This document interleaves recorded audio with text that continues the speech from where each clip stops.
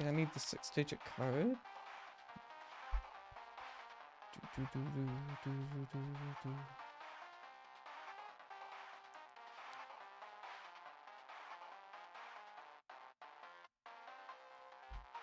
Rose crystal door, need 25 cells.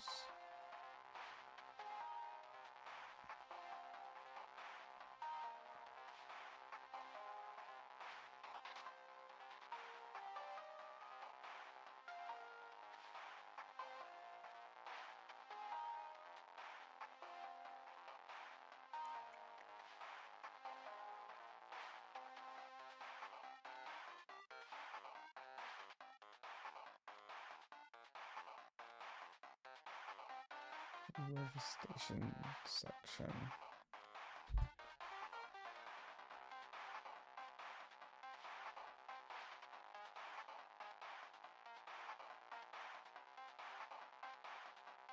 Six-digit code is unique to save file.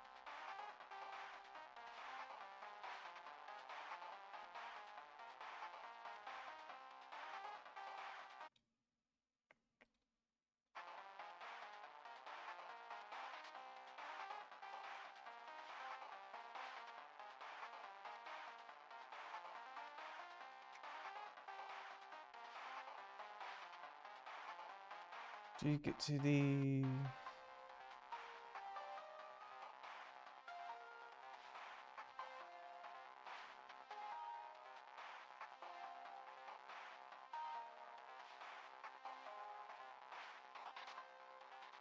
fandom sucks.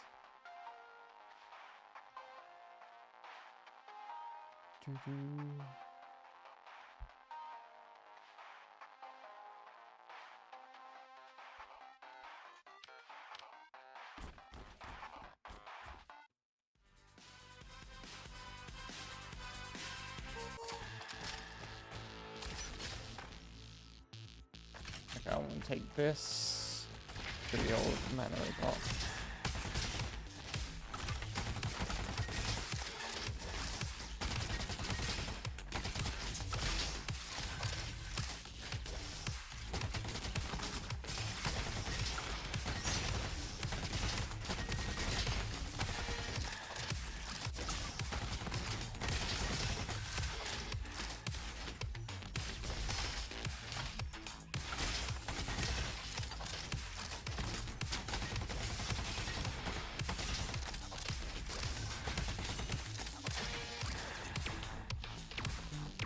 Boom, boom.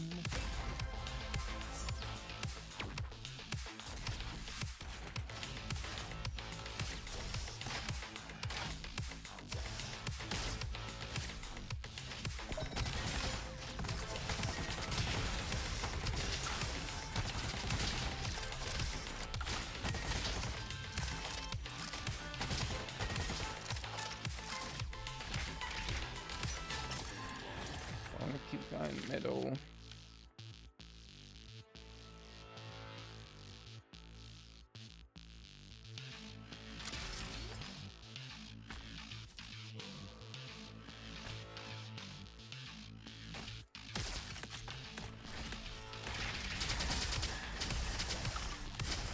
Relies on a range attack on this guy.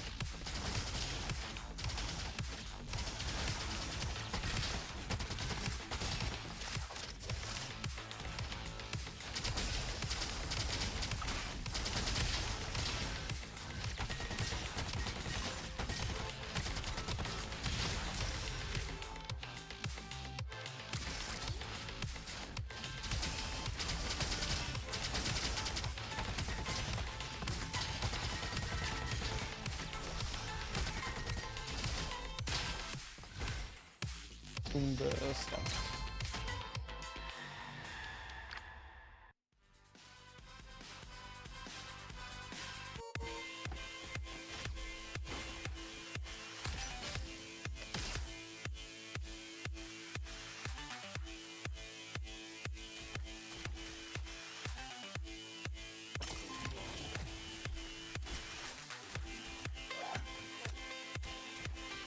I didn't want to get the rifle.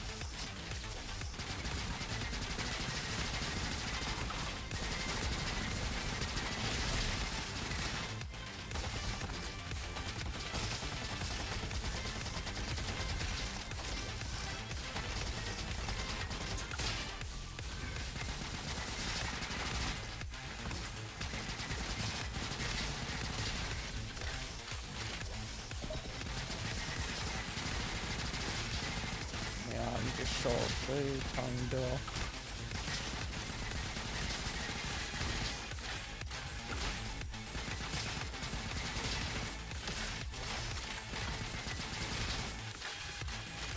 Shame.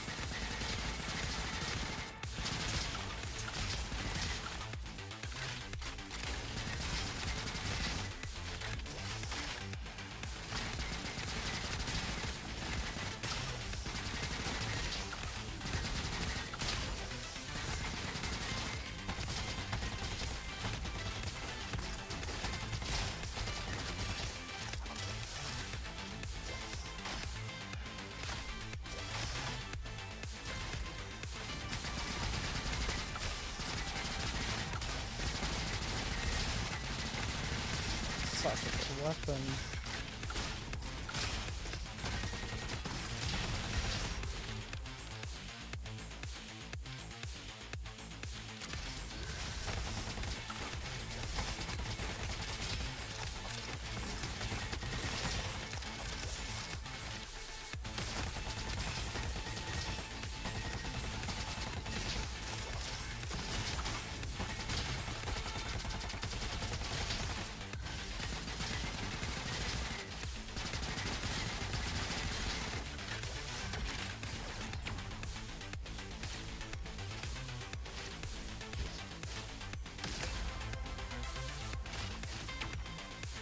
Actually, that's probably a bad one.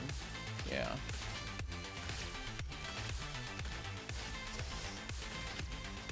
I need to summon them.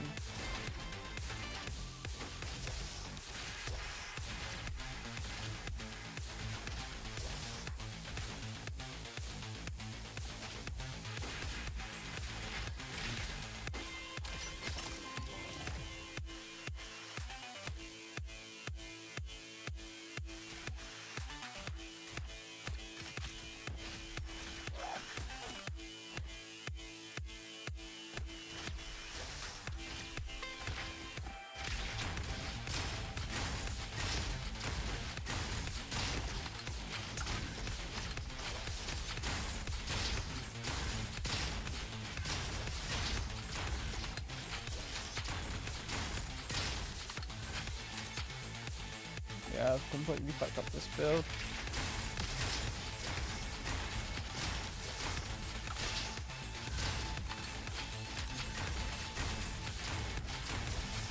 Oh, I do no damage now.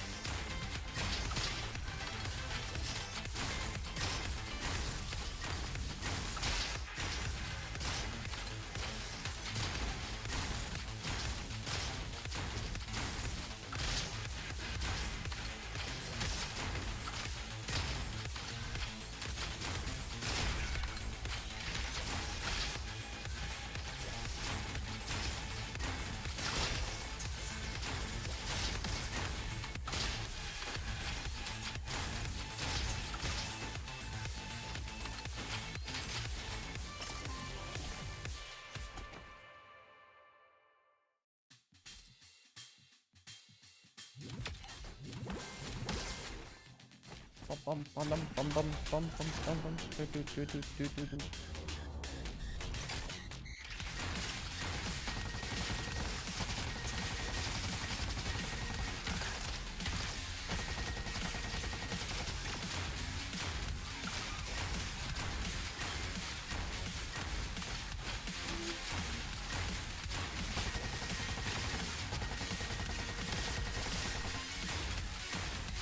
Doing no damage.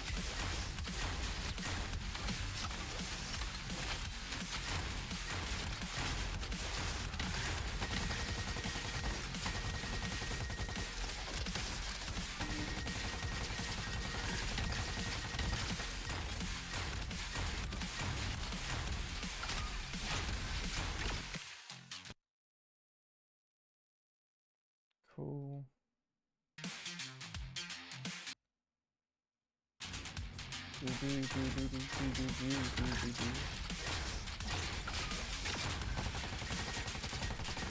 People actually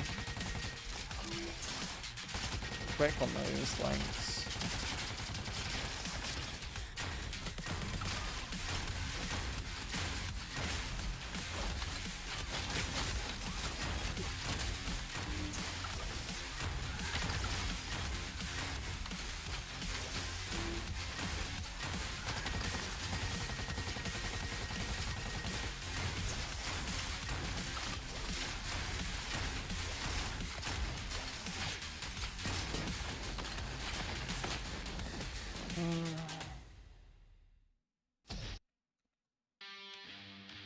Yeah, I missed like 2 kills.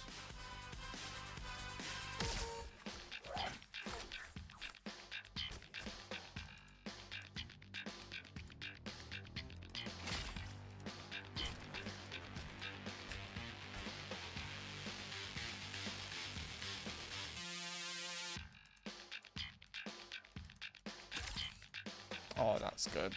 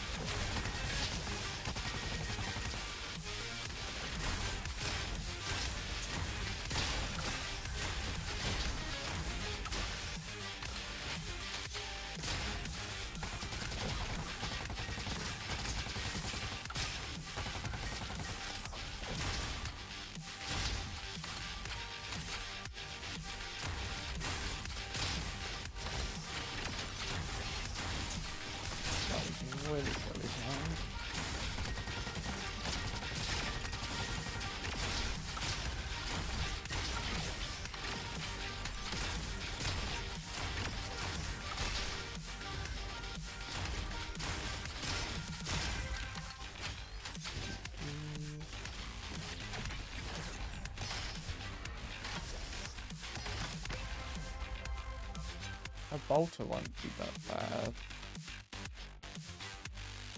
Oh. Ricochet, my beloved.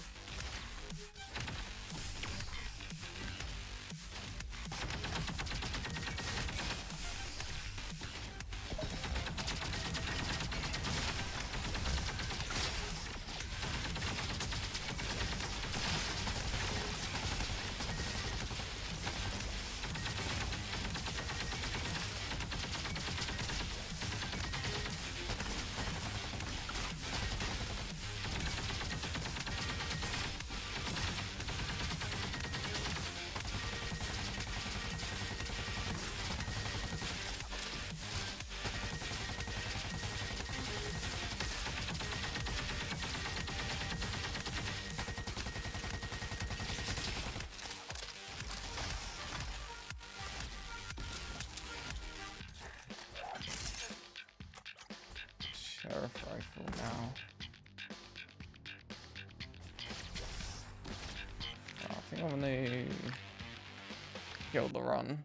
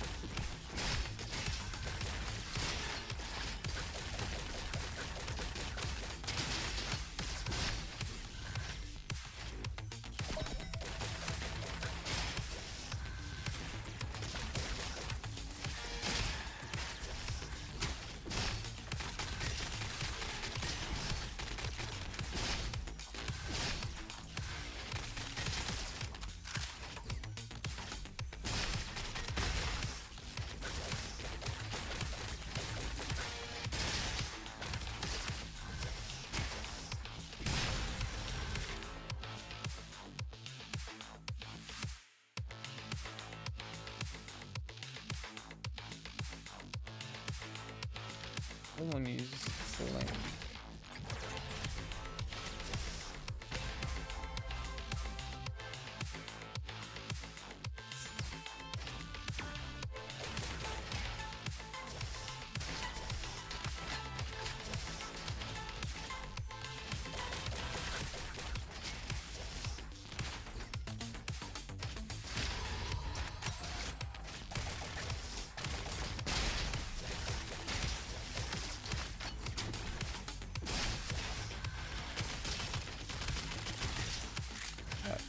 So fun.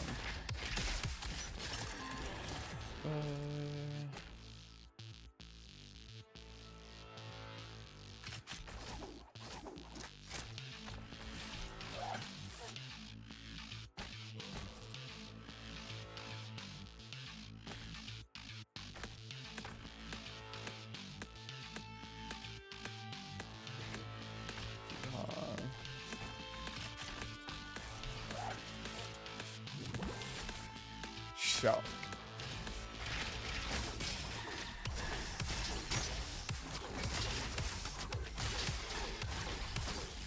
That's so good.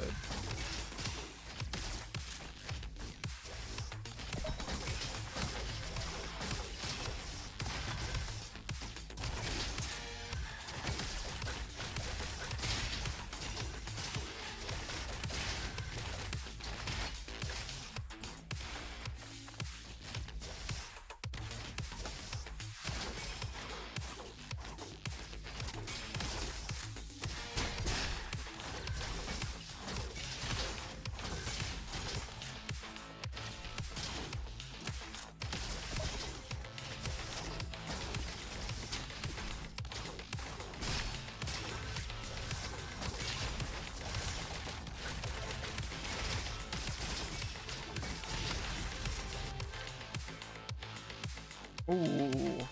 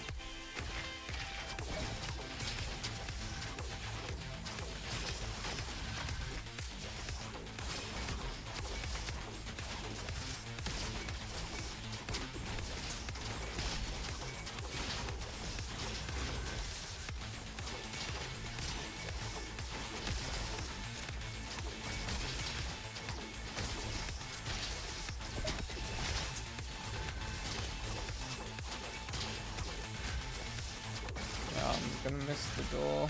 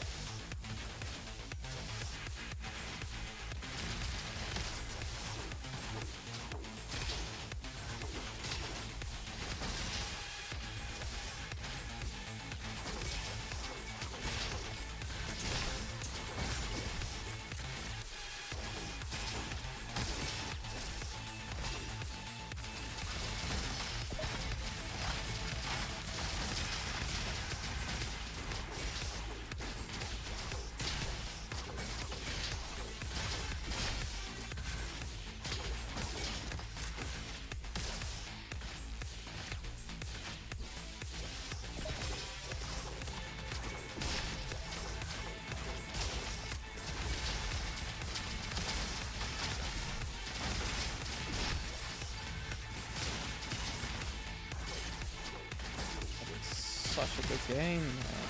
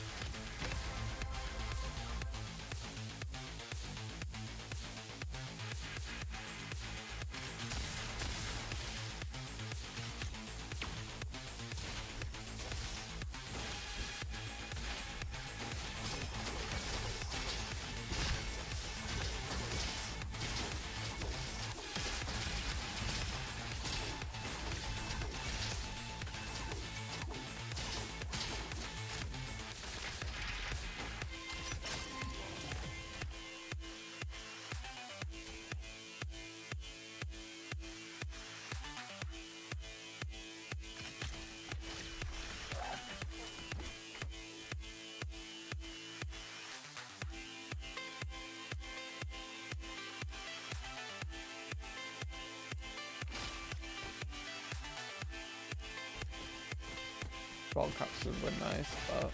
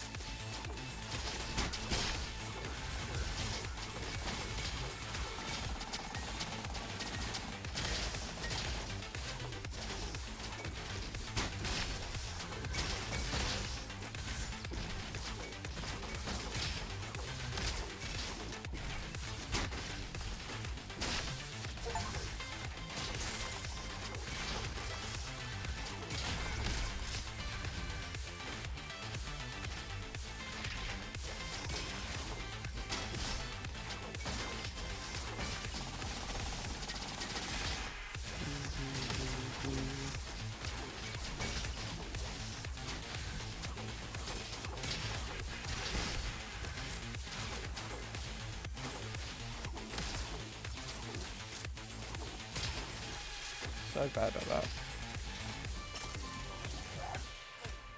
Ooh, dual lights. Can't afford it though.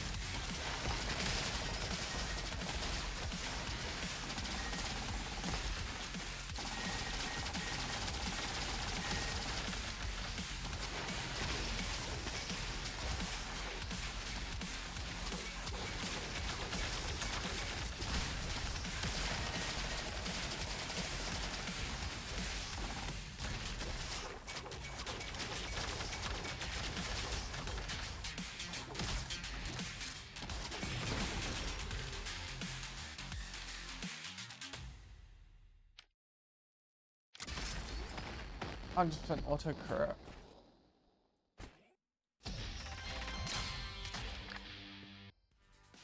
Do, do, do, do, do.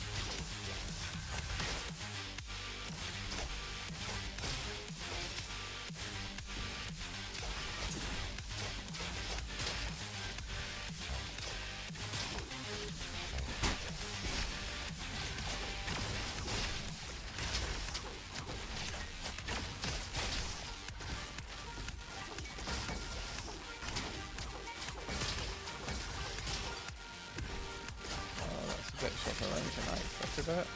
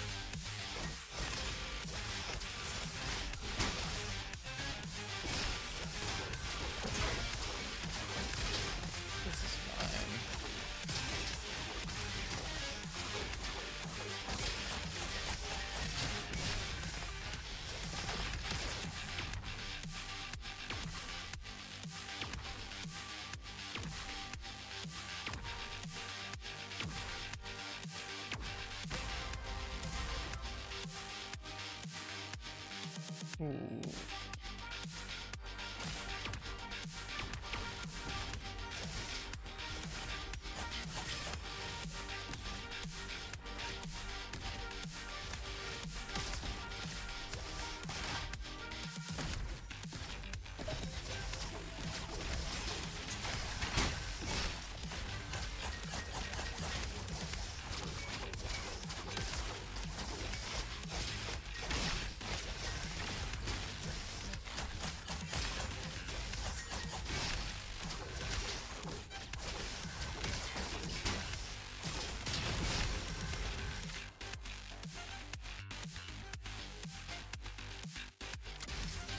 Getting so many cooldown reductions in my blink.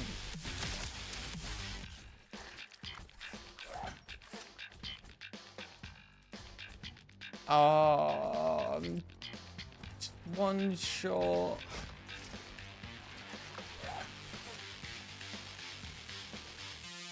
Oh, that's unfortunate.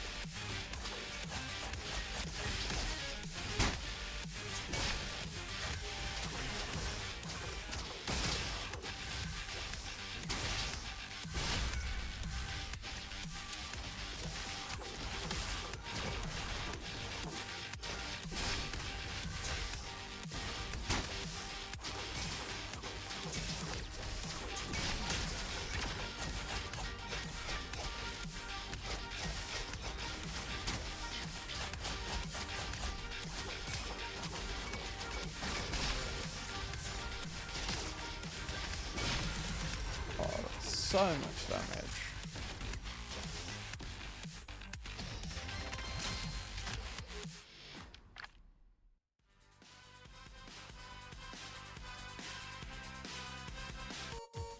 Okay, where are the codes here?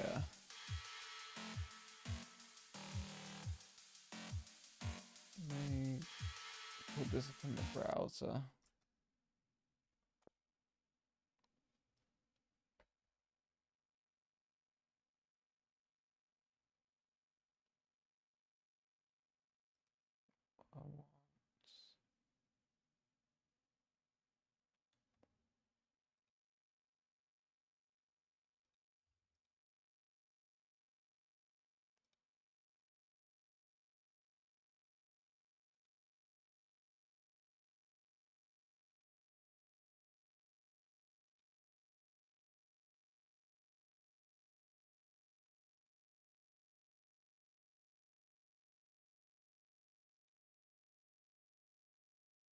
Okay, this is gonna be a very slow run through this zone.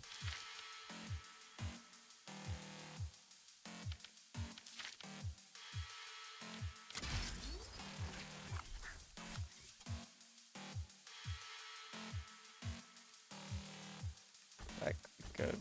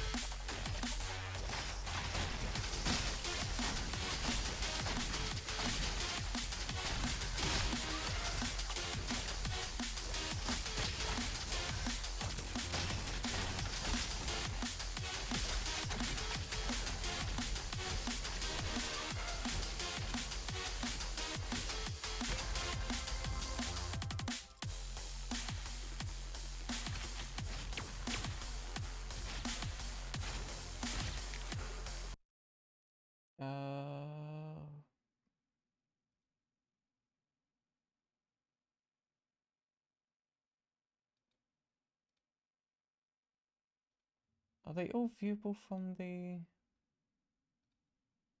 green room?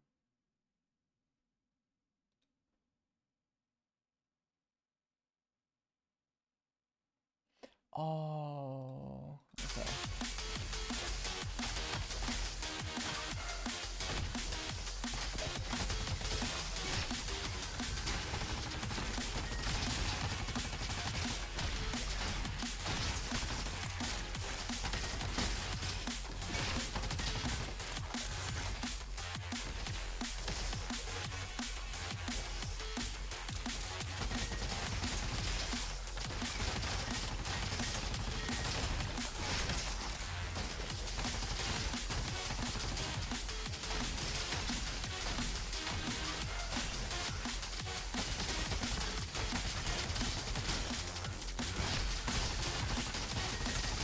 This is fine.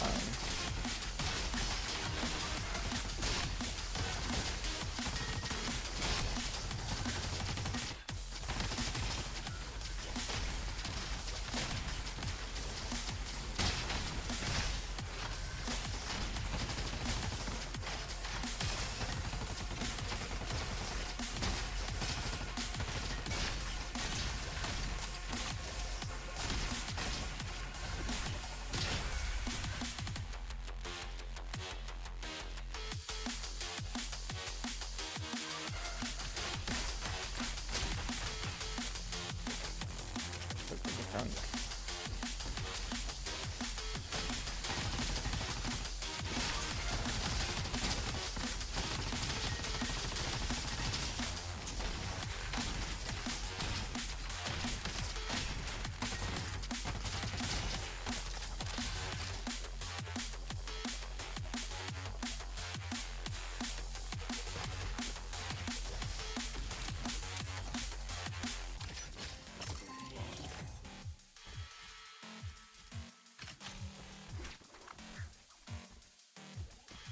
Okay, so I'm on the note. Robo X 5 X 5 X.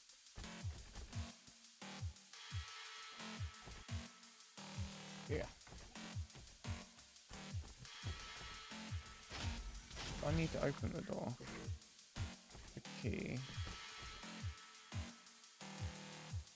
How do you get the key?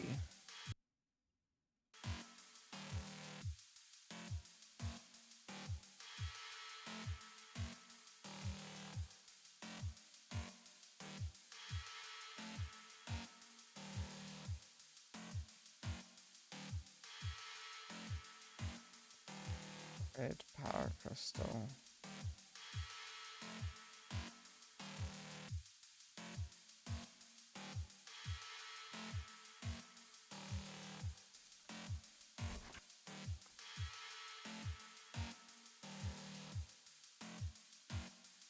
The pit.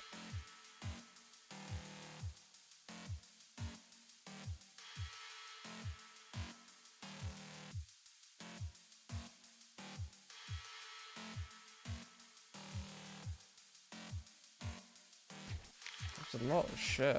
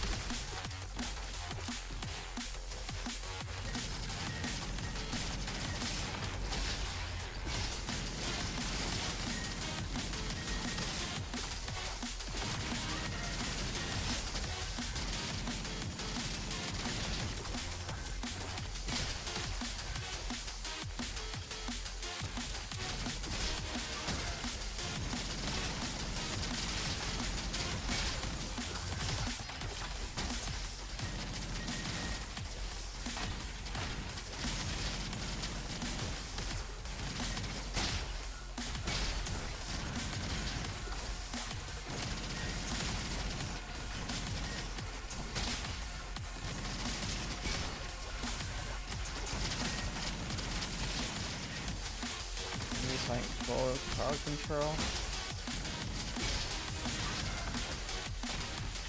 I need a better second weapon to be designed for power resistance.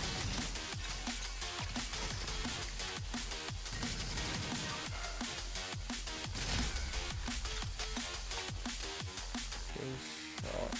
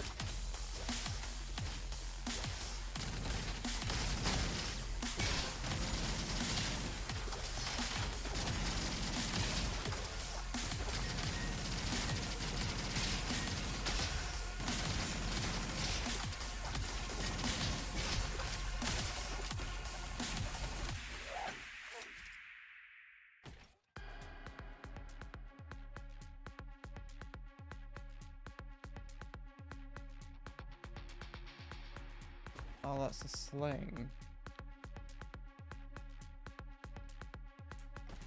The sling won't be that bad.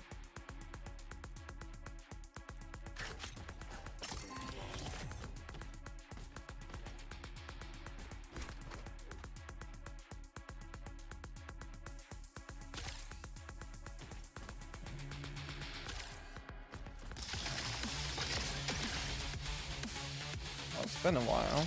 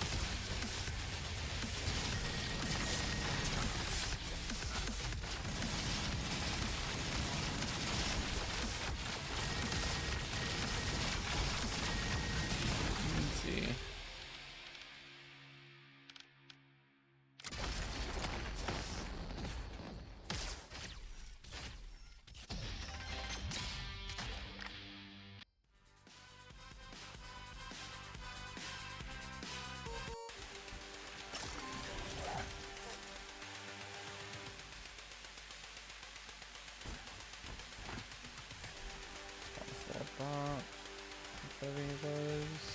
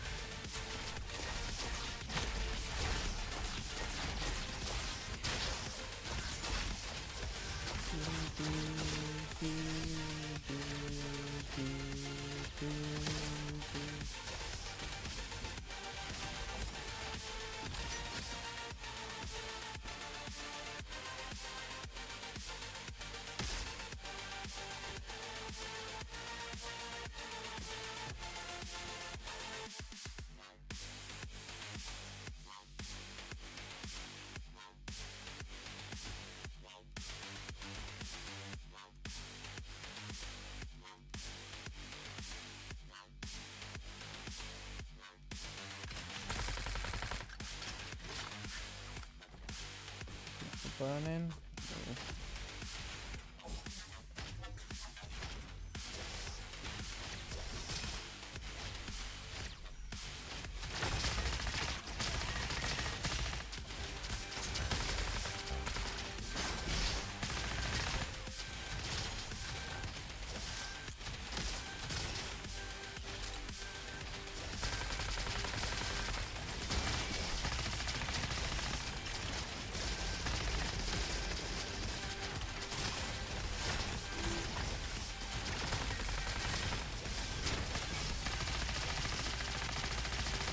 So much damage.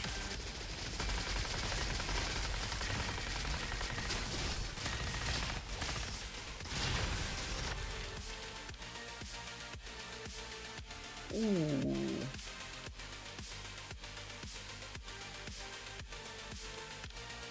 All these are good.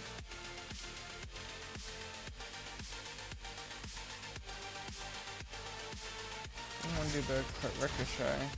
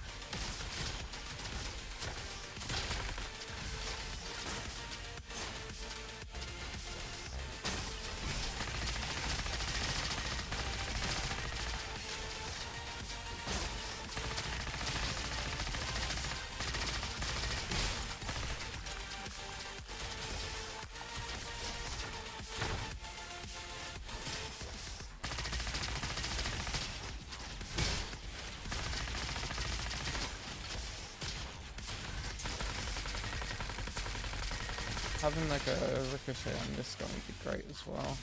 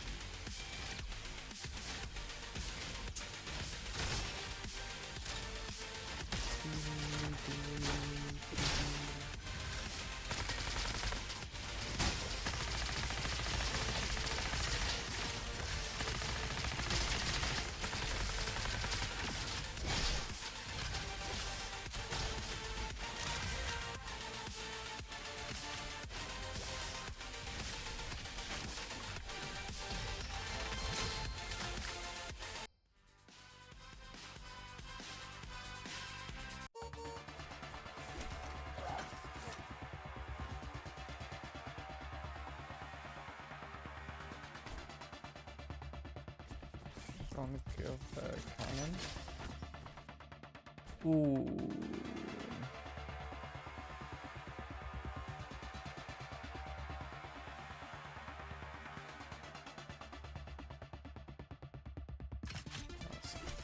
That's good.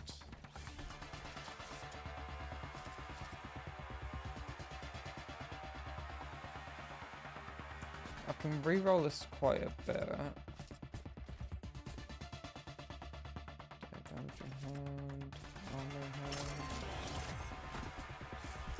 I want to big mags and ricochet at least.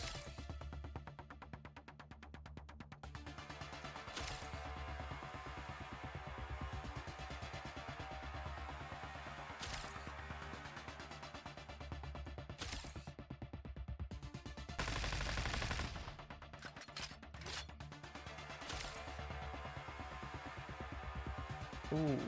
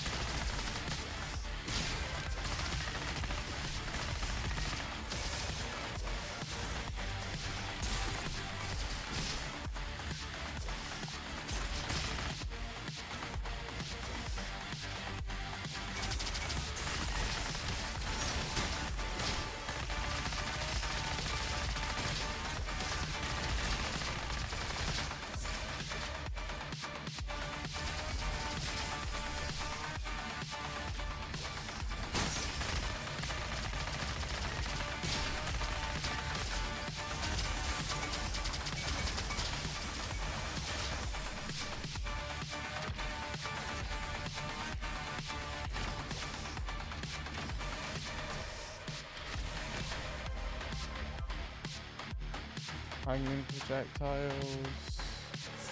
Carousel.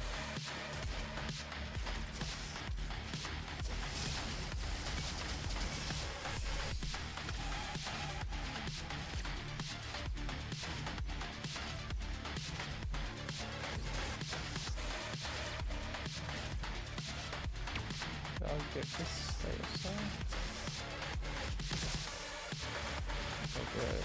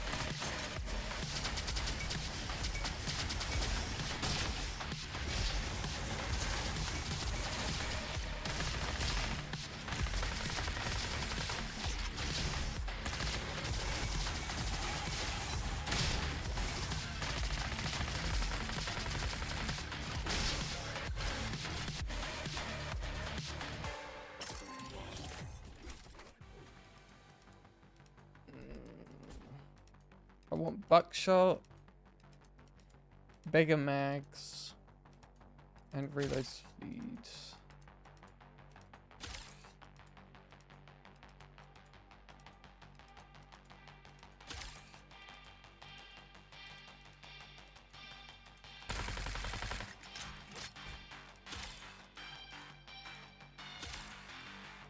Ricochet.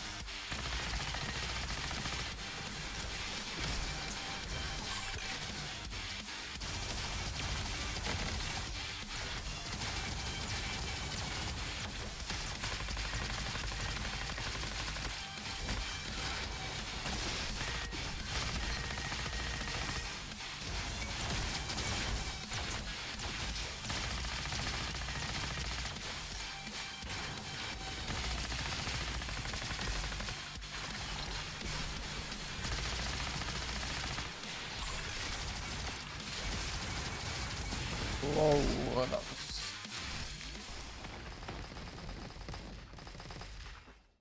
was close. Do do do do do do do.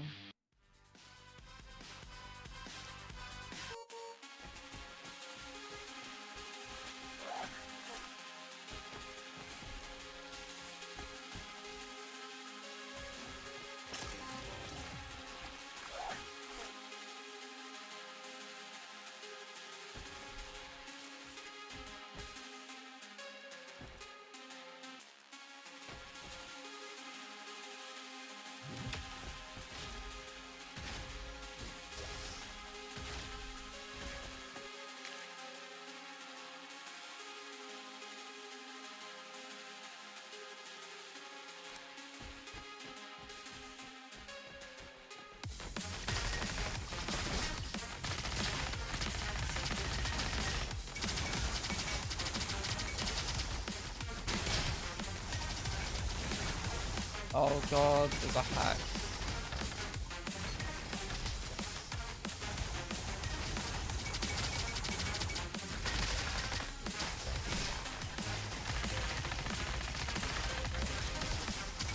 I might die here.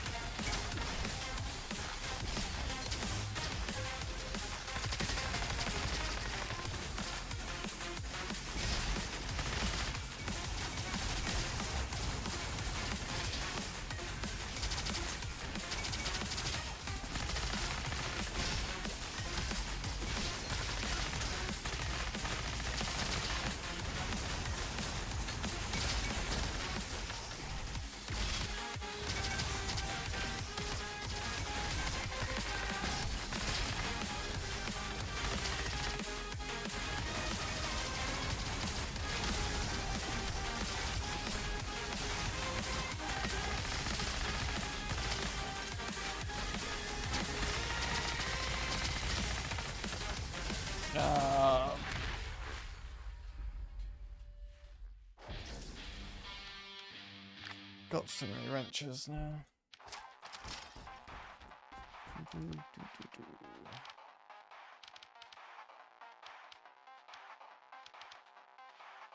I do like the gameplay loop of Recon quite a bit.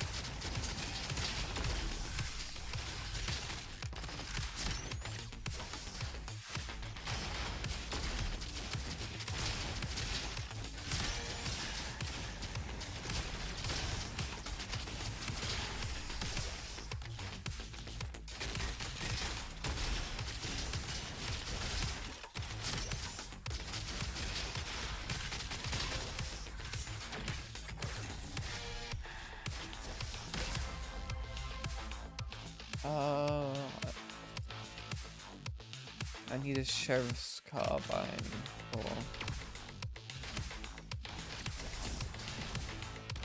the guy.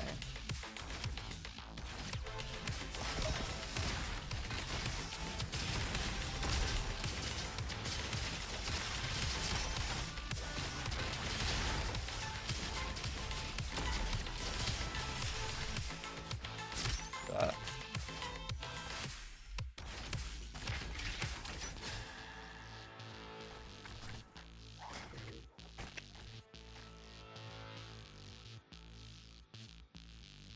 Good before.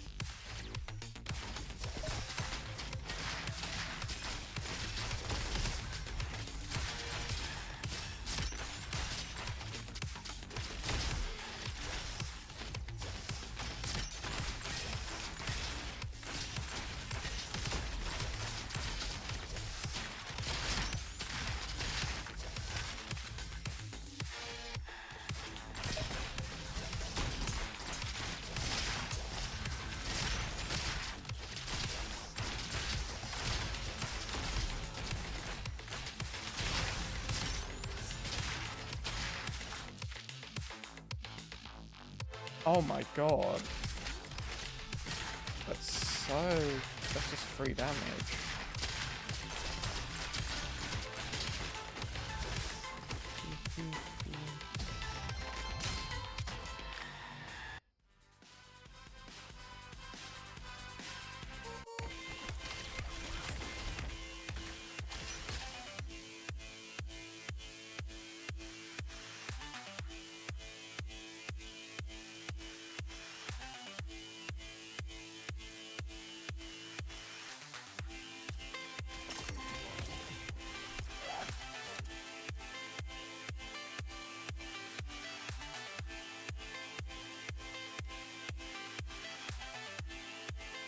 Won't this also do, yeah, fire damage?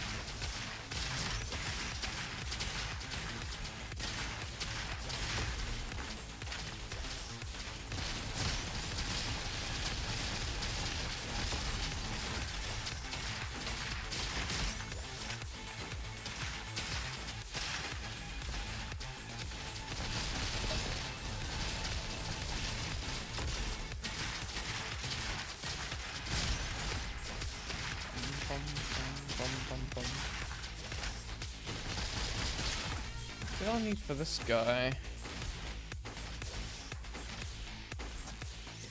Swimming trunks.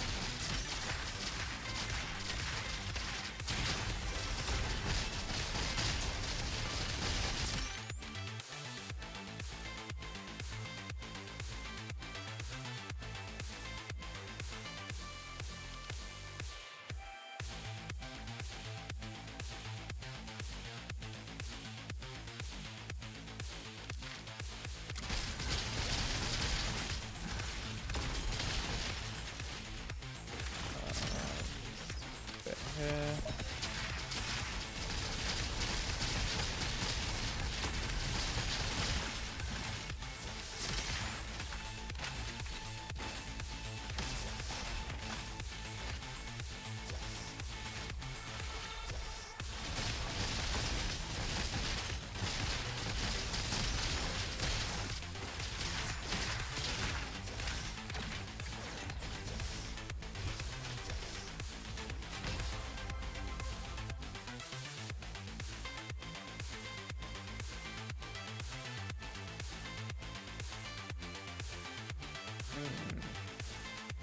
Seems like I can aim anywhere.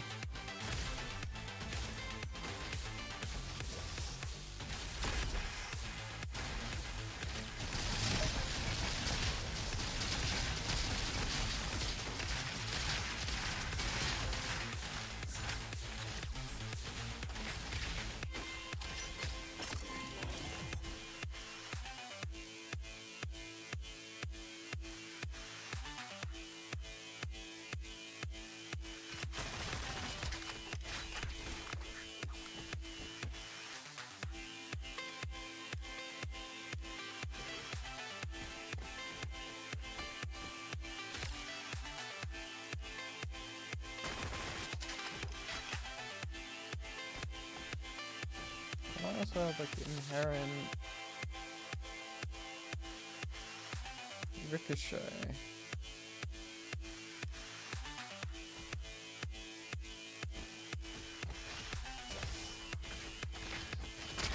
Yeah.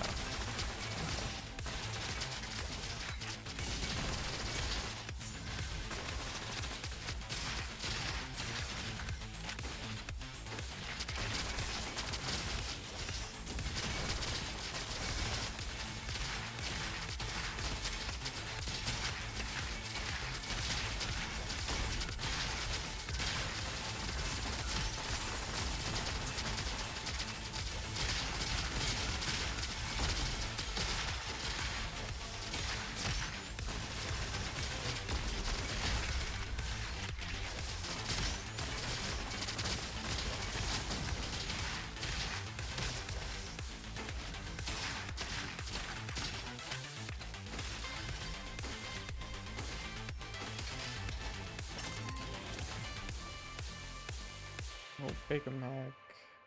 Be nice.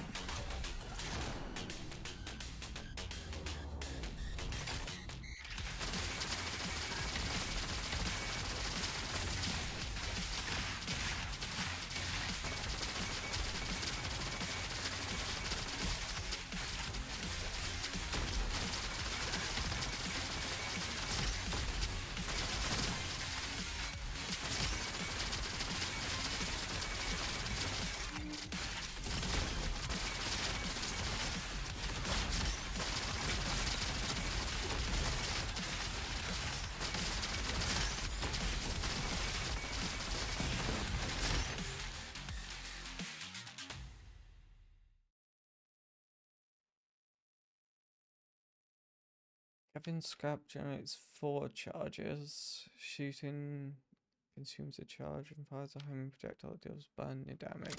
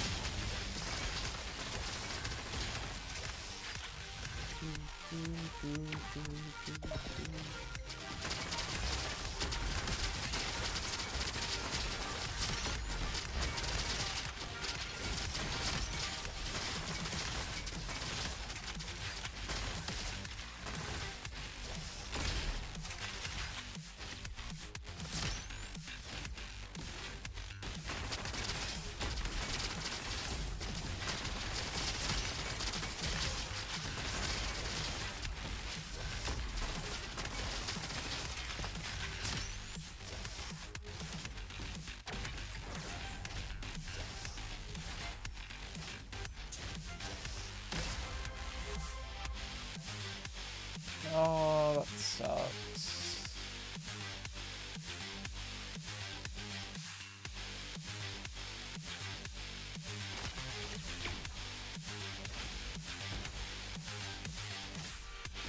Could just not even be the right carbine.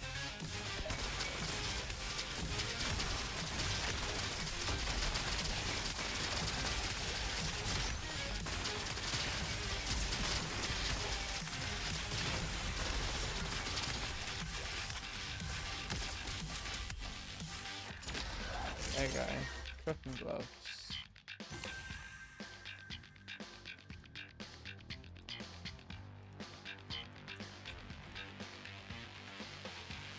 Oh, that's good.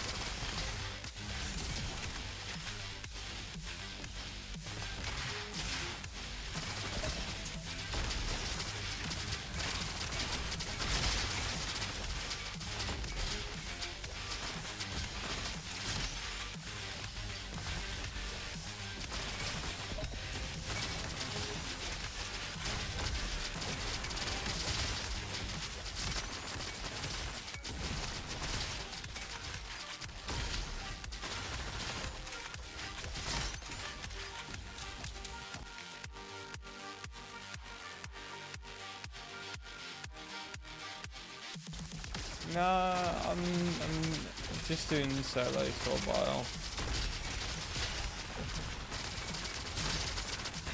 I'm still kind of new.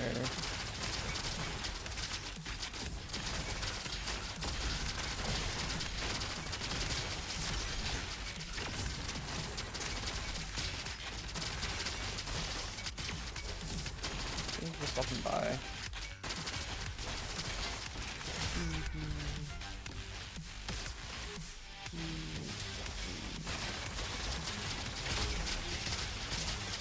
This is fine.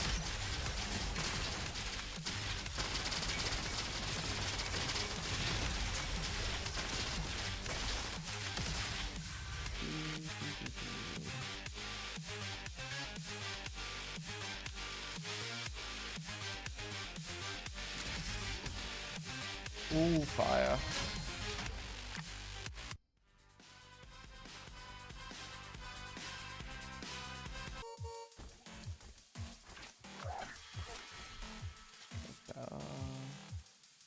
Bolter.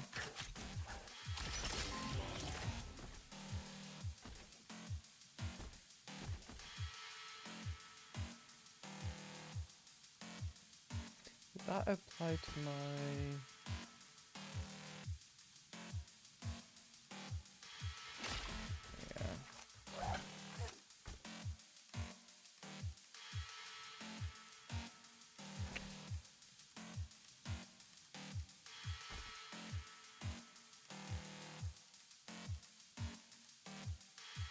I don't know if that would work, like synergize with. I can test it.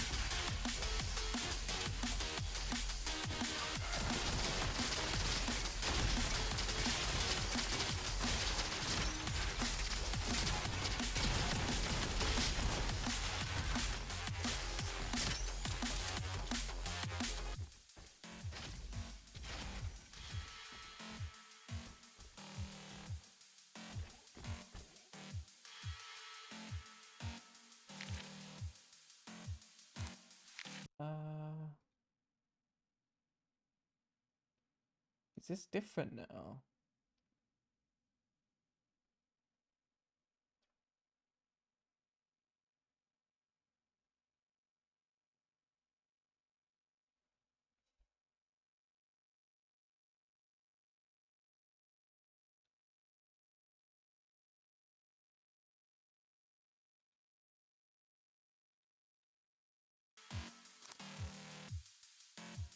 So now it's a 1 at the end and a 4 in the second position.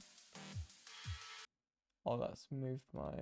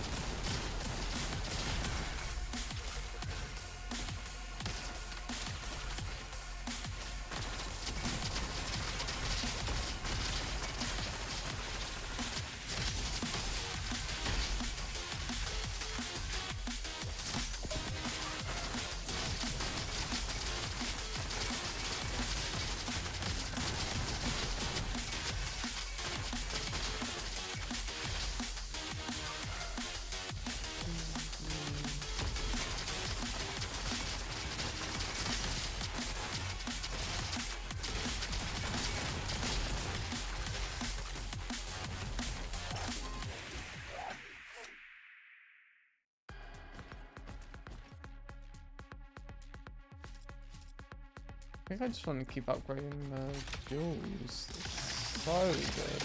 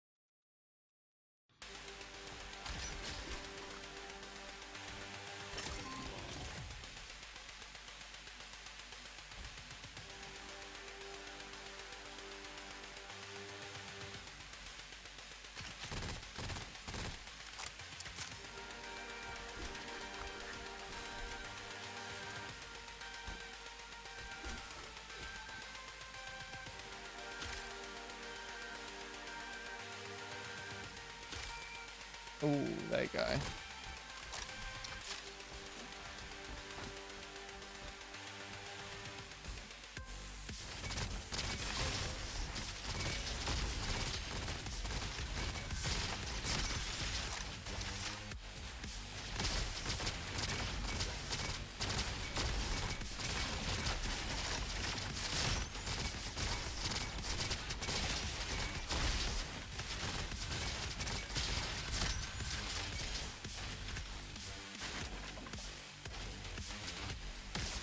Hates Nintendo.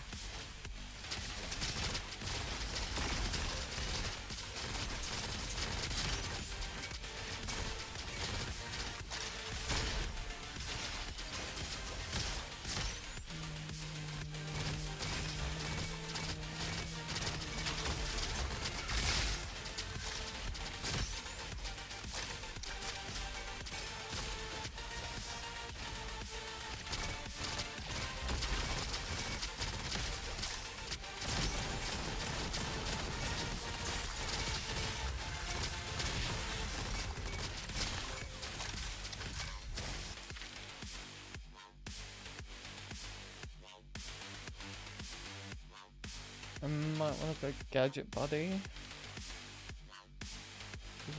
Gavin's scratching, charging, free charge, English armor, an explosion of this type. I might go Gadget Buddy. I'll go Rocket.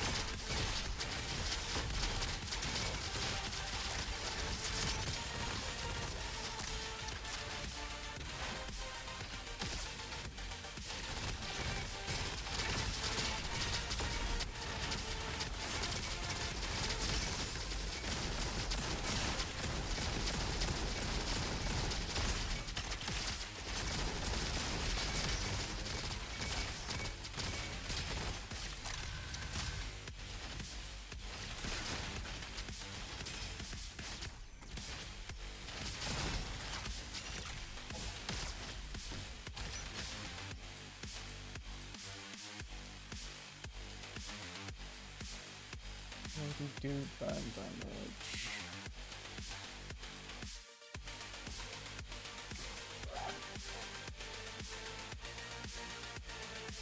That might be good.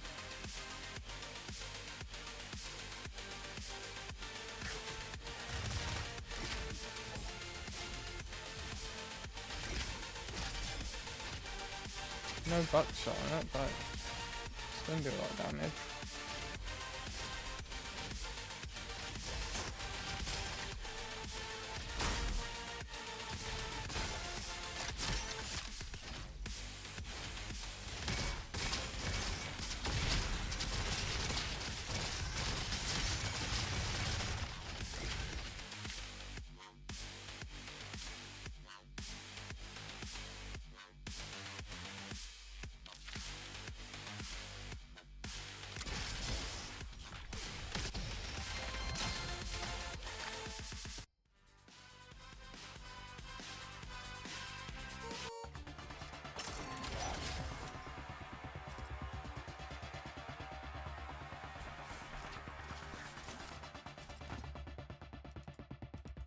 Oh.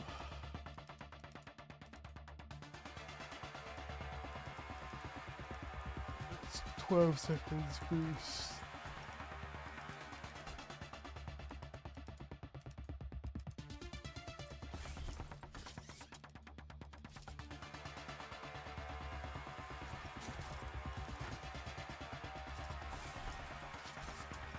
So no, I'm not going to rarity of this. I get more mouths on both of these.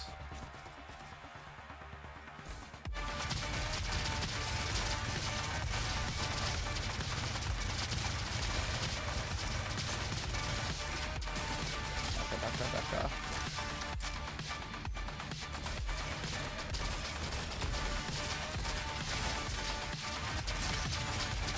less than the fire resistance now, but I do so much damage. I swear.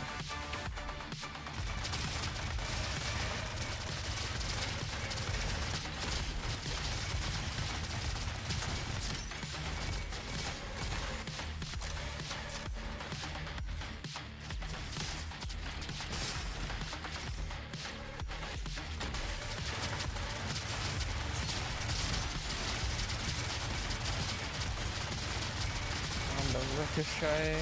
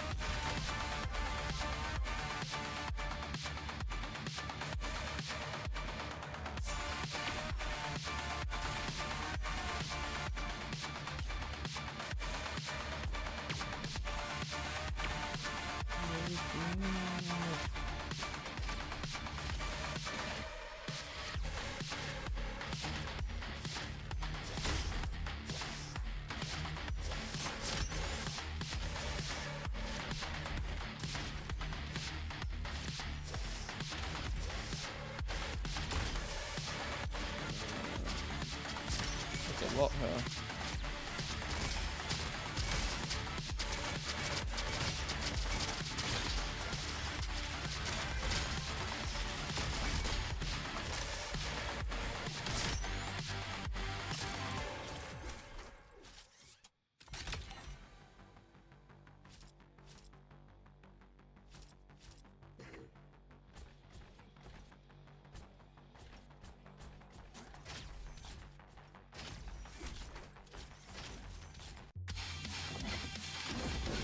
Into one.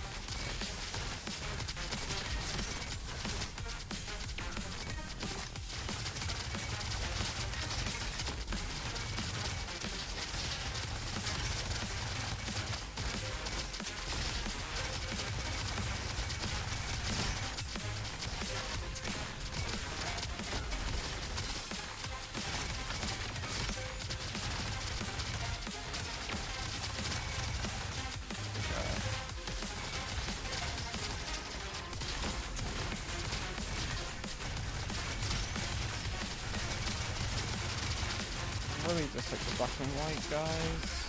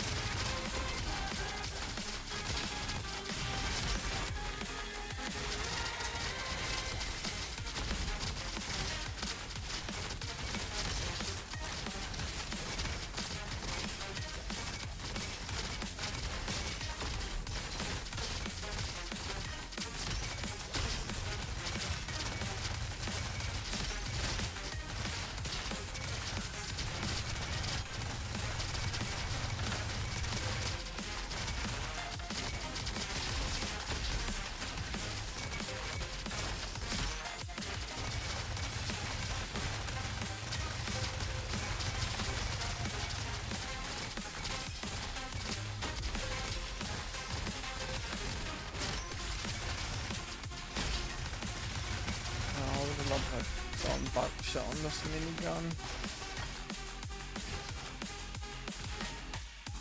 Imagine the damage.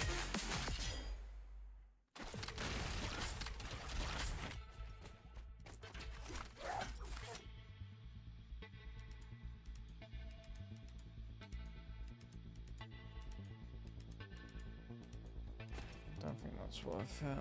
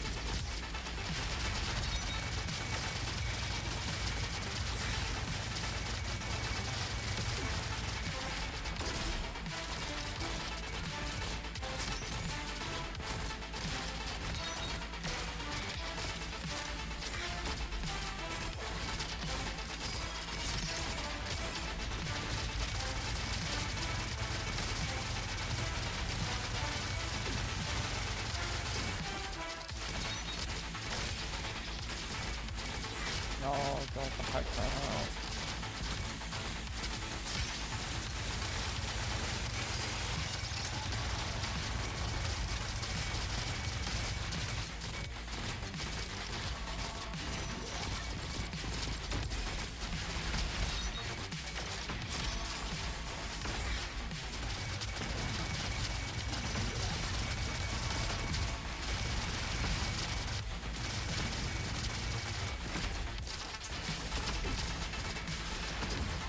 Oh shit.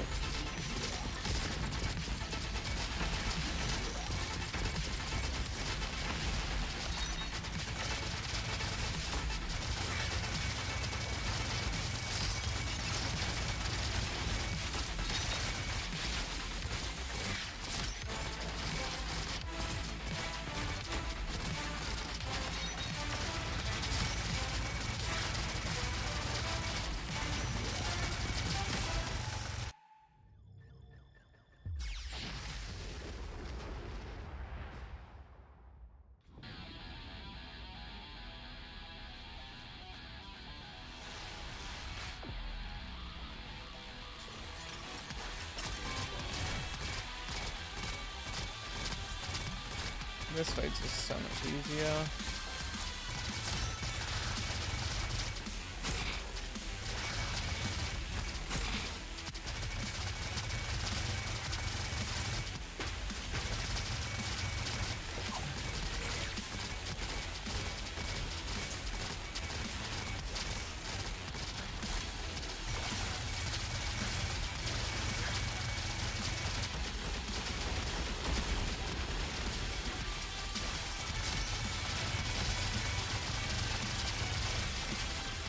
I ain't got the burst damage.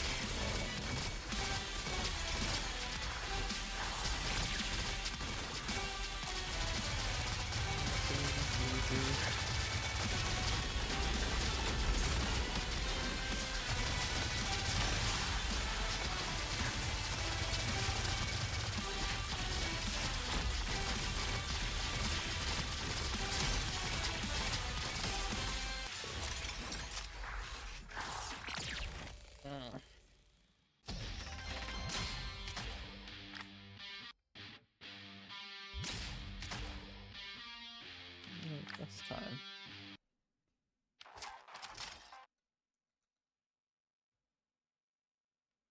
I'll have to watch that in a sec.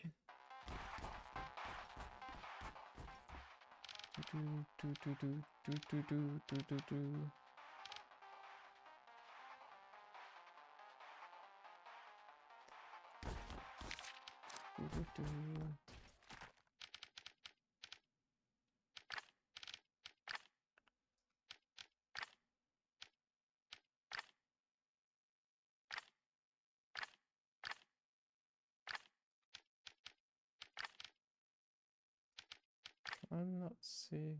Oh, you haven't gone this route yet. Oh, they all converge on Haven City.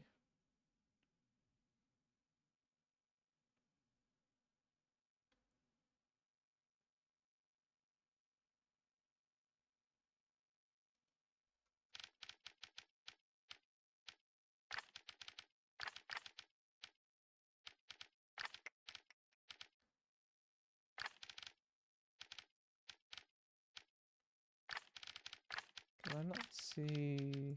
Wait, I got a new gadget.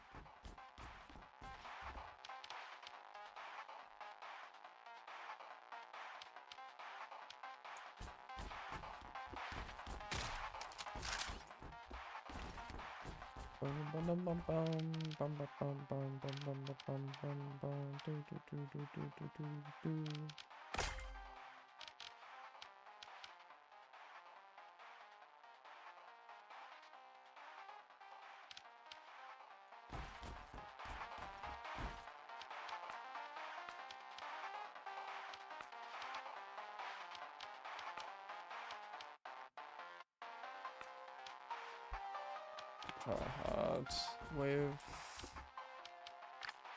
Commando.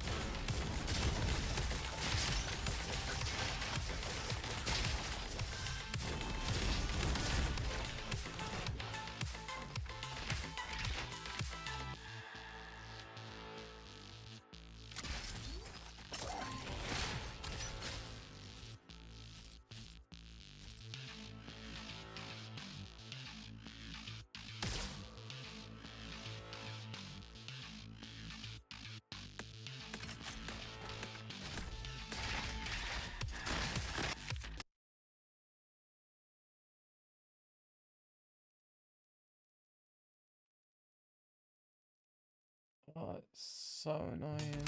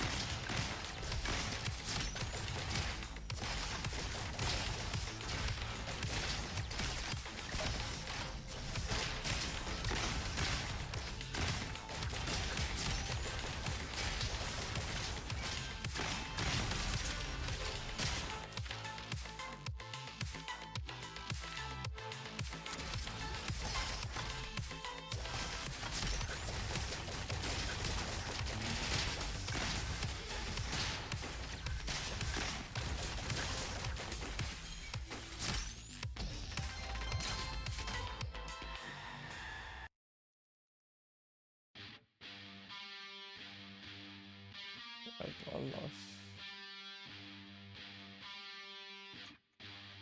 Could probably watch the safe though.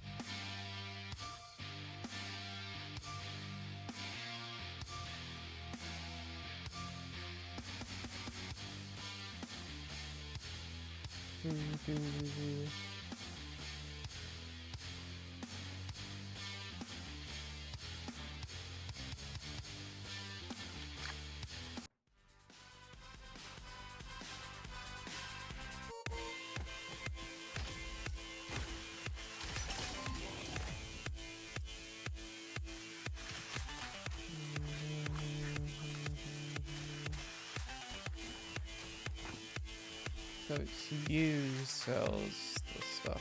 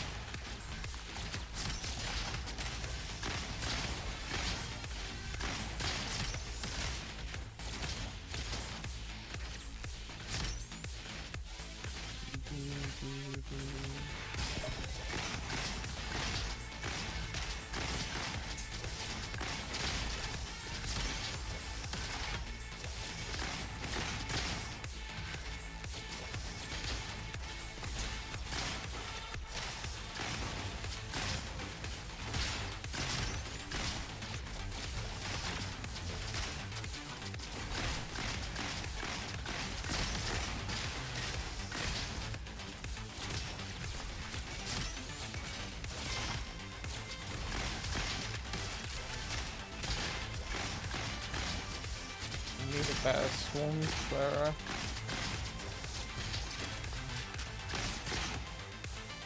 Nope.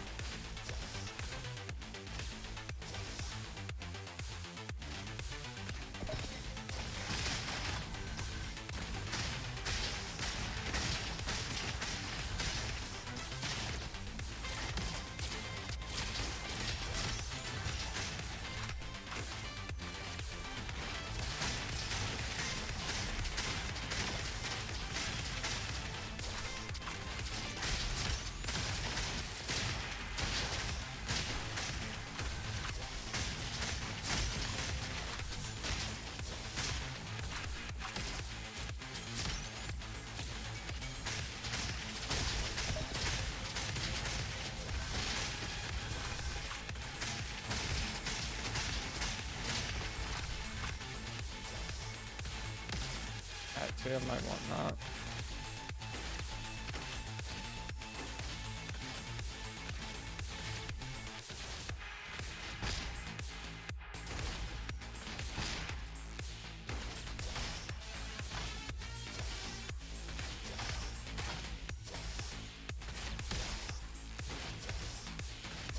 Boom, boom, boom, boom, boom.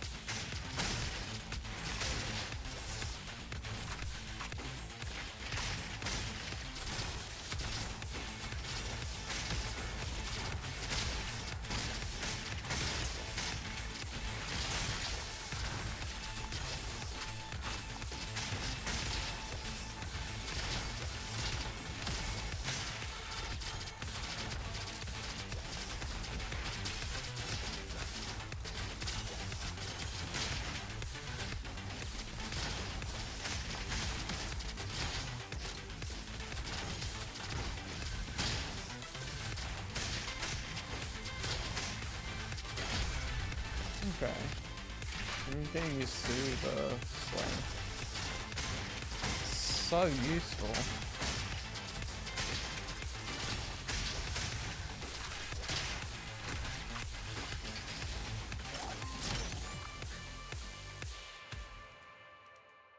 Flash shot damage.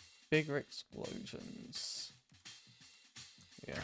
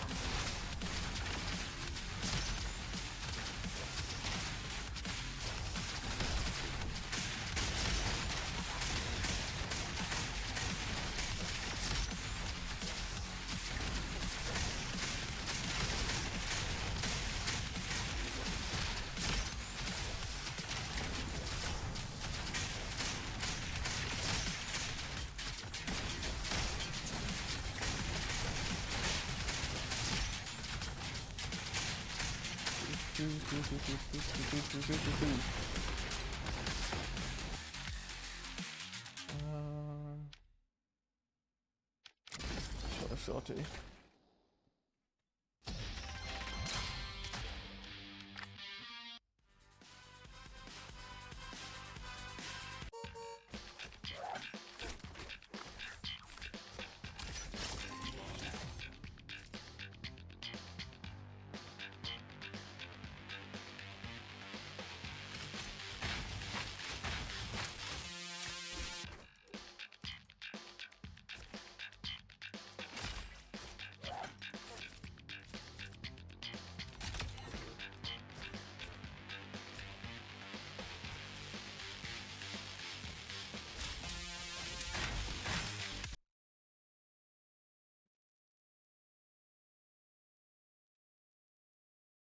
Okay, about an hour.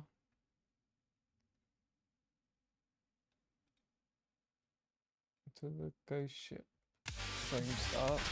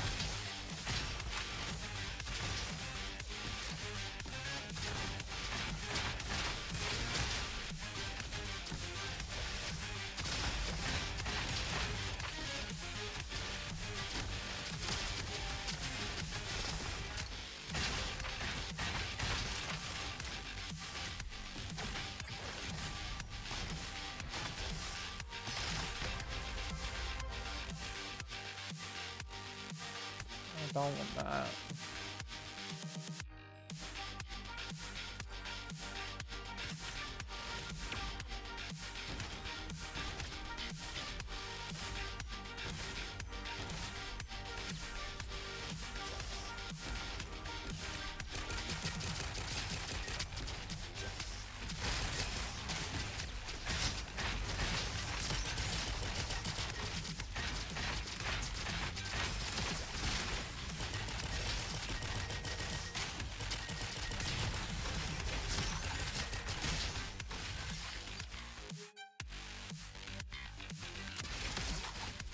Like the size matters.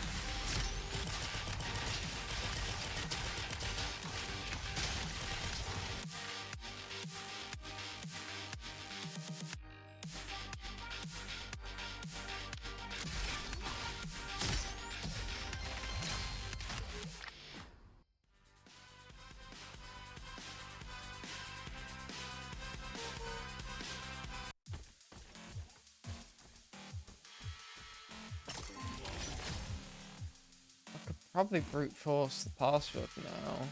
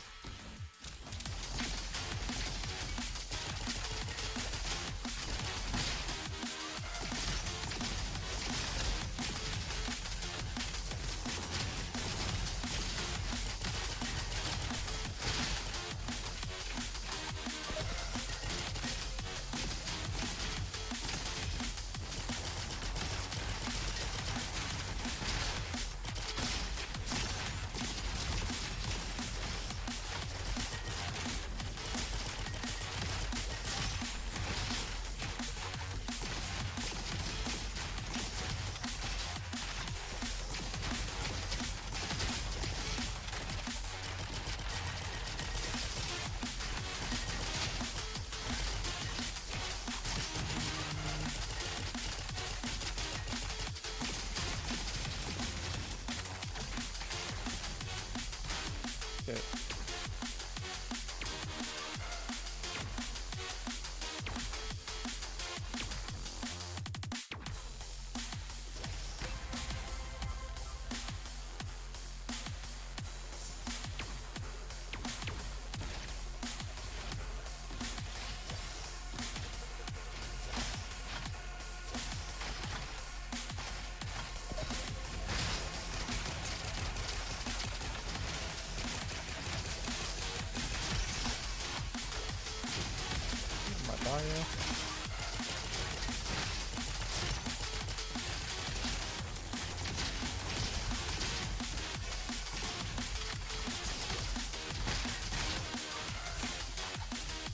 Ah, there's a arena here.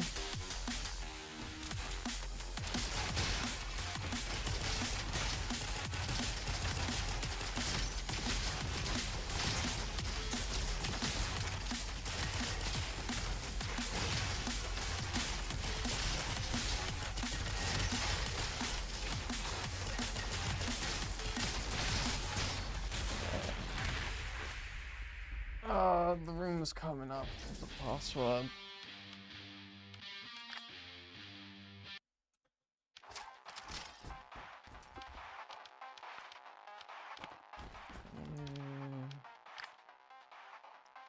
Recon.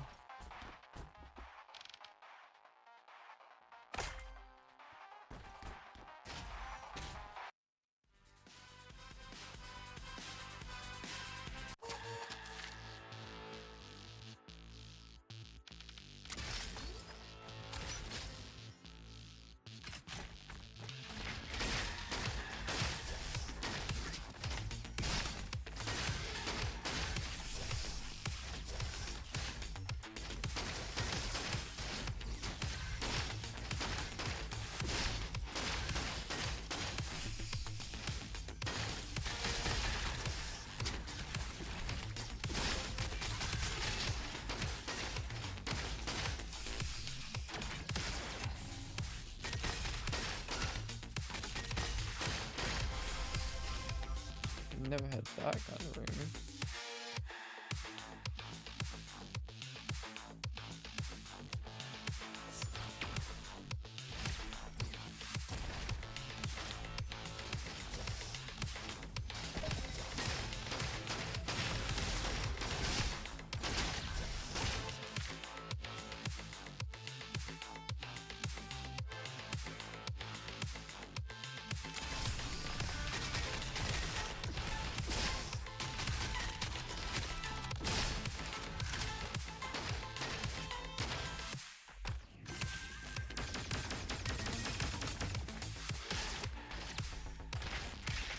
But you can pick up bot bodies.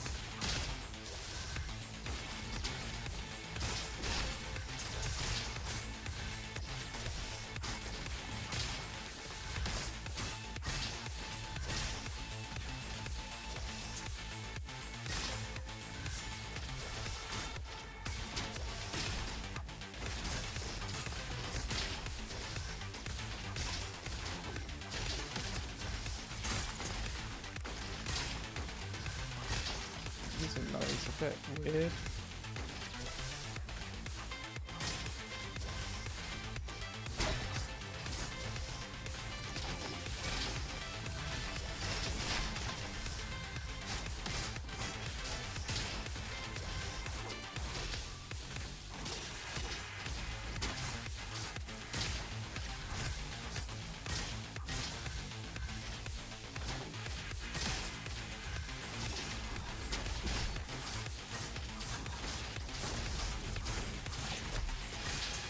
That's a lot of crit damage at least.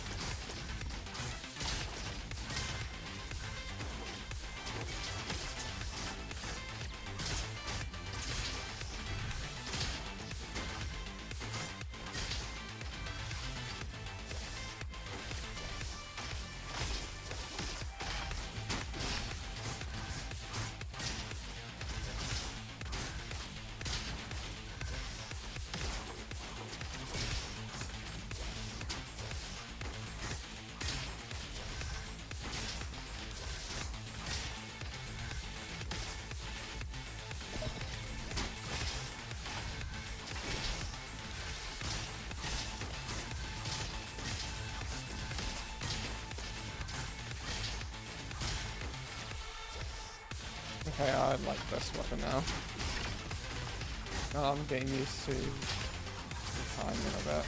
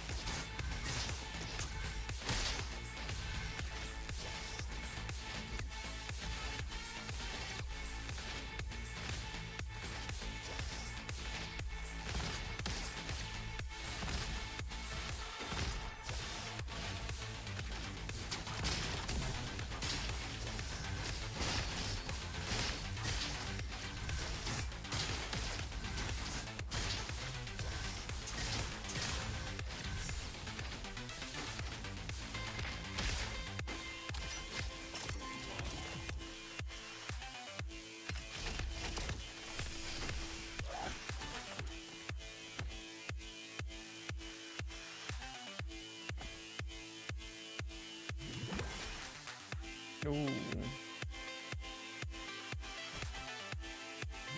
I gonna reroll some of the effects on this? Oh.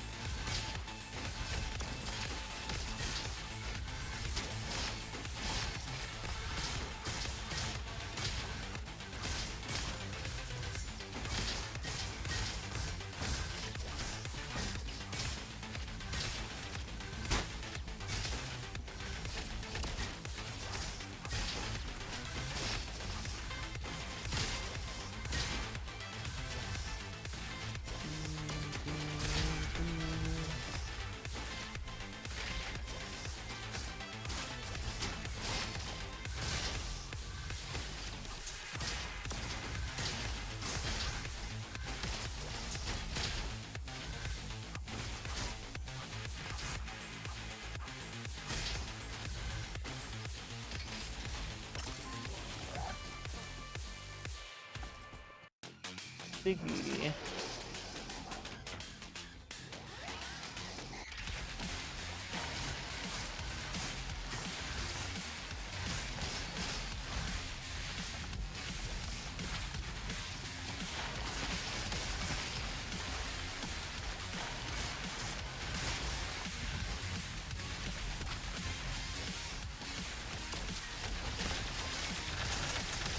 Oh god.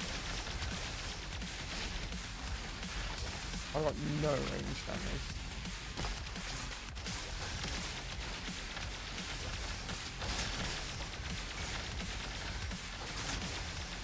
Oh, this is fine.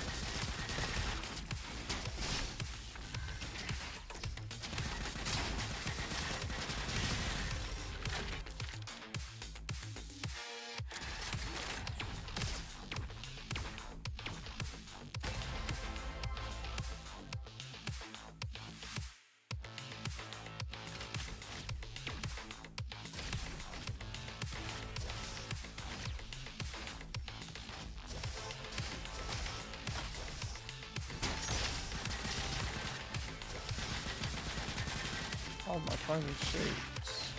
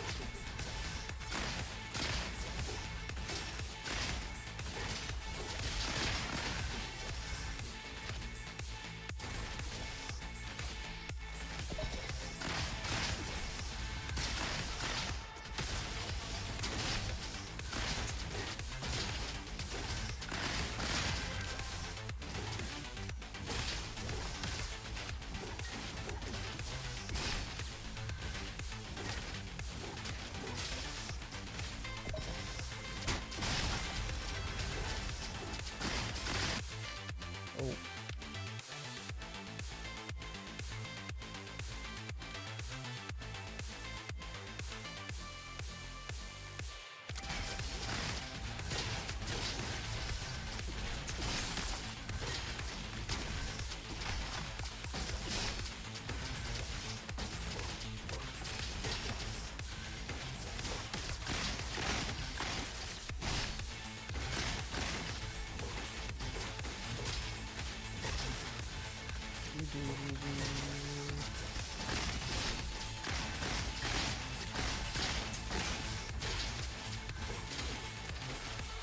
I like these shotguns.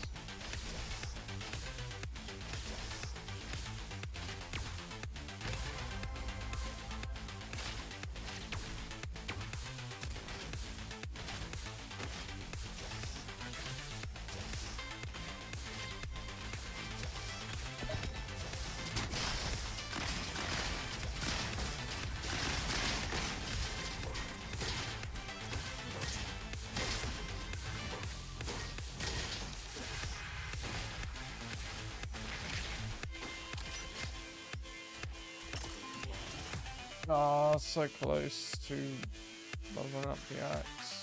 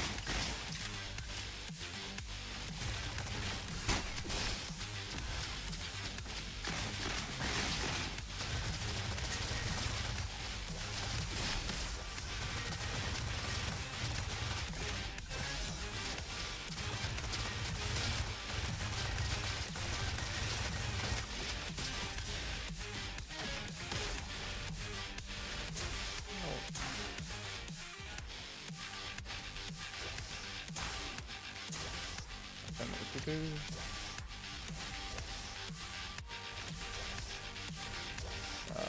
was terrible.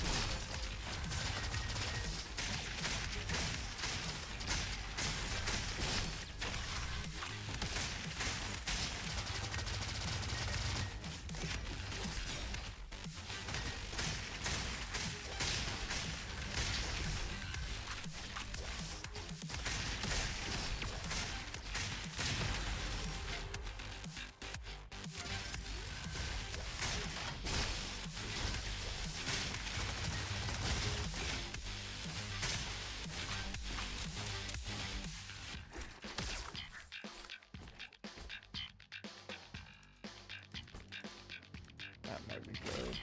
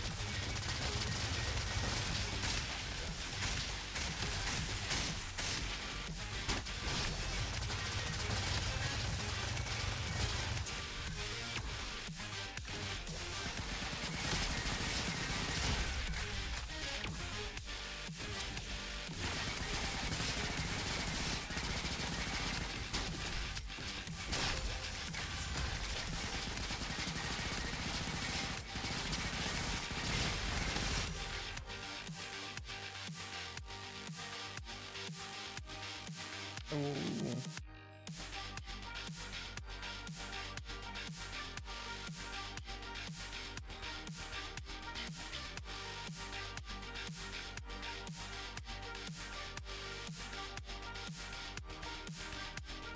That might be worth it.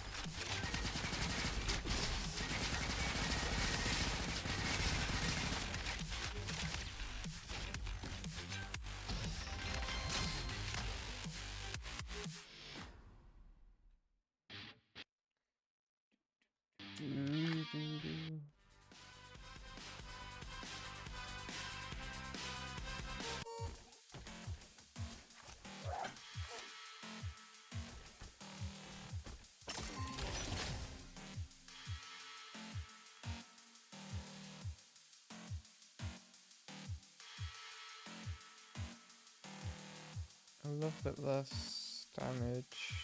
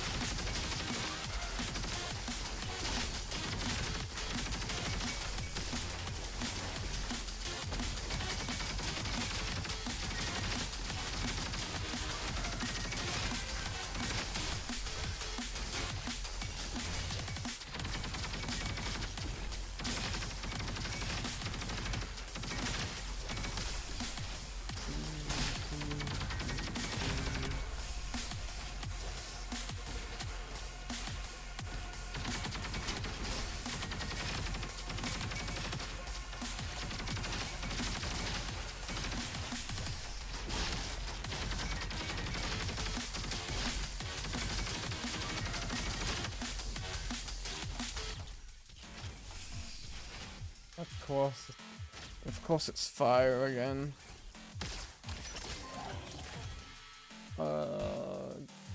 Tesla? Yeah, Tesla.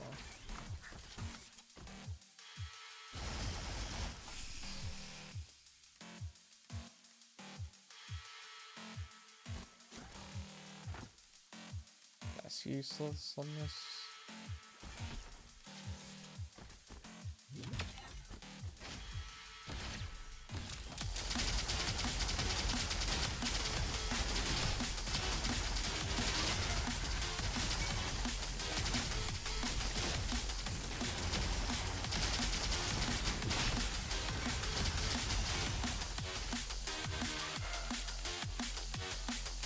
Oh, 5 combo.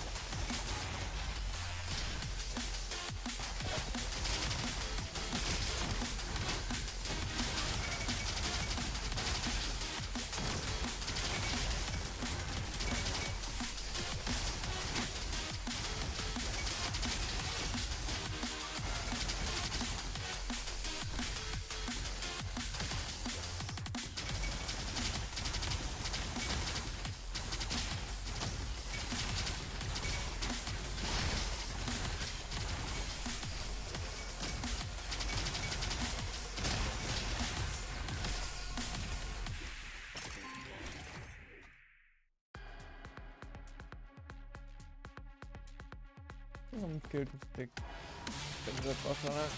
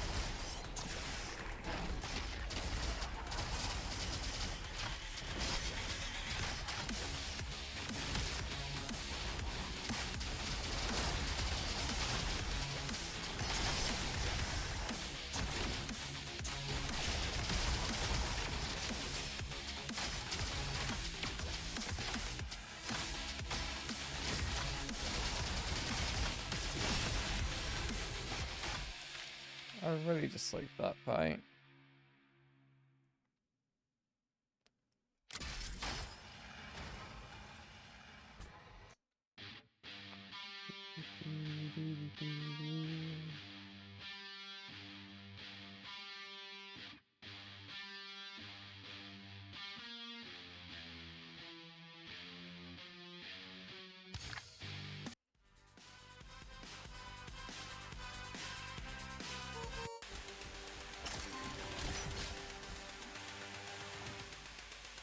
I don't know why I'm still going. I kind of want to reset and try and get the new character.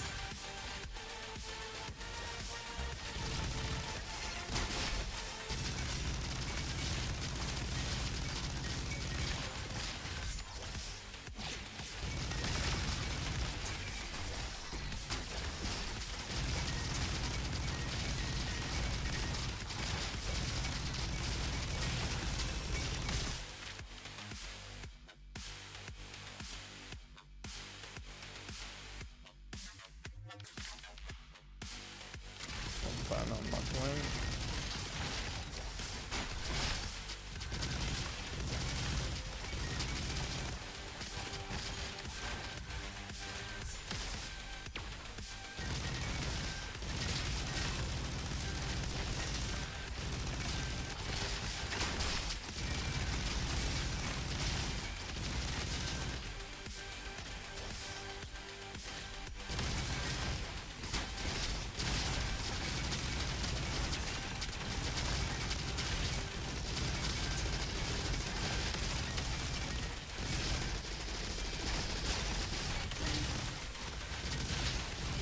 Damage.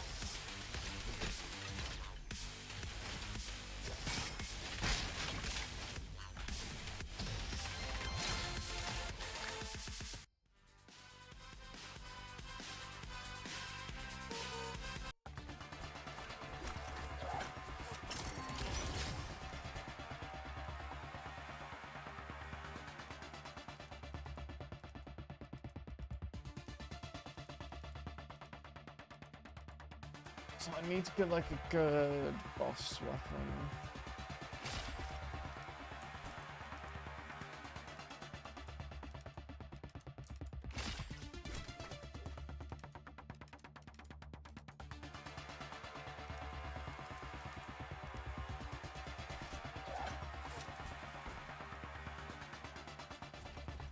I want to reroll the... Yeah. Don't fault. Ricochet.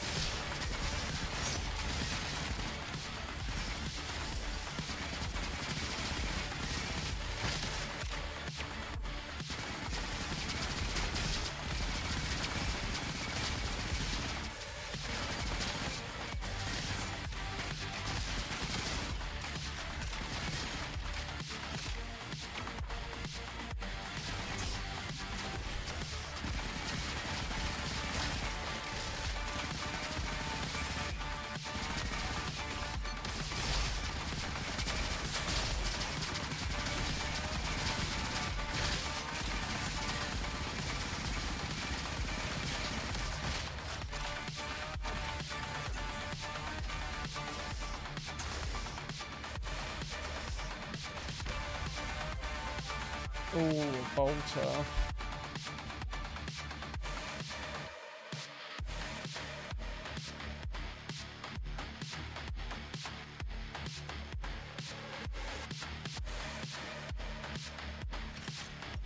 Yeah.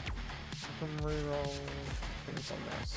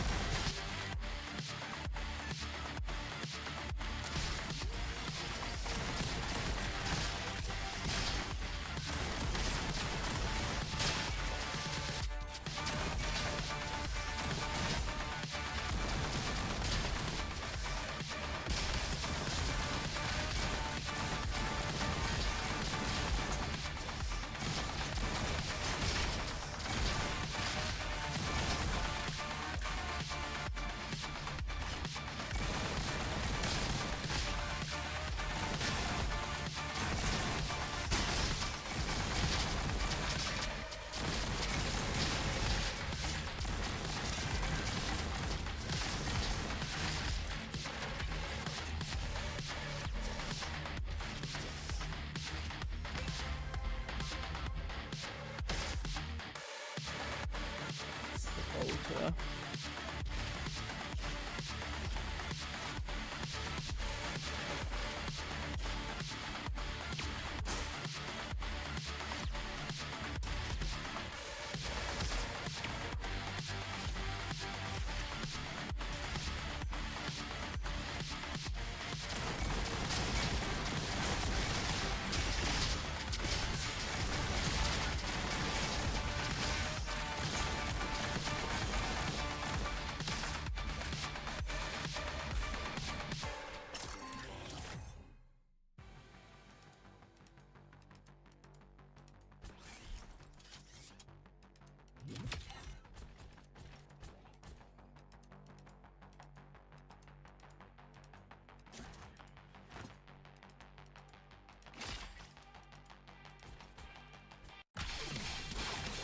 Oh.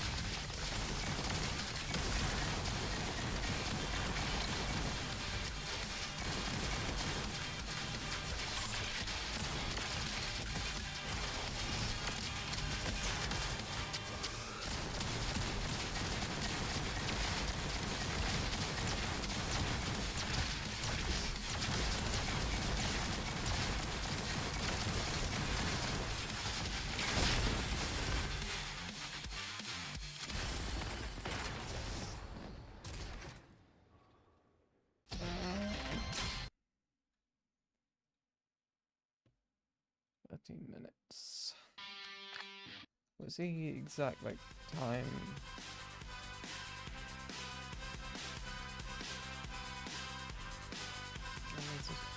Right?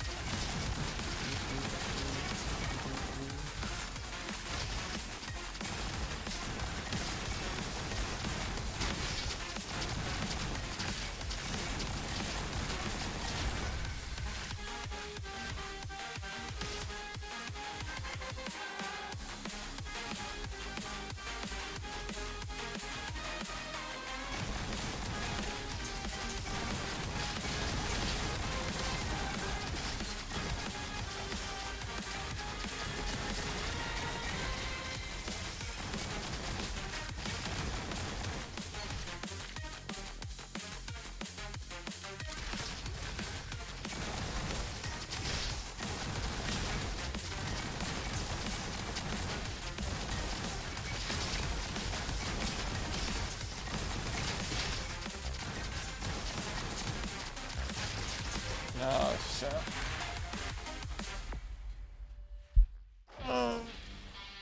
Okay.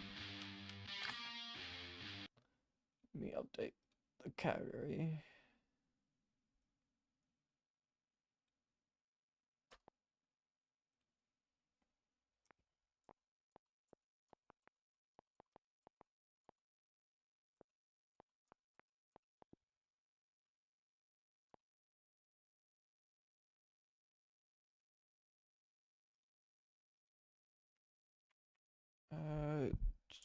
Yes.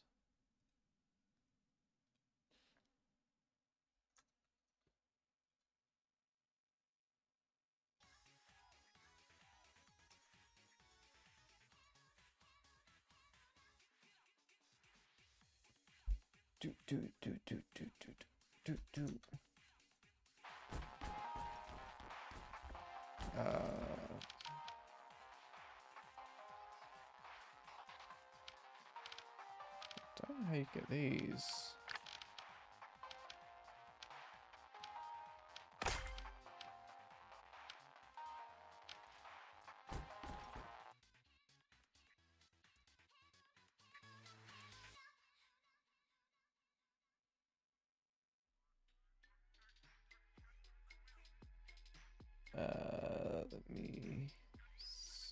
So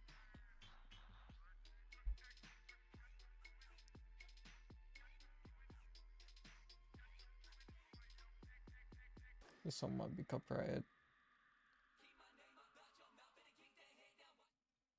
Do do do do do do do.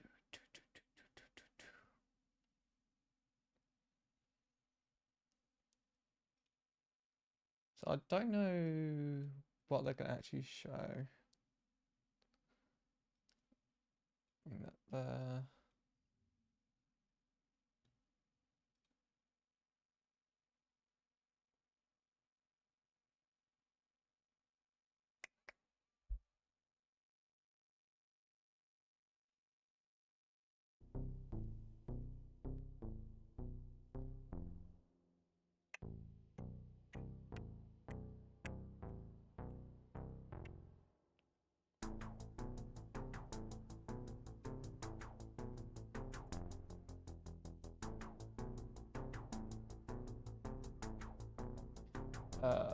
Where can I put myself?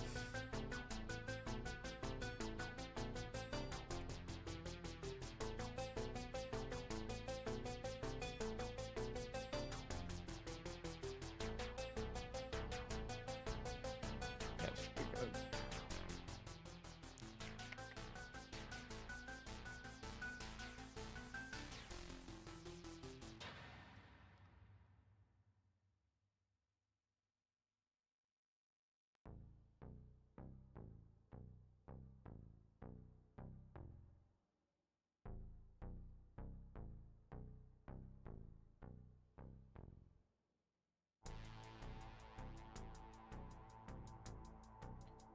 Do.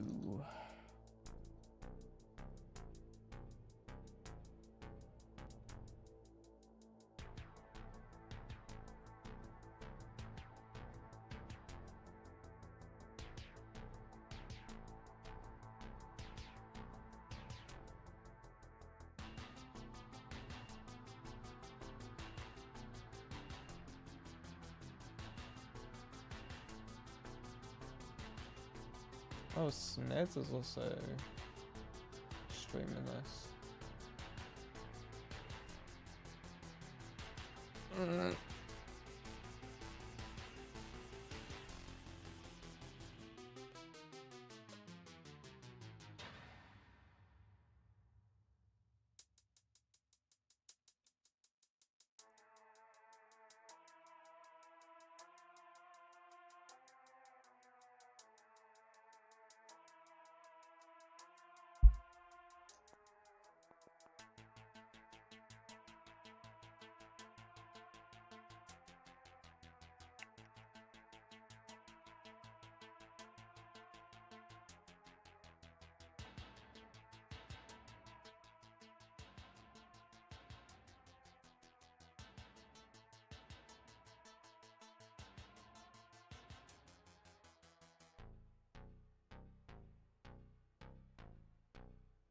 Do.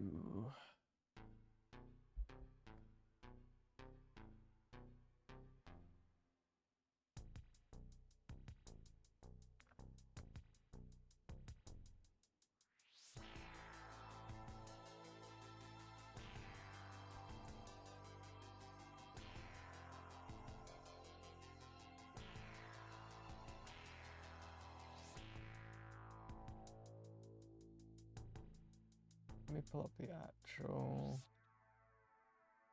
the updated agenda.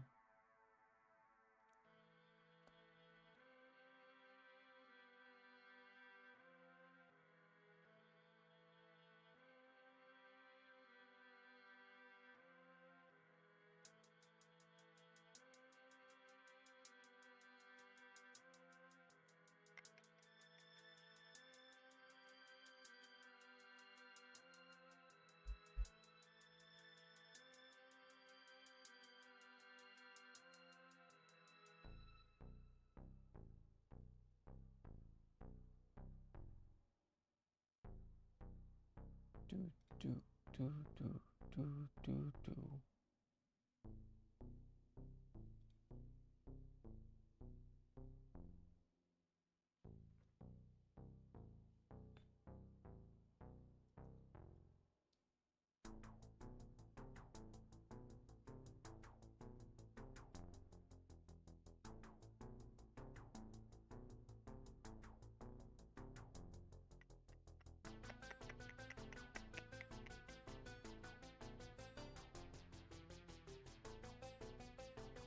So I'm not expecting much to be revealed about season 5.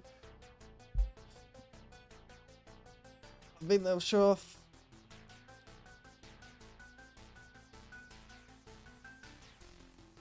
maybe the mission type and maybe the new enemies. But I think that's about it. I don't think we're going to see the overclocks.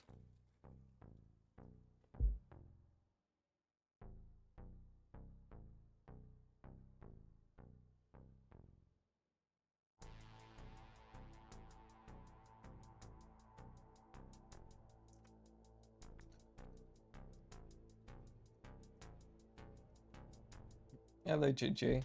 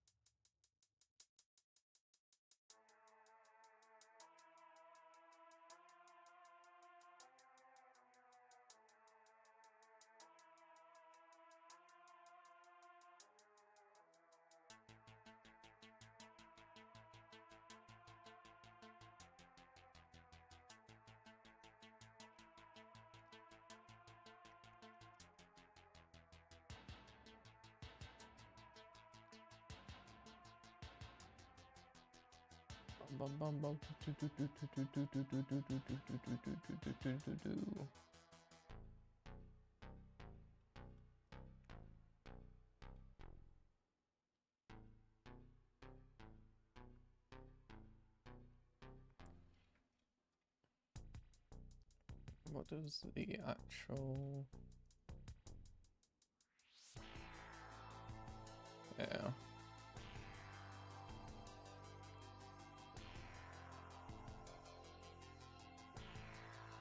We might see all of this actually.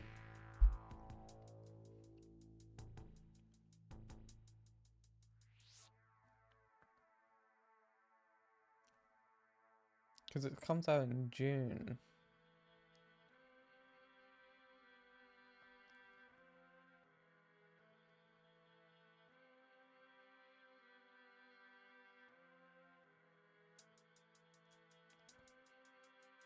I'm more interested in the enemy types and the mission than the overclocks, to be completely honest.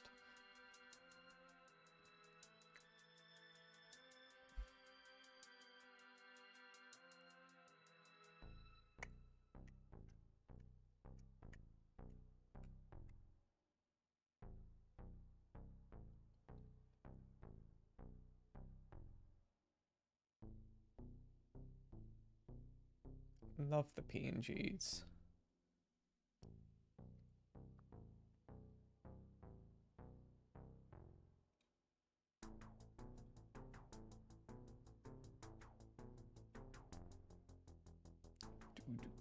Do.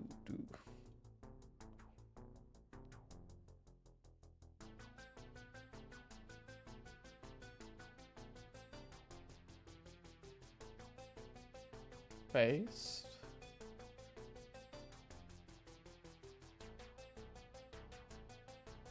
What, the GSG Games one?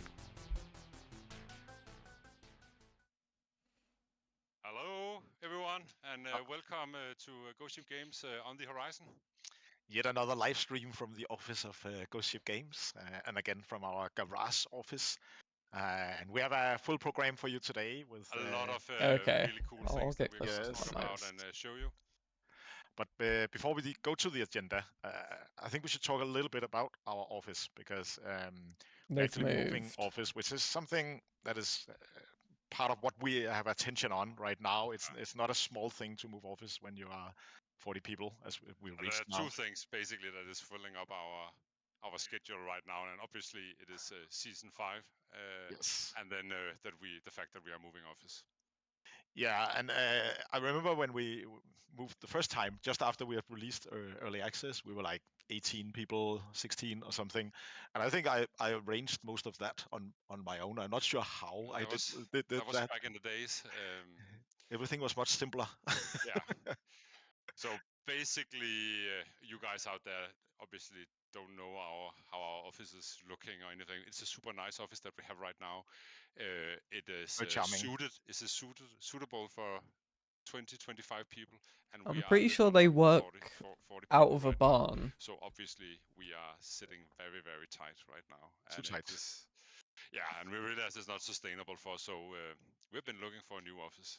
And actually, it's taken almost a year to find something that is still quite different from what we have now, because we're moving up in size, so it cannot be the same. We thought we'd just share a bit with you with some a few images. Clearly, it's not been decorated or anything, so it looks a bit bare. But this is multiple floors, like 3 floors. 2 of them will be production floors, and then the top floor will be where we have this is the top floor where we have lounge and cantina and roof terrace. And that's gonna be a very different thing for us, moving into much bigger premise, An actual office. and a little bit scary as well, right? Because it is, and I think this is like, I mean, you and I have been part of different companies, right? Believe. Where you tried this of moving and keeping your culture is always something that is a concern, and the place, the environment that you are working in is part of the They have culture, 3 right? So that images.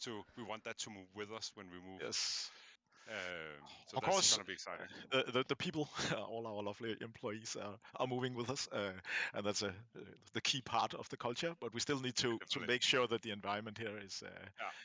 something we can live and thrive in. Yeah.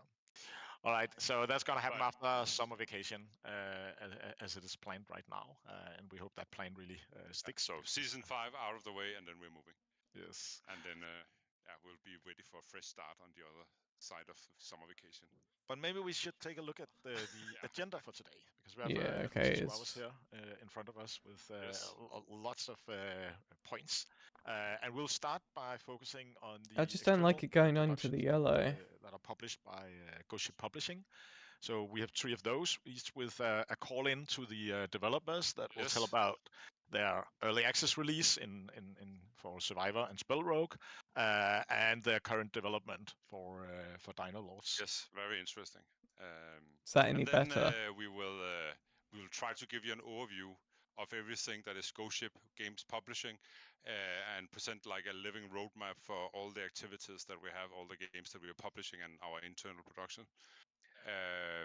And then I guess we'll come to a point that a lot of you is actually waiting for, which will be Mike and I.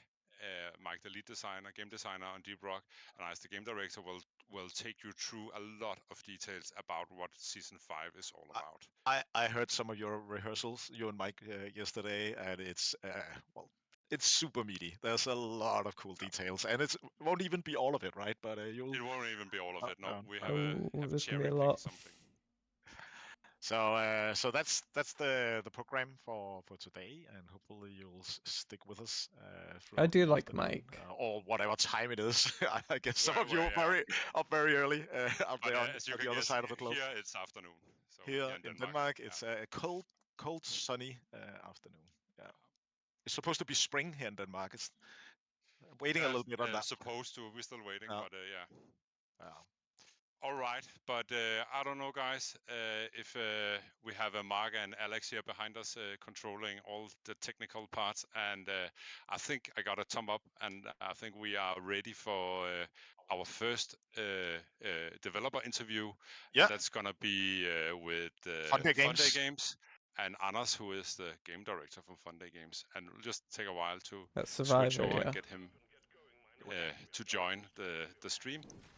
Yeah, Anders is just returning from visiting the Reboot conference in Dubrovnik in Croatia, but he's home now and will join our stream here for a small chat about how it's been with Fun Day Games since we released the Deep Rock Survivor. Yeah. So, Hello, Anders. hello, Anders, and welcome Yay. to the On the Horizon stream.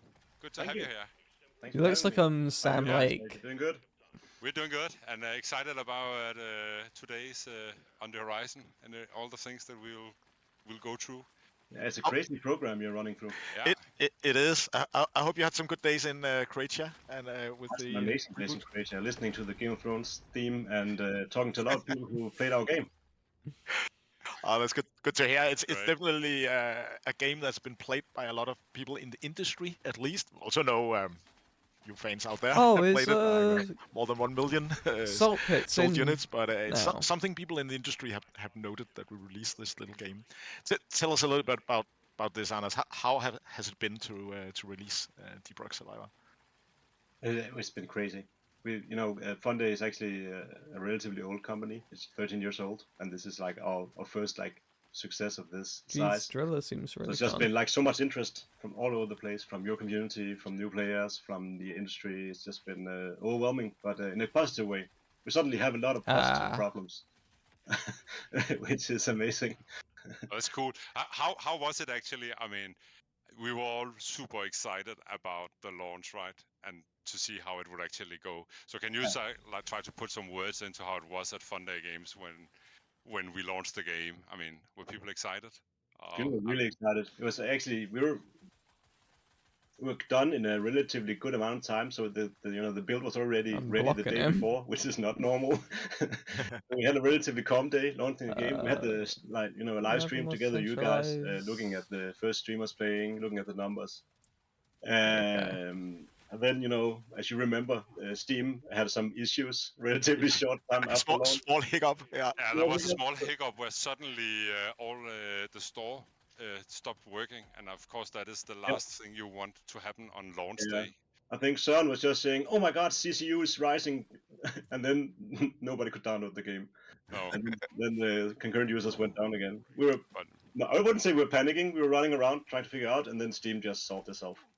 And then at some point we saw the first numbers coming in, and they were like 3 or 4x what we had even hoped for, and that was just crazy. Yeah, it's surprising how we tried to guess a bit right in the morning. We were trying a little bit to guess.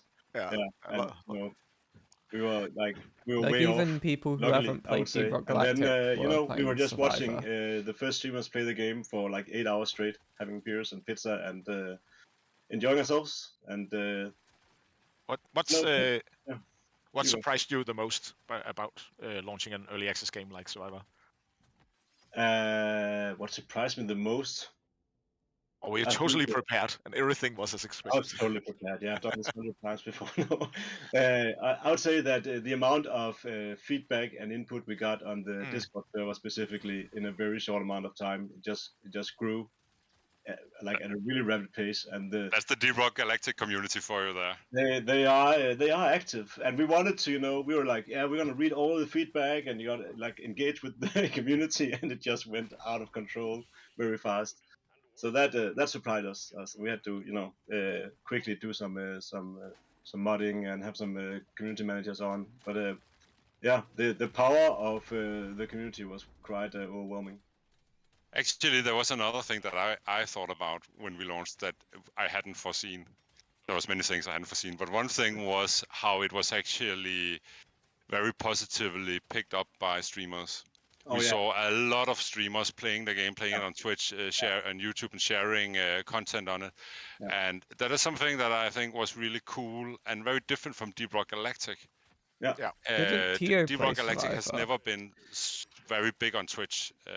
I mean, comparable. But I mean, in hindsight, I can totally see why, because Deep Rock Survivor is such an entertaining game to watch people play, and right, you can sit and like, take that upgrade, that upgrade. No, go for the right. Yeah, that was crazy. There was so many streamers. At one point, there was almost like there was way more people watching on streams than actually playing the game, and we saw. We got so much feedback from the streamers because they're like really engaged players, right? So they really quickly get to like the meat of the game. We did know that it was very streamable because every Thursday for the last year before launching, we played it in the office together, and every time we ended up spending like 2 hours just watching someone play instead of actually play testing. We always forgot what we were actually looking at. We're like, I even played it this morning actually, playing out update 2 that maybe we can talk a little bit about. So I tried it this morning, and we're just playing, and suddenly an hour or 2 hours passed by. So it is very extremely watchable. What can we expect from update 2? Update 2 is primarily about, it has like 3 big components. We are putting in some new enemies. I can tell you that we are adding the Hoolie Hoarder, which will be. I found him this morning, chased him down, and he dropped something on the ground that I could open. So I'm not going to spoil more about that. That was cool. We wanted to always. We only have the Dreadnought at the moment. We wanted to do more boss fights and more epic and varied boss fights. So we reworked the Dreadnought with it's like a bigger loot bug that gives you. And then we are maybe adding something new on top of that. Cool. And when can we expect? When can we expect? When can we expect update 2? Oh, in May. In May. All right. Yeah, that's the plan. And then we did a lot of rebalancing of the game, and the community is just asking for more math all the time. I don't know why they're so hungry for math. So we're communicating a lot of the underlying systems in the next update as well. So there's a big UI UX overhaul. I'm really looking forward to that because even me and Mikkel, we were a bit surprised about the actual math behind some of the calculations, right? And hey, why don't I know that? I need to know that as a player. We're adding some new stuff as well. So we're adding some new level up cards as well. So you can now like add potency to your stacks in your dot. If you're doing like a poison build, something you can actually increase the amount of damage over time stacks you can do. So there's new stuff in level ups as well as overclocks as well as new enemies. So it's a meaty big update, I would say. Cool. I can tell you that we have some super fans here at the office that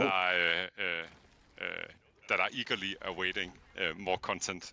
Yeah, well, I don't know. We have one programmer who was like, he just completed all the achievements and all the biome challenges, so he is completely ready for more. If he wants to, he can get early access. Early access. Yeah. So and just going back to the launch, you also did something which annoyed us a little bit, right? The Deep Rock Survivor beat Deep Rock Galactic CCU. Yeah, that was not very nice. Me, though. How do you feel about that, Anders? Because I know how I feel. I felt really good about that, and it also allowed us to call Deep Rock Galactic the prequel to our game, which is a good place to be. Yeah, that was crazy. It was above 50,000 CCU was insanely high a few days after launch. Yeah. So. Yeah, and you guys have never even been close to that, right? Survivor. I think for 40 something. 46, I think. Survivor was max CCU. Not that far away. Your curve all the way around, right? It started out a little bit modestly and then increased. Ours was really high in the beginning, but it was obviously only because we had your amazing game to build on. So maybe we'll beat you at season 5. So that's for all you out there. Get all your friends to play season 5 so we can beat. So we're aiming to put out a big update right before season 5, so you can't do that. It's good time. So talking about updates, is there something you can? I mean, just say no if you don't feel ready for it. But I mean, can you talk about more updates coming? Do you have more plans? Well, we have a lot of plans. I'm not going to announce co-op if that's what you're fishing for, but no, we want this game to be a really big game. Actually, we want it to be bigger than traditional survival games are. So we're also looking a lot of what you did with seasons and a lot of deep systems to engage with. So we want this to transcend the survivor genre, and the first big attempt at this is coming this summer in update 3, which we're already working on. Behind the scenes, it's a design-heavy update, so we're spending our time really trying to get into the core of what we want to do. But stay tuned for that. It's gonna change the landscape of survival games forever. Oh, that sounds cool. It also sounds a little bit like a politician answer where you try to avoid actually saying anything. I don't want to spoil it. Besides, it's cool. I feel like it's gonna be amazing. Then at some point, I'm sure it will. At some point in the future, you're going to launch this as a 1.0 and say it's done, right? Or is it? No, I don't think we'll be done. I think we need to, we want to do updates after the 1.0, do DLCs, all the stuff you've done as well. Yeah. I feel like there's a lot of good years in this game to come, even after 1.0. So in our mindset Fun Day, we expect to work on this for the foreseeable future and even further. So yeah, no reason to stop when the game is so successful, right? No, for sure. But I mean, 1.0 we'll come back to that later in the roadmap. But we're talking next year, sometimes, right? So at It's least in the future. It's not gonna happen this year. No. That's for sure. But let's see how stuff goes. It's when the game is ready, right? It's not. And I'm just saying this because I remember that with Deep Rock Galactic, Søren, we were actually imagining that we were launching a year earlier than we were with Deep Rock Galactic. So we actually spent 1 year more in development before we launched into early access. So 1.0. Yeah. And it is, of course, it's a kind of a what's the definition of 1.0, right? So it already feels like there's a lot of finished content in this, but of course you want more, right? And you just some updates coming on this to experiment in early access, right? We can do stuff, engage with the community in a like more free way now, which is super nice. And I think, I mean, there's 2 other points, right? That is that the system is almost endlessly expandable. Right, the game foundation you have with Deep Rock Survivor, right? I mean, we can see it develop in so many directions.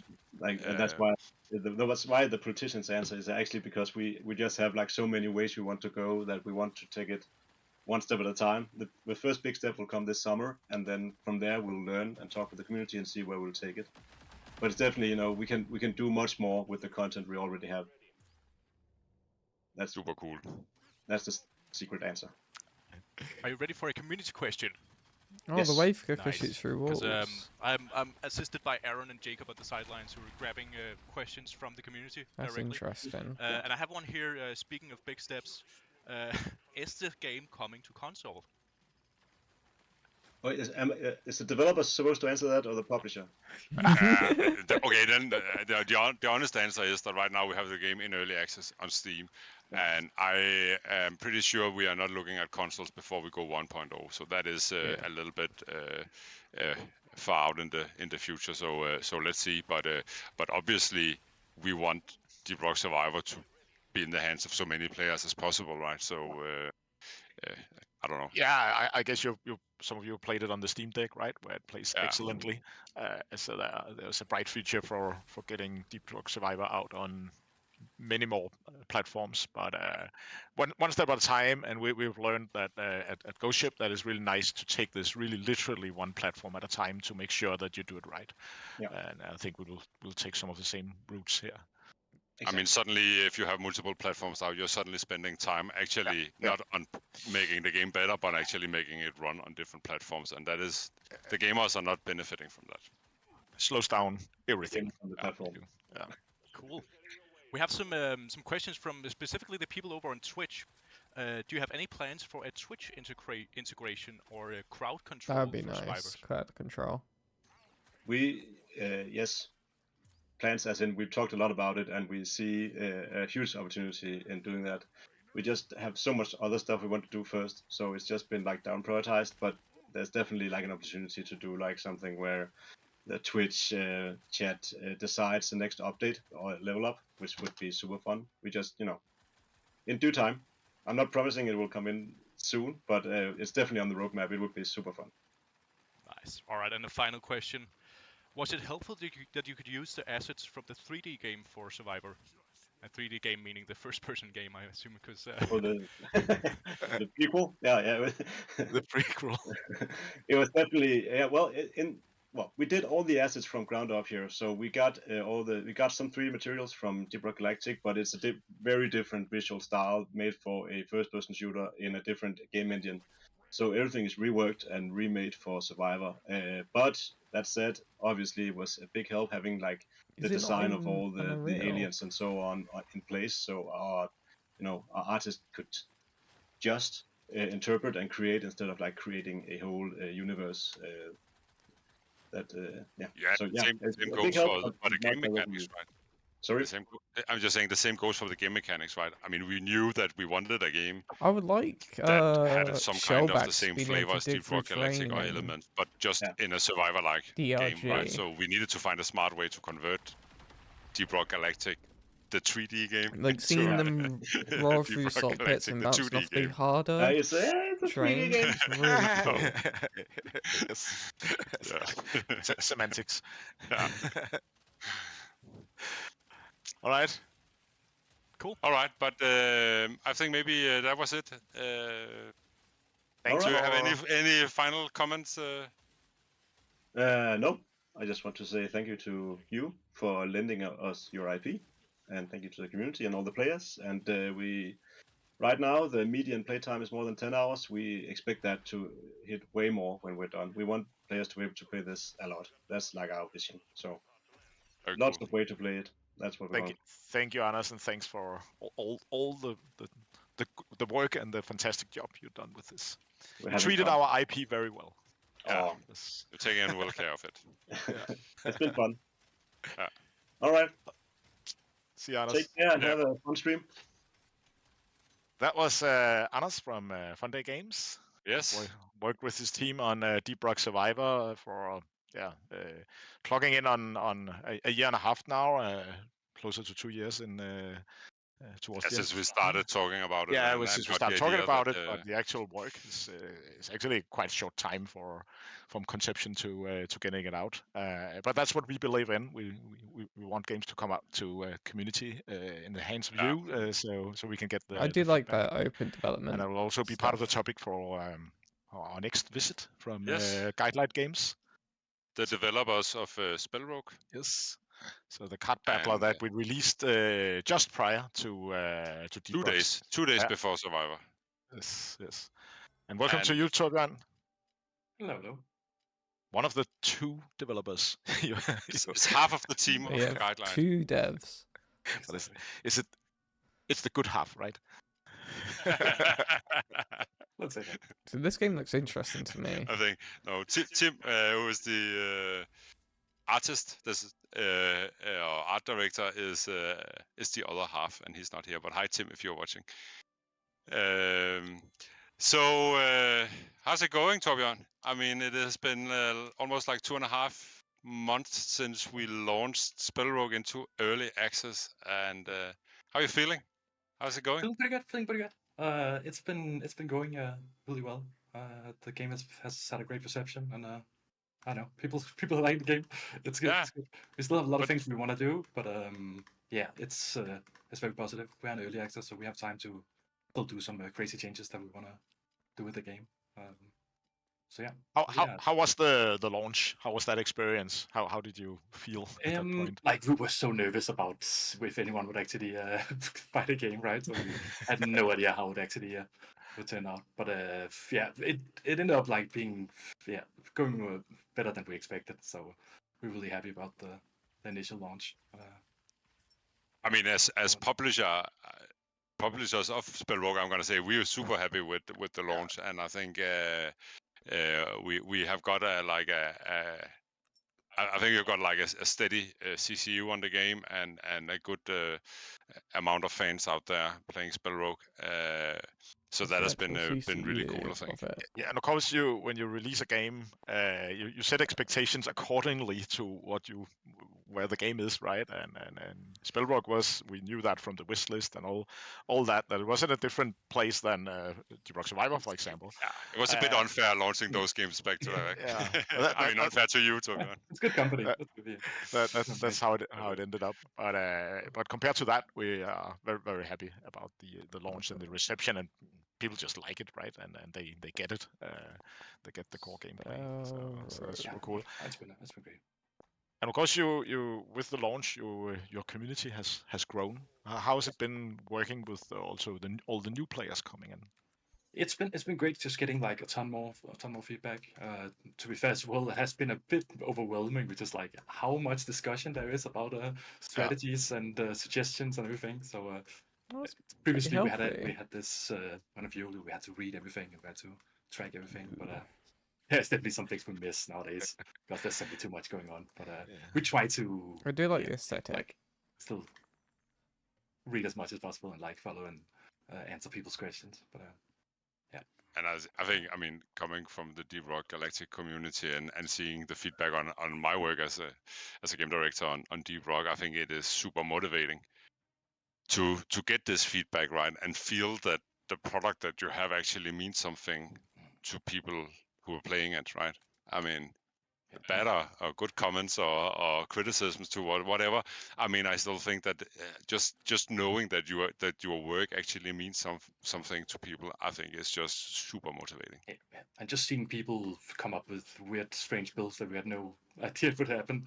Just the things that people That happens end a up lot. doing. It's just so cool to follow. Yeah. And so, can you put some words into how is this actually feeding into your work as like game designer on this, that you get all this feedback? I mean, can you use it? Can you interpret it and sure. get it into the game? Definitely. There's of course also always a factor that like people might not like they have ideas for what they're after, but it might not be the most cost efficient or something that's actually realistic. And of course, we try to just like believe in ourselves and just like go with our gut with some of these design decisions. But of course, we like if a lot of people are saying the same thing, they have the same issues with the game, we take it very seriously and we try to just but like our approach is just we want to make the game as good as possible, no matter what.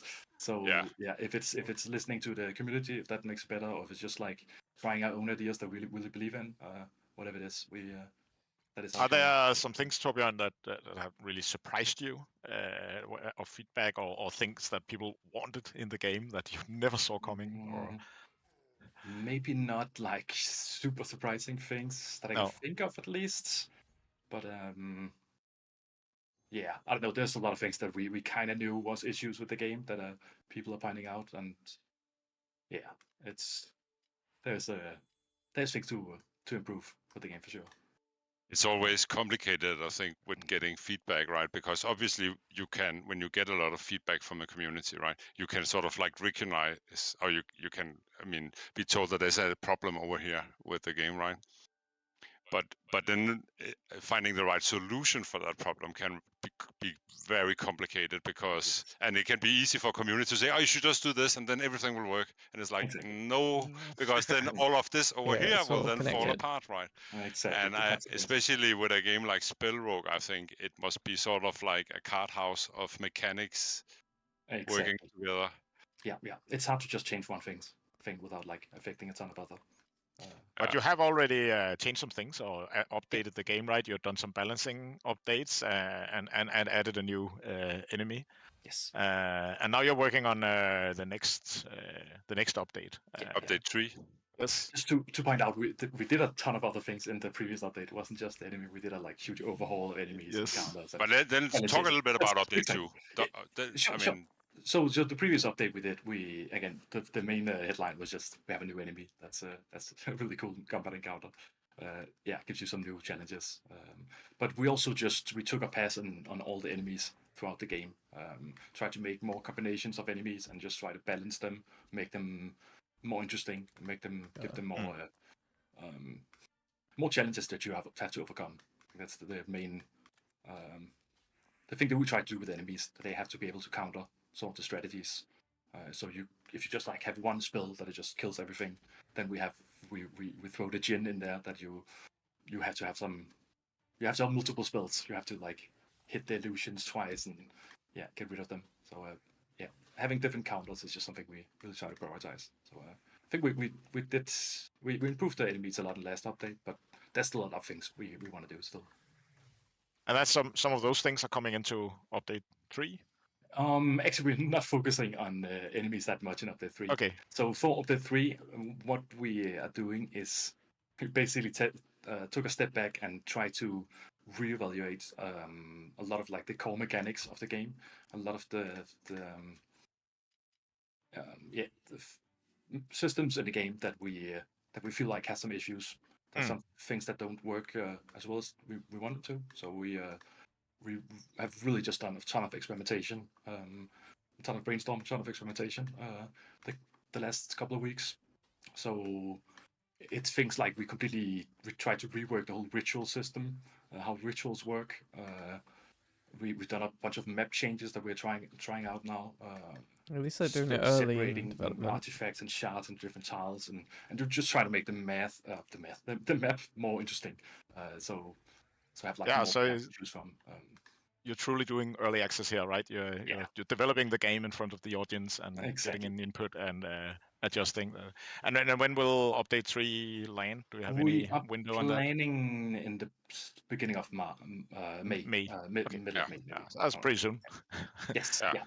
Oh, we also have ton of things already that we are that is ready. Cool. There's still things that we are experimenting with. We might get into the build. We might have to postpone it or rethink it, whatever. But it's still the plan, and we just May is gonna be, and I'm actually working on season 5, but I can see now you won't have update time. Spellrogue and update for Survivor landing. It's just like, I mean, and we're hoping. I think there's gonna be a lot of new. The gameplay it will change a fair amount, I think. Cool. And if we look a little bit ahead and look at like after update 3, is there something that you are ready to talk about there, or is everything focused on update 3 right now? Well, yeah, right now that's what we're spending a lot of time on. But we already have a few plans for future updates. So. Like one of the main things, of course, is we want to make a 4th wizard at some point. Yeah, the air wizard. The air wizard, exactly. Yeah. We need all those 4 elements. Oh, you spoiled it. Shouldn't have said air wizard. No, why? What are you doing? Maybe it's the mod wizard. Oh, sorry. It was a joke because the 3 other wizards are based on elements, and there are 4 elements, and not just 3. So yeah. It's been obviously. It's honestly been the plan for like the past 2 years or something. I've had that air wizard. It's been for a long time. But I think, we're already ahead of Slay the Spire there, right? They just launched, but they were in early access with just 2. Yeah. And then they had the 3rd in early access. And then they had the 3rd, yeah. So we already started with 3. Yeah. Of course, you need to up your game, right? Definitely. And we done it by 1. We will in the future invent the 5th element. And yeah, exactly. The love elements. That's we have it. Okay. I was thinking more like time or something like that. I don't know if that's that could work as well. Yeah. This is turning into a design session. Yeah. Yeah, that's fine. We can do it. Maybe we should turn it into a question session instead. Let's do that, Mark. Let's do that. I have some questions from the community, Torbjørn. So, are you planning on adding new spell types? Sure. That's definitely something that we have looked into. Also, a lot in this for this update actually, but I think we will postpone it for a bit. But first of all, we have this idea. We called it legendary spells in the roadmap, but it's more a general thing that we wanna have, like more and more, like rare spells or better spells throughout the game. Right now, it's the same spells you get throughout the game. So you quickly finish your builds halfway through Act 2, maybe in the end Act 2. So the spell drafts that you get in Act 3 are usually not very useful. So it's something that we really wanna give more incentive for actually switching out your spells in the late game, and just having more combo potential, more crazy spells and effects. Cool. Yeah. Some people have noticed some similarities to other games. So with Spellrogue, did you get any inspiration from games such as Dicey Dungeons or Slay the Spire? Oh yeah, definitely. So basically, the whole game concept started with just we like the combat in Dicey Dungeons. Let's just try and take the core of that and see if we can just do something with it. And that was 4 years ago, so at this point. So, but yeah, it just slowly progressed over time. In the beginning, you had like 3-4 wizards that each had the dice and so on, and it just slowly evolved over time. And I think it was probably very affected by the fact that I had played 1,000 hours of Slay the Spire or something. So it's just naturally, whenever we were in doubt about some design, like maybe just let's see what Slay the Spire does. It works pretty well in that game, so let's just try it and see. And then often it's just okay. That's better than what we have. Let's just go with that until we find a better idea. So yeah, it definitely has it's hugely inspired. But of course, there's also a ton of other roguelike games that we take inspiration from. In general, we try to just play a lot of different games in our genres and just see what do people do right. What can we learn from them? Yeah. Do you have a favorite? Like, what's your favorite part of the game, or a part of the game that you're most happy about, personally? Personally, I really like the fire mage that you see in the stream right now. He has some interesting mechanics that I really like. So he has that thing of just rolling a ton of small dice and then using a lot of dice in one spell. You get like a huge effect. He has the concept of countdown spells that like affects the countdown with other spells. So you can end up in situations where like one spell triggers the next spell, then that triggers a third spell, and just have these really cool cascades like of a spells proc chain. firing. And it just it can feel really great when it goes well, when you have a good build going. Awesome. Now, for the people in chat that are asking, this game is called Spell Rogue. Because I'm seeing some questions pop up from, what game is this? This looks awesome. Where do I buy it? You can head on over to Steam and just punch in Spell Rogue and it should pop up. Awesome. All right. Thanks, Torbjørn, for visiting our stream once again, and good luck with update 3. We're looking forward to it, all of us, and we'll see you out there. All right. Bye-bye. That was Torbjørn and Spellrogue, half of Guidelight Games, the team behind that game. Now we're moving on to North Play, another Danish developer, and we're going to meet Michael, who's the founder and also game director on Dino Lord. Dino Lords, which we actually had a bit of a happening with a few weeks ago, right? Yes. So, but maybe we should get Michael on the. I'm interested in what genre this game is. There's like and say hello, and then we can. TS. Talk chat about what him. Yeah, we can chat with him. I'm actually really excited to hear what he has to say about Dino Lords. But first, why don't we show the trailer that the Dino Lords guys showed earlier? Yes. Let's show. You're hinting at you want to show the trailer, Mark. I can hear that. So let's show the trailer. Yes, let's roll it. We didn't think the Viking raids could get any worse. The Danes are coming. You, a lord of England, must tame the land. Establish a thriving village and keep it supplied as it grows. Construct fortifications and build a mighty castle. Train your forces and prepare to man the ramparts. For our enemies have harnessed an ancient terror.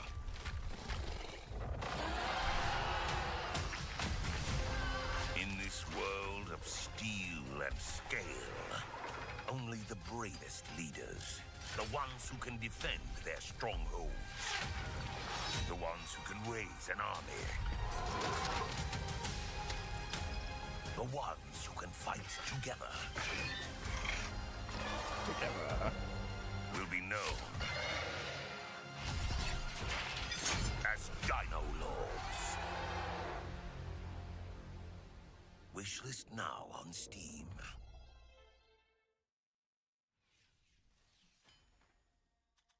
And welcome to you, Michael, on the stream. Thank you. Hi. Good to see you again. Yeah. So we last we talked here. That was half a year ago. Yes. A little bit more than that. And we announced Dino Lords to our fans, and then then you've been working on it, and then we got this opportunity to be part of the Triple I showcase. Can you tell a bit about that, Michael? Well, that was exciting. I think only like 3 or 4 weeks before the actual happening, you poked us saying, "Hey, maybe we could, if we could have a trailer ready." And I looked at the team. We were like mid-milestone, and we're like, "Yeah, let's drop everything and make a kick-ass trailer." And we did that, and we're so happy that we joined because it was such a great event. There was some great games showcased there. and I actually think that our game did slotted in really well into that lineup. So yeah. Yeah, and I mean, obviously, the trailer we just saw was that trailer that participated in the Triple I showcase, and a tremendous improvement over the previous trailer. Turned out super cool. Yeah, we got a much bigger audience this time around, even though we are happy about our stream here and the audience we have there. Of course, the Triple I initiative was a much bigger setup. We took a bit of a gamble going into it. Didn't know what it would be, but I had a good faith in all the cool indies that gathered around to get that to happen. And it worked, right, Michael? We got a lot more wishlist for Dino Lords in a short time. Yeah. Were you surprised? Yeah, very surprised. I mean, as Søren said, we didn't really know what to expect. We worked really hard on that trailer, and it's always fun when you're this early in the process and you make these sort of like these milestone trailers. Even 6 months, the game actually like has evolved quite a lot, so it's really fun, like having like this new high watermark. So it's an ARPG. We watched the trailer together hybrid. actually with Søren at some of our friends' offices. Tribane, yes, they're also part of the showcase with their excellent What the Car game. And we're just having pizzas and beers, and the trailer came up.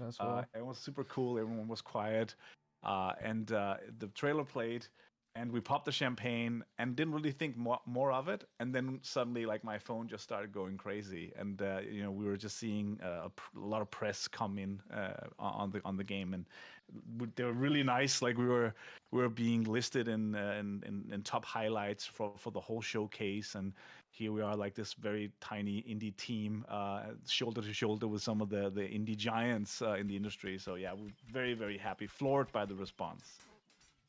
There's something super easy to understand about the concept, right? That Søren and I also felt for the first time we met, and you presented the Dino Lords to us, right? Which is dinosaurs and Vikings. It's like, yeah. It's a good concept. Just like history. Real history, exactly. Right? Yeah. Yes. Yeah. So the game is going to be a historical correct game, I guess. Of course, yes. This is an educational game. Yeah.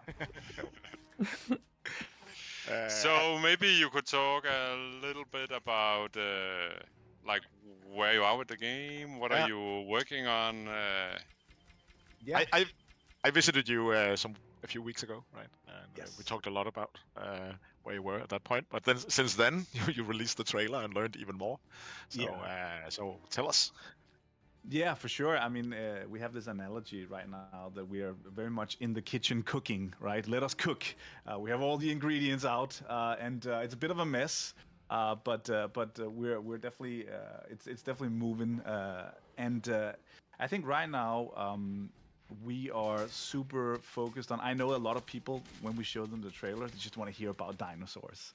But we also have an ambition of making this an interesting, I usually call it like a village builder, not necessarily a city builder, right? A base builder. And the milestone that we're in right now really deep dives into how do we make this really fun to like build up your village, manage your resources, the economics of the game. Which is something that I've been super looking forward to getting into, because that's like my bread and butter as a gamer. I love strategy games where you have to harvest resource, refine them, turn them into weapons, be able to like build out your army, fortify your castle, and so that's part of what we're doing right now. Me for real. It's really cool. Like it's one of the things is that we've always sort of. This is a game where you control the Lord, right? You have a main character in the world. And so we think it makes a lot of sense that that resources also exist in the world. In many RTS games, resources are this ephemeral thing. You mine some, you harvest some trees, and it goes into like the cloud or whatever, like just this UI panel somewhere. Yeah. What we're sort of exploring right now is to really build out this logistical network where you can really follow a log of tree from being cut down to like taken to the lumber camp and then moved over to the stockpile, and have that same log be moved to the sawmill, turn it into planks, and have those planks be moved to the fletcher, turn it into bows, put those bows into the hands of archers and have them train with them. And I think like if we do this really well, it sort of turns into like this little anthill kind of thing where you're watching your whole village come together and all the specialists doing their job and the villagers moving around resources and refining them. Yeah, it's really cool. That's that's some of the stuff that we're focused on right now. I want that base building aspect, the economy aspects of it to be really solid and be something that you can play again and again. What about dinosaurs? Yes. The elephant in the room. Oh, the dinosaur in the room. The dinosaurs. Yes, the dinosaurs in the room. It's interesting. Like that's we're, as I said, preface this saying, I know I'm going to go on this stream and talk about economy and logs and woods and stuff like that, and people are just going to be asking about dinosaurs. We're super excited by the response that we've gotten. Everyone's sort of asking like, okay, is it only the Danes that have dinosaurs, or do we get dinosaurs? And I can definitely say that you as the player will also control dinosaurs. And yes, we will also have mountable dinosaurs that you can ride on. Right now, we're still quite early in sort of like fleshing out what kind of gameplay exactly that produces. It's designed to be a very asymmetrical game. The story is that you play as the British, right? And you are sort of overwhelmed by this new power, the dinosaur-powered conflict that the Danes inflict upon you. But as you progress through the game, ideally, you also get access to unlock this dinosaur technology. And the ideas that we have right now that we're playing around with is this idea of you harvesting eggs and bringing them to a building, a hatchery building, where you can then hatch these different types of dinosaurs. And some dinosaurs would have offensive capabilities, some would be defensive, some would maybe help out in the quarry, enabling an economic boost to that logistical system I just talked about. So dinosaurs are definitely coming. And also, as you saw in the trailer, like from the first trailer, the economic bit's now more we actually have interesting many than the more dinosaurs to me in the game. So that's pretty exciting. The trailer is also hinting a little bit towards that you can be more than one player. Is that right? Yes. So when your publisher asks if this can be multiplayer, usually some dev teams I think runs away screaming, and we said no. We also think multiplayer is a great idea. So we've been actually that's another part of the technical foundation that we've been building in. Unless they announce a new game from the publishing, the whole game be ready for multiplayer implementation. Unfortunately, there's no make this game multiplayer button in the game engine that we're using. Yeah, it's too bad. But we've sort of gone through the work of changing out and making all the components of the game networkable. And it's really fun. Like we're at the point now where we're having some albeit slightly buggy but pretty fun encounters where we play up to like 4 lords right now. And of course we instantly murder each other, which means that suddenly we're thinking about, could this be a PvP game? And so we're exploring that sort of stuff. But right now, like the focus of the explorations is to see if we can make this a co-op game, right? We want to have that experience of building a castle together with your friends and dividing up the labor. I think that's a really strong fantasy. Like, okay, Søren, you're gonna go scout for Danes on dinosaurs. I'm gonna go make sure that our economy is strong, and then Mikkel can man the ramparts and be ready for that next attack and train an army. I'll be riding a dinosaur outback. Of course, yes, just having fun. Yes. I'll put Mikkel in the kitchen. I think that's you can cook. Yeah. So yes, nothing wrong with that. No. That's needed as well. Someone has to cook. Someone has to cook. Yeah. And what about the Lord itself that you're playing? Have you toyed around with more mechanics around that, or is that still too further down your development roadmap? Yeah, actually, we have some really fun. So the main, of course, we want, like, for the people that might not know the concept of the game, we're sort of we're trying to merge two genres here, right? The real-time strategy genre with the action RPG genre. And of course, we want there to be an itemization system so you can deck out your lord with armor and weapons.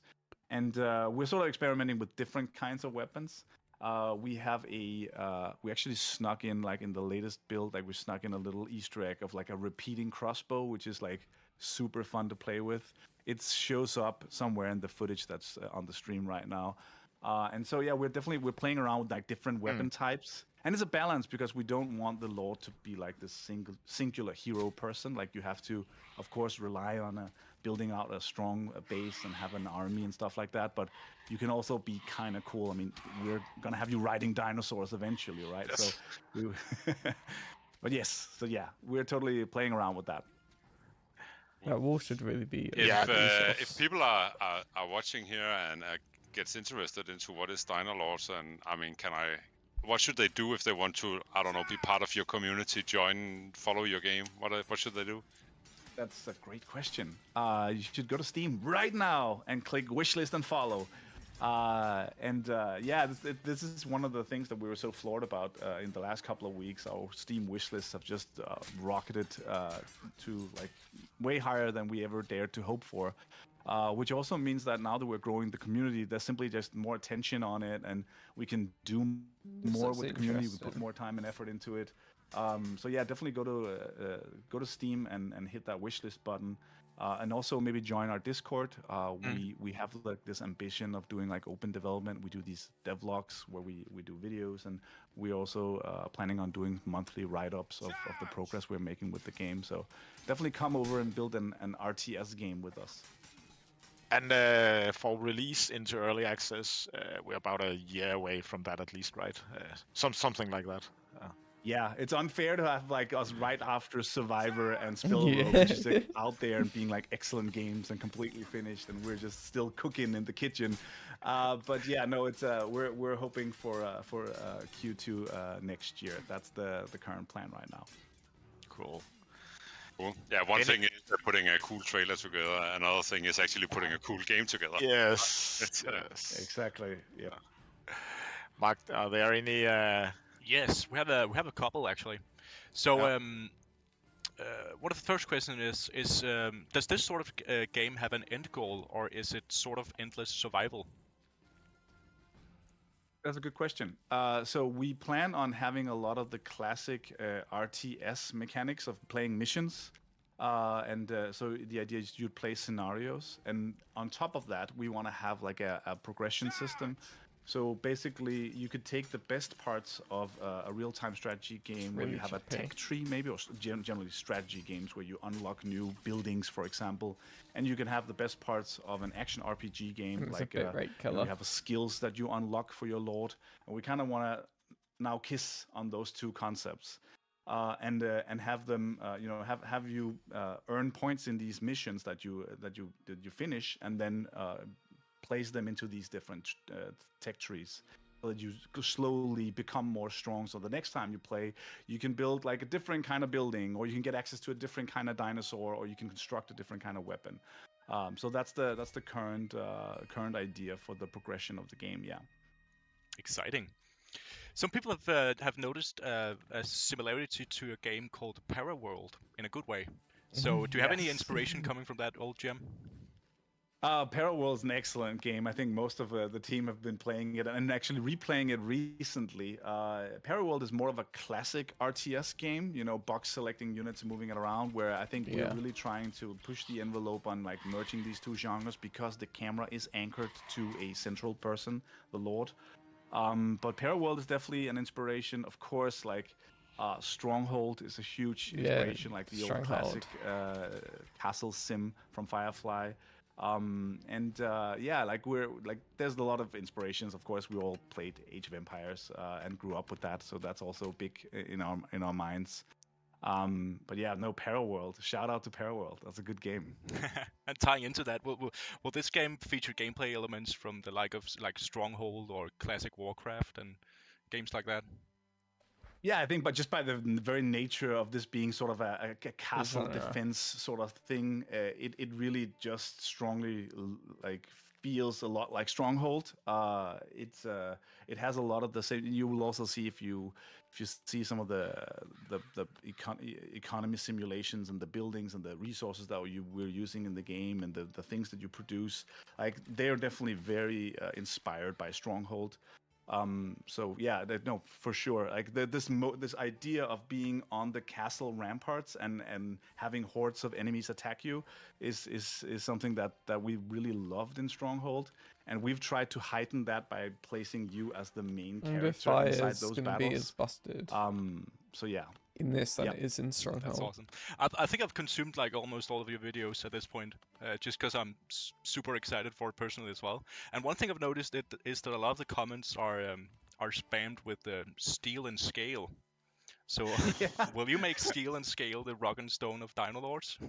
We will catch anything this wonderful community does. Like, it's so amazing to have these wonderful people come into all our videos, all our streams. Let's make it happen. I mean, just steal and scale everything. I think that's if it's never going to be as cool as rock and stone, but steal and scale it is. Yes. Let me hear steal and scale in the chat. Yes, let's bring it. Yes. Nice. All right, I have a final question. Will units have matchup? So being like and stuff like that? Absolutely. We already have like this what we call a rock paper scissors system in place. So right now, actually, right now on the stream that I'm watching, I'm being absolutely wrecked by like an Ankylosaurus. We call it an Ankyloram. It's really good at knocking down defenses, and archers are just really bad at it because it's so scaled on its back. So they like ranged units doesn't like do any damage to it. So what you really need there is like spearmen to poke at it, right? I think we also have that in the trailer. Like, it's surrounded by a bunch of spearmen. So yeah, we'll definitely play around with having that. We want to have like interesting counters for units. That's part of the design. All right, thanks, Michael, for visiting us here on the stream, and good luck with the development. I'm looking forward to my next visit to get hands-on with the iterations of whatever you're cooking in your kitchen. Yeah, I'm like, I'll go back to the kitchen now, but thank you for having me. You're welcome. Right. Bye-bye. Bye.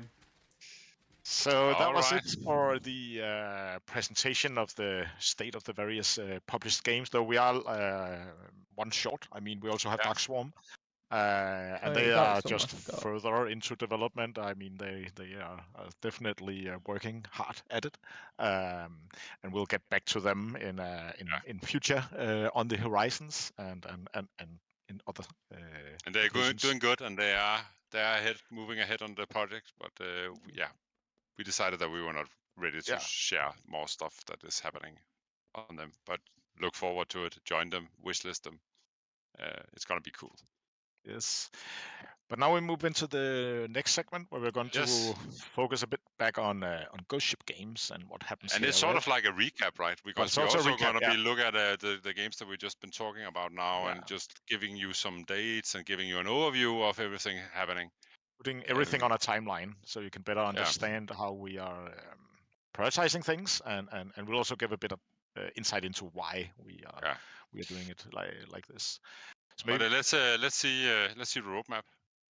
So on the left side here, we have basically what we've just been talking about. What happens in 2024 this year? The next two updates from Spellrogue and Survivor coming out in the pretty immediate future, and then following that we have season 5.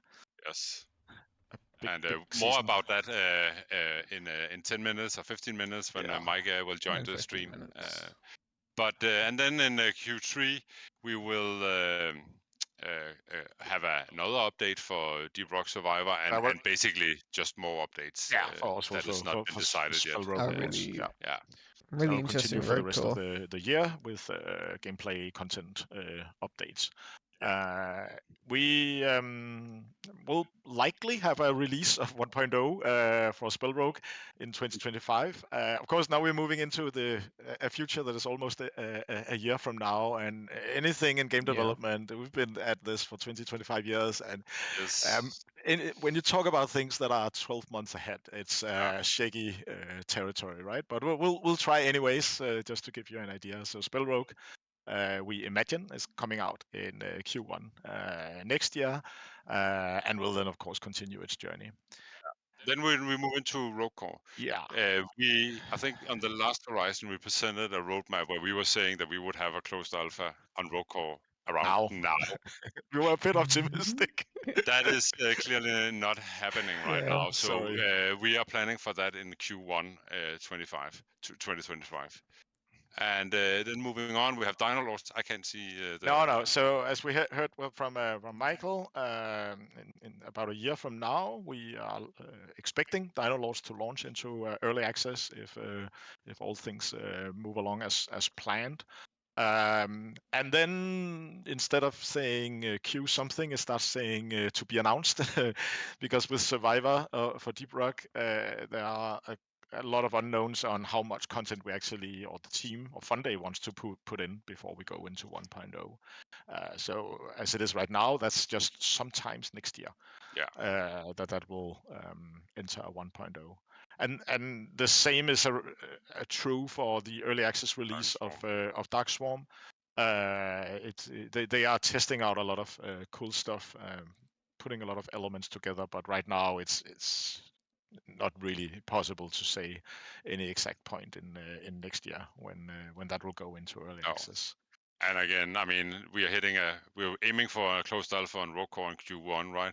And that means again that an early access launch on Rogue Core will happen sometimes after that. Probably, I don't know. We need maybe a half a year to maybe more to wrap the game up based on the learnings that we'll get from a closed alpha. For sure. So again, to be announced. We are not ready to set any launch date. And then a lot of you out there is probably wondering when after season 5 will there be new stuff for Deep Rock Galactic? And one of the things that we have experienced during the last year has been then we've been trying to do two things at the same time, both trying to get Rogue Core out and then still trying to support Deep Rock Galactic with a season 4 and 2 maintenance update, now season 5. Yeah. And the truth is that we have realized that it is really difficult for us as a small studio to do two things at the same time. Understandable. For example, right now we're working on season 5. That means that for the last 3 to 4 months, no one has actually been working on Rogue Core. No. And this is also why we have been pushing Rogue Core pretty far out into the future, because we've basically been a lot delayed on the development of Rogue Core. So with Deep Rock Galactic, we have made the decision that we are not gonna plan or think about season 6 until we are done with Rogue Core. So that we know what Makes we sense. are facing at that point, how well has Rogue Core been received, and what should we do about that, and then where to take Deep Rock at that point. That's not the same as Deep Rock will stay dormant. I mean, there will still be lots of small things happening, like the holiday season, holiday events, right? And maybe some other small things, but they're not like roadmap worthy in that sense. And doing something big as a season is we just realized that it's really difficult for us. Basically, when we're working on stuff, we want to perform 110% on that. We want to, do whatever we're working on. We want to make it the best that it can be. And we just realized that it's very difficult for us to do two things. So this is why we have made this decision. All right. The next segment, I guess, is on you and Mike. Maybe we can take some questions right now. These questions are going to see the reactions from the. All right, so I have a more general question to start off. Do we have any plans for more new merchandise? Yes. But it's complicated. We are still a bit bummed out about that the for fans by fans setup ended up not existing anymore. They did produce some really, really cool stuff, even though it was only easily accessible in the US because of shipments and so on. And we've been working on the sideline to set up something new. It is not our business. I mean, we going into merchandise, and suddenly it's about physical products, right? And that's just a much different, very different type of business. But we are collaborating or talking about discussing collaborations with some partners that have worldwide shipment setups, and maybe hopefully we'll be able to announce something maybe on the horizon stream. I mean, we are into cool merchandise for Deep Rock Galactic, right? I mean, just Yeah, because we we're really fan of wanted the to game happen. ourselves, so we really wanted to Thank have you, maybe with a all, good pick for all them. this fan-produced But, merchandise here, and we just want to make it on a scale where it can be available to all of you, of course. and that's where we lack. I mean, the whole the business side of it is just very we're out of our league somehow. It's complex. It's complicated. Yeah. So I have a roll call question. I'm not sure if we can share any details on it, but how can people join the closed alpha of Rocore once that happens? That is a bit too early, but clearly, if you wishlist Rocore, if you, I think do we have a unique Discord server set up for Rocore? I think we have, right? Or maybe we haven't. No, no, we're using our own. No, not yet. No, we use Deep Rock Galactic. Yeah, so then just join the Deep Rock Galactic, and we'll make sure to give more information when we get ready for that. So we had some experience with the other published games of how to use the new, to us, new playtesting systems on Steam, on the Steam platform, and they're actually quite good. So it's likely that we will also take advantage of that, but it's not been decided yet. No, and again, we also need to find a format where we can actually, I don't know, make some kind of a meaningful demo out of Rocore for this to work. So right now we have set a closed alpha, which could mean many things. One thing it could mean is that we will only let selected people in, a selected few, so not necessarily a public playtest.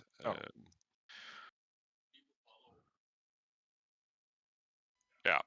So what Alex is saying in the background is, if people are following Rocore on Steam, they will be the first to know what is going on. We're posting it in Steam posts using the Steam system. And I will promise that, I mean, on the backside of Season 5 launch, we will become more active in sharing stuff about Rocore. I know we have not been we've been dreaming about being more active in the open development of Rocore, but again, we've been struggling with balancing Deep Rock and Rocore at the same time, sadly. Yeah. Cool. I have a question. Will the Embraces split have any impact for you, or are you good going business as usual? The last one. We are just good business as usual, and actually I think it's a good move, and I think it will place us even better for the future. We have been, as promised, been allowed to do our own stuff here at Ghost Ship, and we will keep doing that for the future. We are in the group of Embracer being looked upon as someone who's really, really good at early access in Steam, and we'll keep improving that so we keep ahead, and that will also be our part in the new structure that will be taking on that role as those who knows that platform really, really well. Cool. So for Deep Rock Galactic, do you plan on doing smaller updates in the style of the maintenance updates more frequently throughout 2024 and 2025? The answer a bit quiet to what I just said.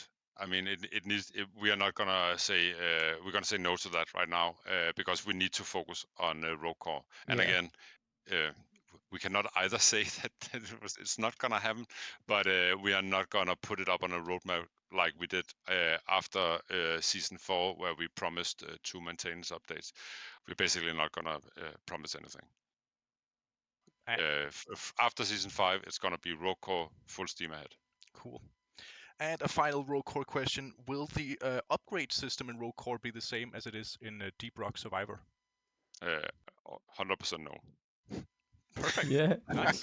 Well, on that note, let's bring in Mike for the Season 5 segment, shall we? I'll say goodbye to all of you, and good day to Mike coming in and taking my hot seat. I've warmed the seat, Mike.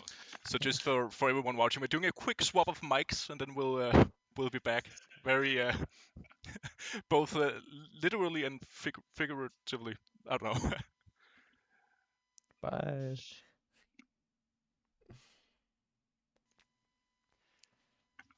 Hi, Mark.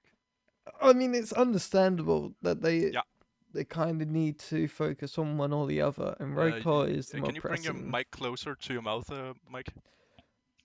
Well, the pressing thing. Like, they want to try something new with the IP. Yeah.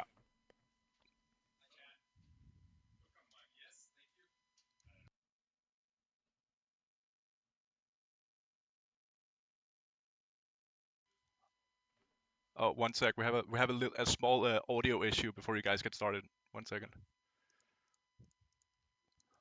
Bum ba ba bum bum ba da ba dum.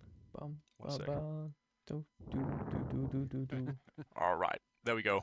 Try to say something now. Okay, so how is check testing sound? Is they can't hear us. Can't hear us. It works now. Then help. All right, go ahead. Can I just? Sorry about that, guys. Did we turn the mic off on the headset there so that it's not making any? We're good. It's muted. Alrighty. All right, let's go, guys. Yes. Okay. Freak it. Okay, that was off to a. It's fine. Let's hit it. Yes, let's hit it. No, anyways, Mike and I, we're gonna take you all through season 5 of Deep Rock Galactic. Yes. And we are super excited about all the things that we're gonna show you.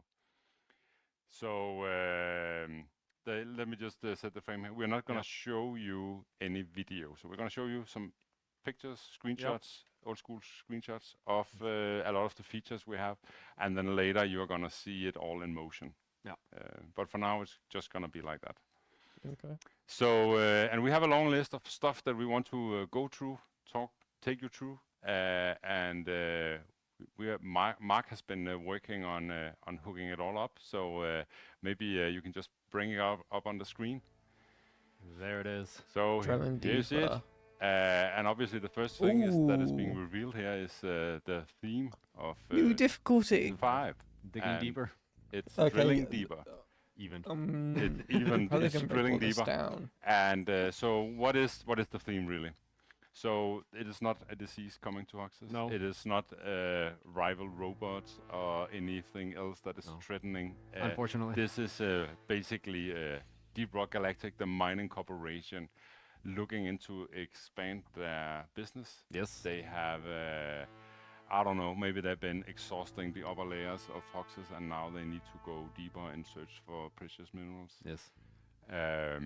Always need more. Always need more, always want to... I'm interested in this new difficulty. Not for the dwarves, I hope it's actually has 6. But they've also found something new. And they also found something new, which... so this is like setting the setting, and then we have the new mission. Yes. And what's going on with the new mission, Mike? So name, as you can see, is Deep Scan, and to quickly take you through the missions. So Deep Rock Galactic has found a new source of Morkite, or specifically maybe the original source of Morkite, something that is called Morkite seeds.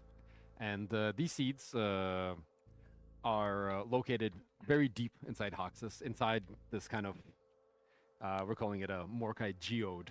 Yeah. It's kind of enclosed hollow rock. It's all shiny and sparkly inside. And the mission is about performing deep scans inside a fairly complex cave system in an attempt to find... Yeah, the geode with the Morkite seeds in. Exactly. And I can just add a little bit of the lore to this thing. Humanite. The dwarf, let me say it that way, don't necessarily know what it is being used for, but maybe the seeds are being used to cultivate Morkite, like off-site Hoxes in a controlled environment. Is that the new framework? Growing Morkite in a dish. Yeah. So it potentially that's the could put out warthog. The dwarfs of work, right? But think of the profits. Yeah, exactly. Anyways. No.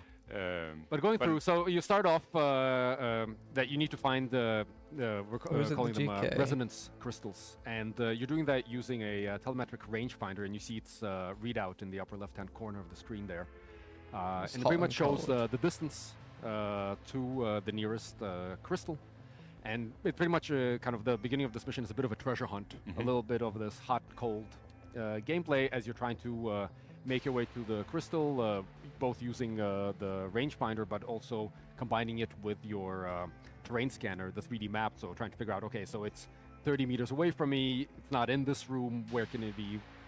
And So the bar you have up there, right? That is actually sort of like it's going beep, beep, beep, beep, and then it's showcasing you or showing you how close you are to a resonance crystal. Yeah. Right. So and that's where the hot cold come from. Exactly. So when it's like when it's beeping out in the whole full bar, you are standing right on top of a resonance crystal.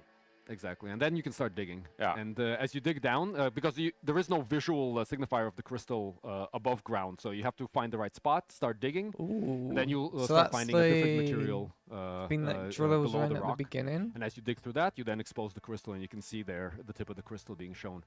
Then what you do is you call down a resonance scanner, hook it up to the crystal, and then they're able to perform a deep scan using this. And then you do this multiple times until the location of the geode has been triangulated. If it's triangulated, this I is don't know. a new framework. Quadrangulated if we choose 4. I like it. We're still we're still working on the mission. We're still, it's like that's the M1000. I actually just came down from a playtest with Jonas, but okay, cool. But yeah, so you do that, and then once the geode is located, Mission Control is going to send down from orbit a drill-evator. And it's a new piece of machinery that is intended to be able to go down through the hard rock and actually break through the geode. So all the dwarves get on the drill-evator, preferably resupplied beforehand, and start it. And so it begins to dig down. You're going deep, right? You're going deep. You're going very deep. I like this. And so you're going down this shaft, and it's also making a lot of noise, and it's attracting all the locals. Yep. And they're coming to chew on you. So it is pretty much this kind of elevator battle as you are going downwards, shooting upwards, and also maintaining the drill-evator as it's overheating. You need to keep it running nice and smooth. You will hit along the way some patches of harder rock, which will slow down the drill-evator, allowing the enemies to catch up. So it's kind of, you are balancing the thinning them out, maintaining the drill-evator, also making sure getting any of them that get on the elevator, getting them off. And then eventually the drill-evator will get to the geode and break through. It's really cool, right? Because this thing about shooting up in a hole and having the enemies come down there, right? Yeah. That creates that effect, like you're just raining with I like this helmet. Yes. You are literally knee deep in the dead. Yeah. Which is pretty cool. It feels quite crazy. And then you get down here, and then you have to locate a number of morkite seeds, harvest those, stuff them in molly. This also looks good. And you're ready for extraction. At which point we also have some special extraction jet propulsion in there. Yeah, because I mean we've been playing around with. I mean, are we sending the drop pod in here or not? But then we said, oh wait a minute, we have like this long hole, right? That could be super cool if you jet boot your way out of that. So basically, on board the drill-evator, there's gonna be a box or a hidden compartment with extraction jet boots. Yes, they're special. Yeah, they're special. So when you finish the mission, that will open and you'll get access to the extraction jet boots, and then you'll just fly up and get on board the drop pod and then leave the mission. Yeah, exactly. So you come out of the hole. The drop pod is somewhere in the cave system, somewhat nearby, but there is still also an extraction phase where you are running through the caves trying to get to the drop pod. Though the boots do make that easier, and then you're done. And mission complete. I really like this framework. It looks interesting. That's the new mission. But there's more. But there's more. Just before we move on, I just want to just check here behind. Is sound okay? Sound is okay.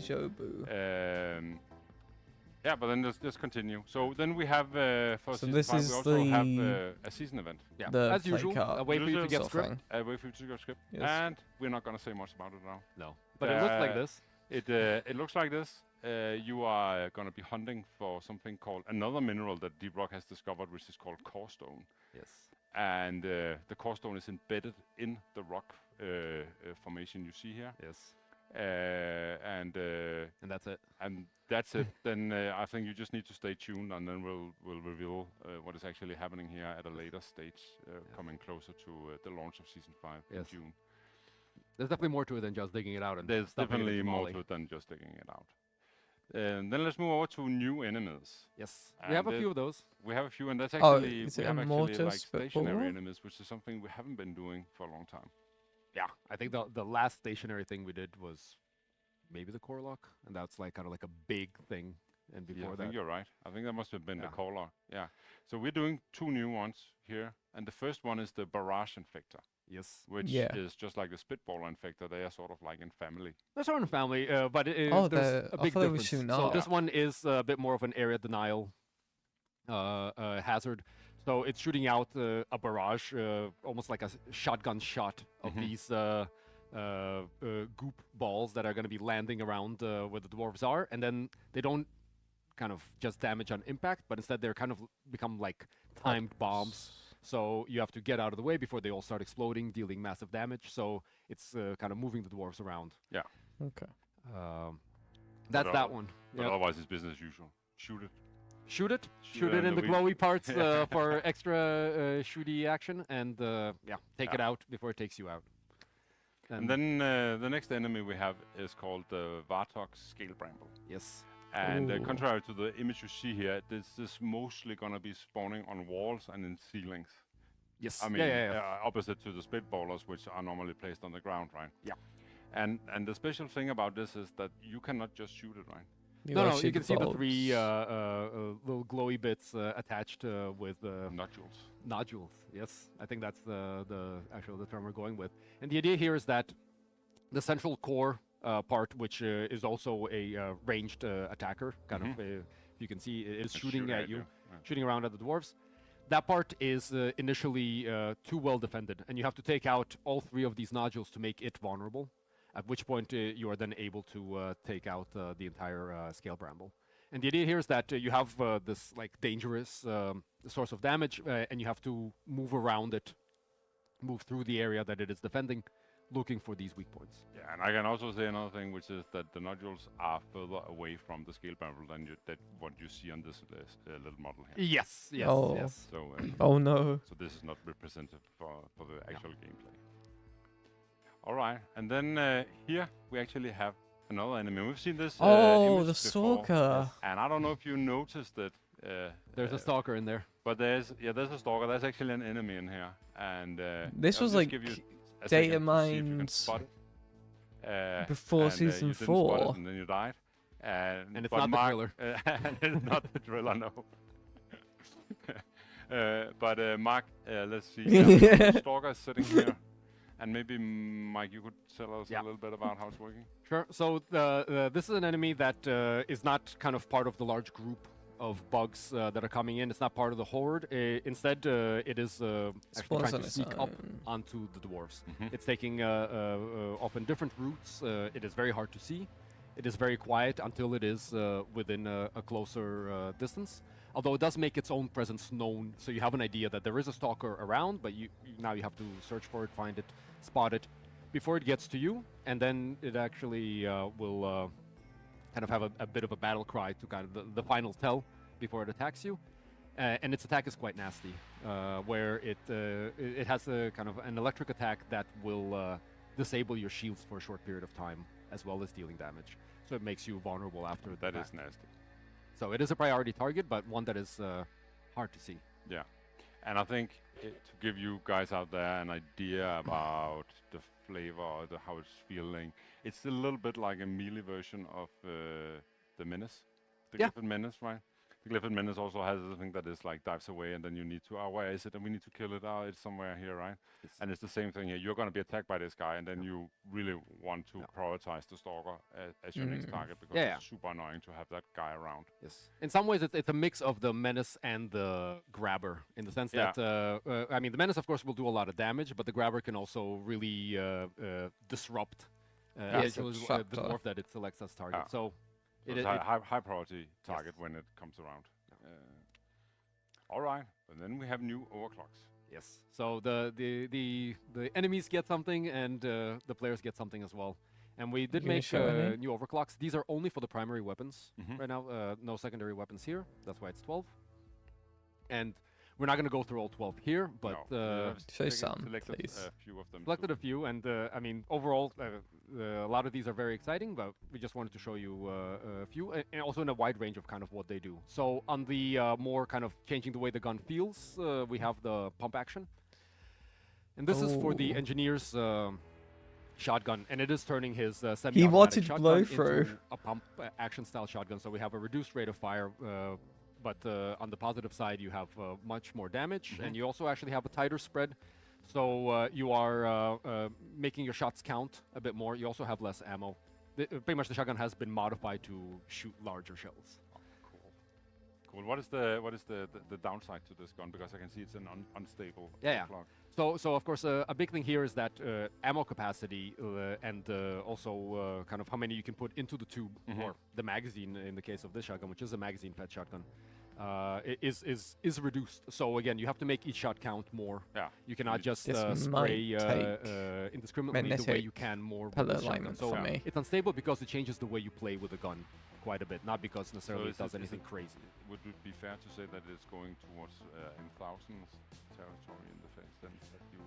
No, because it's still a shotgun, so it's still very close ranged in that sense. But it is. Of course, hitting much harder, but at the same time, still, it's not that you are aiming for weak points unless you are literally kind of up against the target. But again, like to give an example, this is something that can, especially depending on how you build the gun around this prototype, you're able to one-shot grunts off walls from a decent distance, something that normally the shotgun requires 2-3 shots to do because of damage that does. Then next up, we have for the gunner, and this is for the autocannon, it's mortar rounds. And we'll kind of we try to see how far we can crank the whole AoE, just absolutely destroying an area with this handheld. This might cannon. be good. Handheld missile strikes. Yeah, well, I mean they are still falling, right? So they're unpowered, and this time the rounds are so big. Normally, by the way, to anybody who doesn't know, the autocannon is a hit scan weapon. And this overclock actually shifts it to lobbing an actual projectile that is flying through space, is being affected by gravity, and on impact does a tremendous amount of damage. This might be terrible in low gravity, but it could be good. And the big downside of it is also has a lot of friendly fire, self-damage. You can kind of think of it as a small full auto PGL. So good thing the driller doesn't have access to this gun. Sure. But it's a little bit more of like it turns it into a little more of an expert weapon where you really have to think about when to use it and especially recognize situations where you cannot use it. If enemies are right in your face, using it has a cost. If your friends are in the place you're shooting, again, using it has a cost, so you have to switch to your secondary, relocate, do other things like that. So very, very good when used correctly, but also enough rope to hang yourself with, sort of thing. Cool. Let's take the next up, Inferno. This is for the driller. And it Ooh. is for the CRISPR flamethrower. And what we're actually doing here is adding an option. So you hold R for a little while. There's a bar that fills up, and then it's like a ranged option. Kind of CRISPR dumps a whole bunch of the fuel from the tank and shoots it out as a projectile, as a horizontal line that is moving forward, burning everything in its path, and also leaving behind a carpet of flames.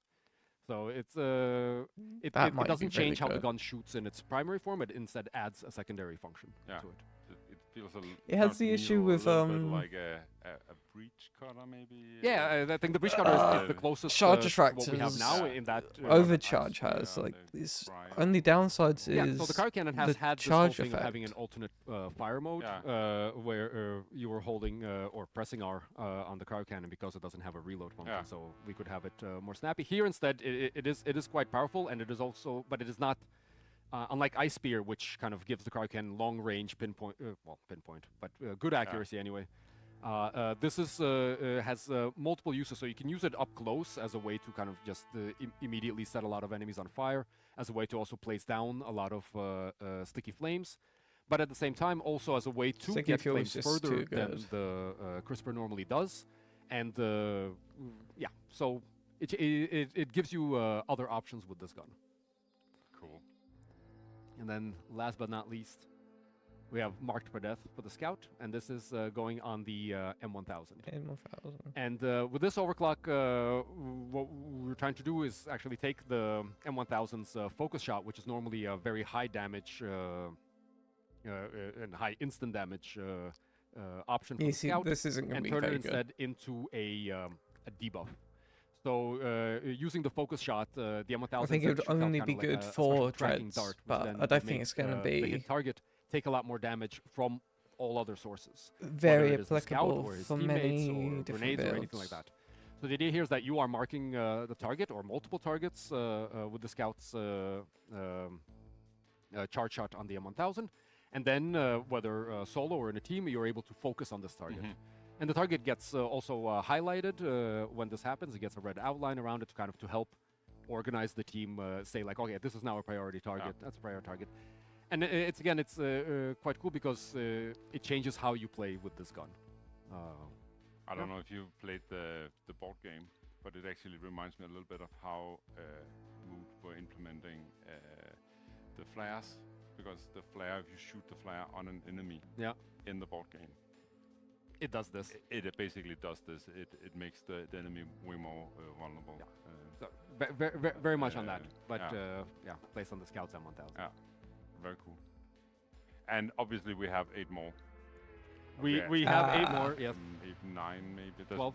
No, okay, so the thing is that we do have 12 overclocks, but we also have 13th, which is just a heavy rework of an existing overclock, which you will...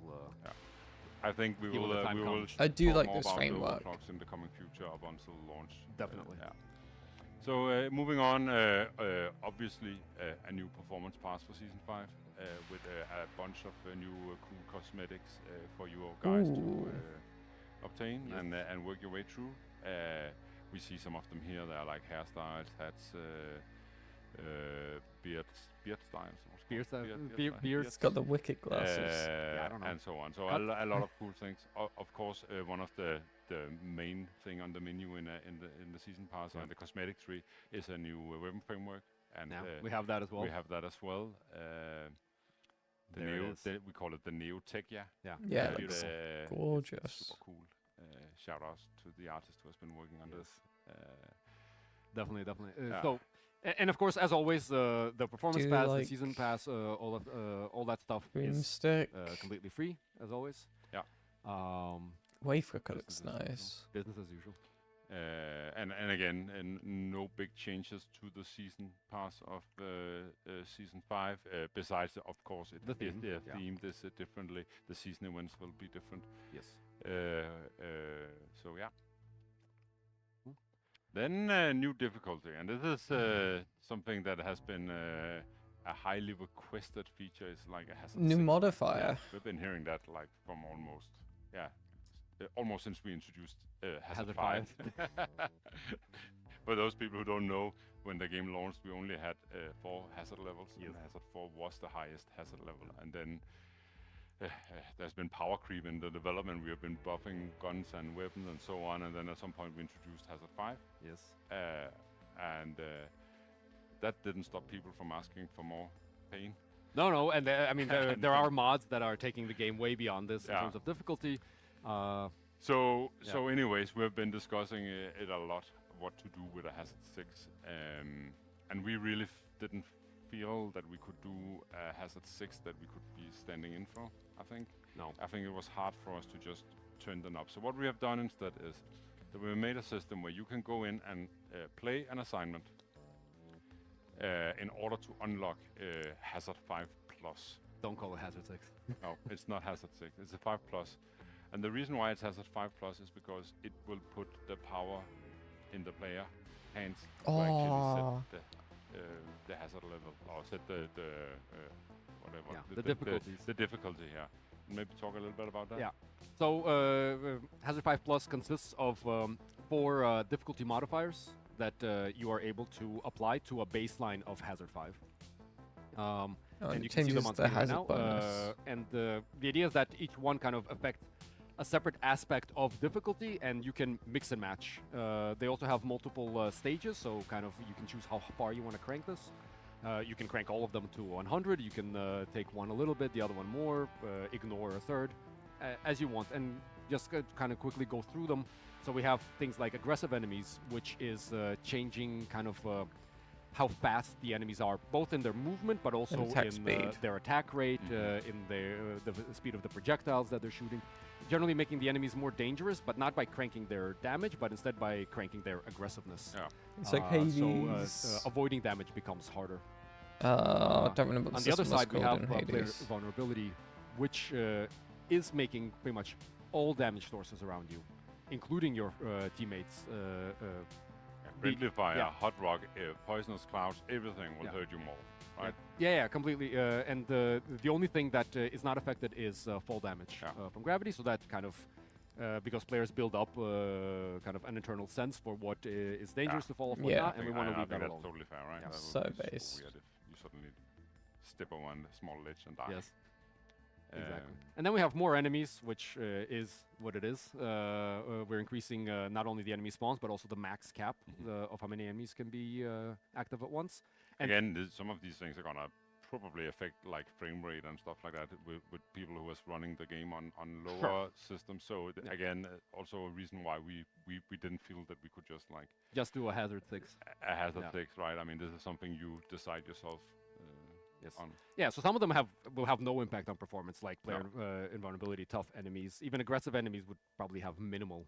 But things like more enemies, of course, that's if you're struggling to run DRG right now, that's not going to make it easier. And and tough enemies is actually increasing the enemy health. And again, because this has like multiple steps, so we're trying to do versions where it's like, well, it's making the game more difficult, and then like a higher version that's actually changing how you play the game.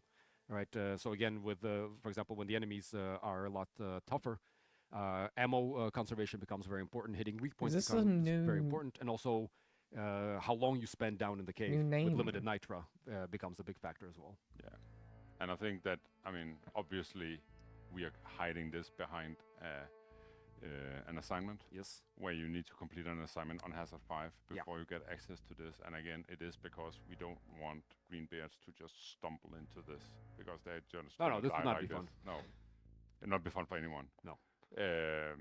So that's why we're doing it like this, right? And I mean, the same with the Hazard 5 assignment, the one that unlocks Hazard 5. You have to play it on Hazard 4, because if you're not comfortable doing an assignment on Hazard 4, you definitely don't want Hazard 5. No.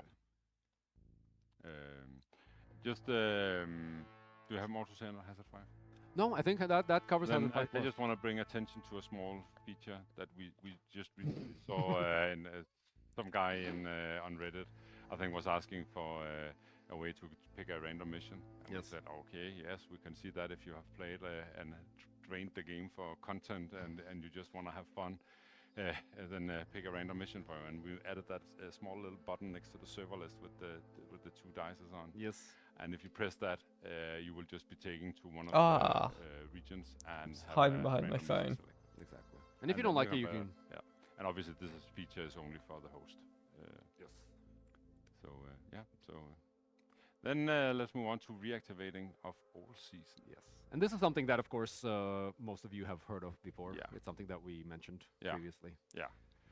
So, the art is terminal, looking you like are it's gonna have the emphasizing the tab up on the top of the screen, 5+. like you see here. Yes. And then you will be able to pick and choose between the 5 seasons that that we have been making, and you have also well, it's the 10 part unseasoned version. Yes. So the way it works is that when you start the game, you will probably be on season 5, right? And then when you play missions and do stuff, you will earn performance points, and those performance points will be filled into the season 5 performance pass, right? Then if you go in here and you change to, say, season 2, well, then suddenly everything you earn will be poured into the season 2 performance pass. Quick point though, that when you switch to season 2, if you've played it before, actually your previous progress on the season has been saved. We've actually saved the progress, everyone's progress up from season 1 onwards. So you will come back to that season wherever you left it. So people who haven't completed some of the previous seasons, this makes it possible to now do that. Yeah, and actually another thing I just want to also bring your attention to out there is that, as you know, after every season we take all the cosmetics that have been in I wonder how they handle the cosmetic tree, and we take them and we just place them in different places in DRG where you can get them after the season, like in the cargo crates of the store or as but it's bloated. So that's why they're doing this. And with us introducing this system, we have taken all those cosmetics and moved them back into the season pass.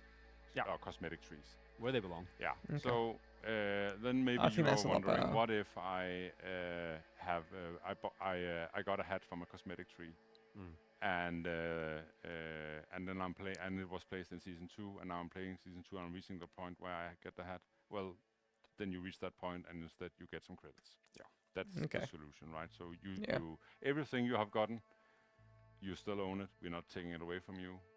But when you are then replaying an old season, well, then you will encounter cosmetics that you already own, and then you get credits instead. Exactly. And actually, another thing that this does, because as we've been doing seasons and going from season 1, 2, 3, 4, whenever we would finish a season, we would take all the cosmetics from that season pass, and we would put it into existing sources like cargo crates, like cosmetic cores. And by season 3, and ours, that started to bloat those systems. So actually, what we're doing here is now by taking that out, we are removing that bloat. So now getting cosmetics that are only obtainable from a cargo crate becomes much easier for those that wanted those, right? Yeah, definitely. You don't have so many. Whereas if you want something specifically from, I don't know, season 2 or season 1, you can then go to that season's performance path and work towards it. And work towards it. Yeah, exactly. And another little thing we have done is that if you have been playing 2,000 hours of Deep Rock Galactic and you have been completed and drained all season passes. Me? And you're thinking, oh, it's boring to get a cargo crate. Well, I got good news for you, because we are adding more cosmetics into all the things that we are now moving stuff out of. So there'll be new stuff for you to get in the cargo crate, cosmetic course, store, and so I don't have a full overview, but there will be every single source gets everything will get something new, right? So yeah. Do we have anything else to say on reactivating all seasons? Otherwise, guys, if you're watching this and you have questions regarding them, let's try to answer them when we have a run through. I think I'll just do one thing, and it's something that we mentioned before, but I think it's something that people probably think about a lot. So we've been trying to make the system so that players can play together no matter what season they have selected.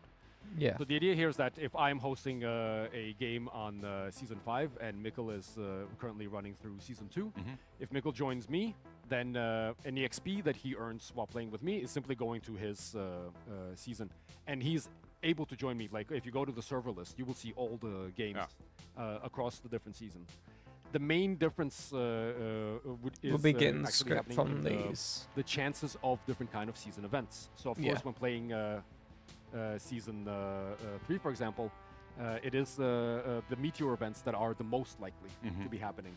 And for example, if you are on season 3, for you meteor events are script. Whereas for me, who's on another season, for me meteor events are instead giving XP, which is still feeding into the performance pass because XP is converted. Yes. You mean not getting script. But again, the only time you need to play in your own season is when you are trying to specifically get the script you get from seasonal events, which isn't even most of the script. Yeah, so the script hunting is where you probably would like to play on your season, but otherwise there's a high degree of freedom in picking and choosing and progressing. Yes. It's actually pretty let's well. move on. Then we have this section, and it's actually quite big because this is our miscellaneous. Oh my god! Finally. Everything else that we just didn't feel could be carry its own headline is gone in here. And the first thing is promotion tracker. Yes. So that looks gorgeous. Some of you may have seen this actually on a mod. Yeah. And for anyone who doesn't know, you can promote your dwarves after they're at level 25. And you can do that many times, and as you do that, you then get promotion levels, and you get stars. You get stars, exactly, in different materials. And the final one is 3 red stars. Yeah. Yeah, legendary. And but you can promote after that, and lots of people have done many times. And so we were not tracking it. Well, we're not showing that you have promoted. We weren't showing it, but we actually have been tracking it. We have been tracking it. So now we're actually showing how many times you have promoted after. Yes. 3 stars red. Exactly. So you go to 4 stars red then with a number. Yeah. And that will then stay there. Yeah. So you start like the first time you promote after having 3 stars, you go 1. Exactly. And then you go 2. Yeah. And this, of course, is kind of infinite. And the idea there is also to make it so that, like for some people who feel like they want to complete something, the completion still is 3-star red. Yeah. And for those that want to keep going, that's available like this. And shout out to the brilliant people who choose the numbers here. The funniest numbers. The funniest numbers in the world. Okay. All right. Then another new thing is new anomalies. and warnings, and I'll take the animal listing. You can take the warning. Let's do that. The first one is blood sugar, and in this one there are some toxins in the atmosphere, and they are turning blood from in the box into sugar. So it's a culture kill. Sadly, that toxins is hurting the dwarves. So when you're playing with this anomaly, you're constantly taking damage, constantly craving sugar. And then you kill enemies, they drop red sugar, and you get red sugar. Yeah. So balancing, it's quite fun, right? When you're playing this game Secret secondary. This anomaly, you're suddenly looking at box like of food. That's interesting. Completely, and I mean, it does change how you play because combat becomes different. Combat becomes actually a source of healing. Yeah, so you. It's like ultra kill, yeah. Kill enemies and get the red sugar from them. Yes, exactly. Yeah. Then the next one is pretty simple. It's a secret secondary, which means that, well, you will go into a mission and you will have 2 secondaries. This is different in the sense that they're optional, right? So you don't necessarily have to complete them, but if you do, you'll get rewarded accordingly. Yeah, so it's a very soft modification to the mission that you can choose to engage with, at which point mission time gets extended, but you get more payout, or don't. Yeah. And then we come to the 2 warnings. Yeah, so I'll go through those. First one, duck and cover. What's happening there is that we are biasing the enemy pools that are selected for each mission towards enemies that have ranged attacks. So now there's more, you're more likely to get acid spitters, the shooting variants of Mactera, and stuff like that, so that you have to pretty much engage at a longer distance and potentially use cover. And duck and cover. And duck and cover. Well, you can't really duck in DRG. No. But you're a dwarf, you're so short anyway. Exactly. So you need to duck. Short. And number 2 is Ebonite Outbreak. And that one's if you remember, gonna be annoying. Is it gonna be swarms? Of course, many of you know this, but some of you of Ebonites who are new or may not. We have a machine event where these Ebonite infected glyphids, and pretty much what that means is that their skin has kind of turned to rock. And what that actually also means is that they are impervious to all damage except for your pickaxe and other sources of melee.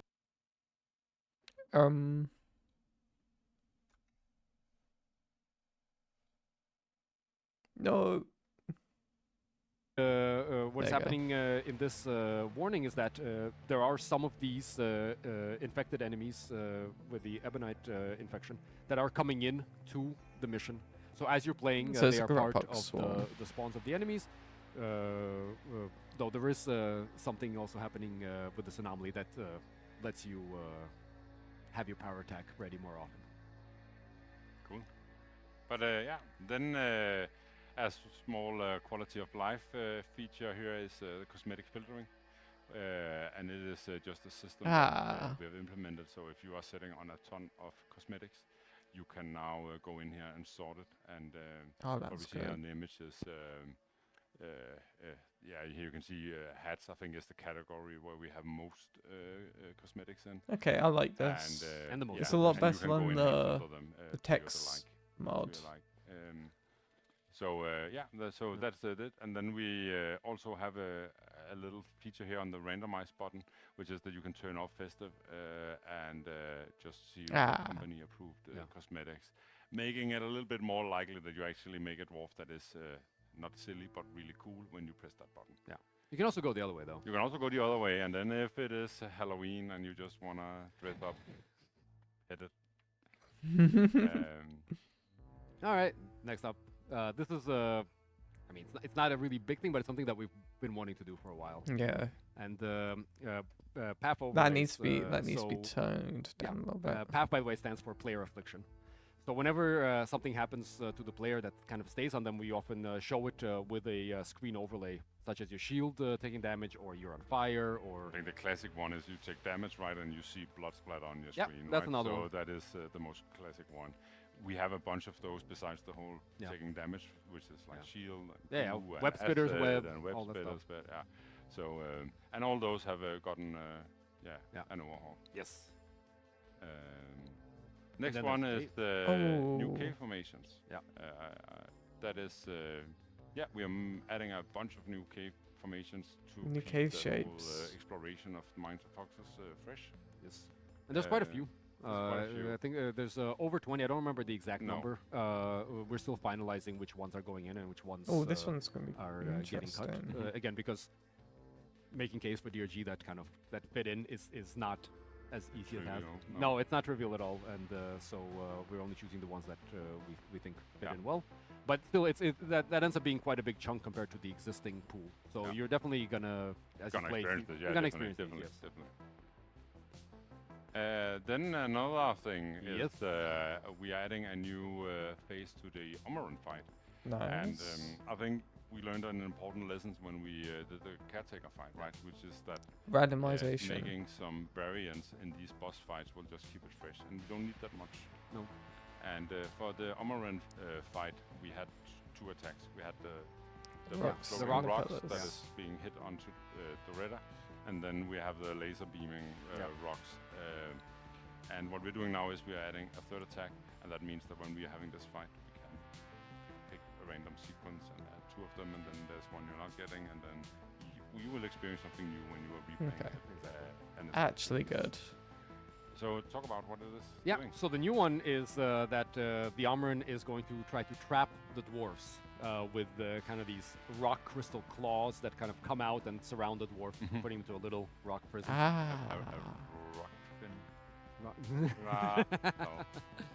But and compared to the other ones where normally the Redder is the main target, here we are targeting the dwarves specifically to disrupt the players from what they're normally doing during the Omeron fight, which is protecting the Redder and usually either killing the enemies around or trying to out DPS the rocks, stuff like that. So here have to do a big write-up for GSG because this is quite when you are selected, you are of course told this. There is a tell, and then you can try to get away so that you're not grabbed, or especially important if you're on the Redder, if you're next to the Redder, fixing her.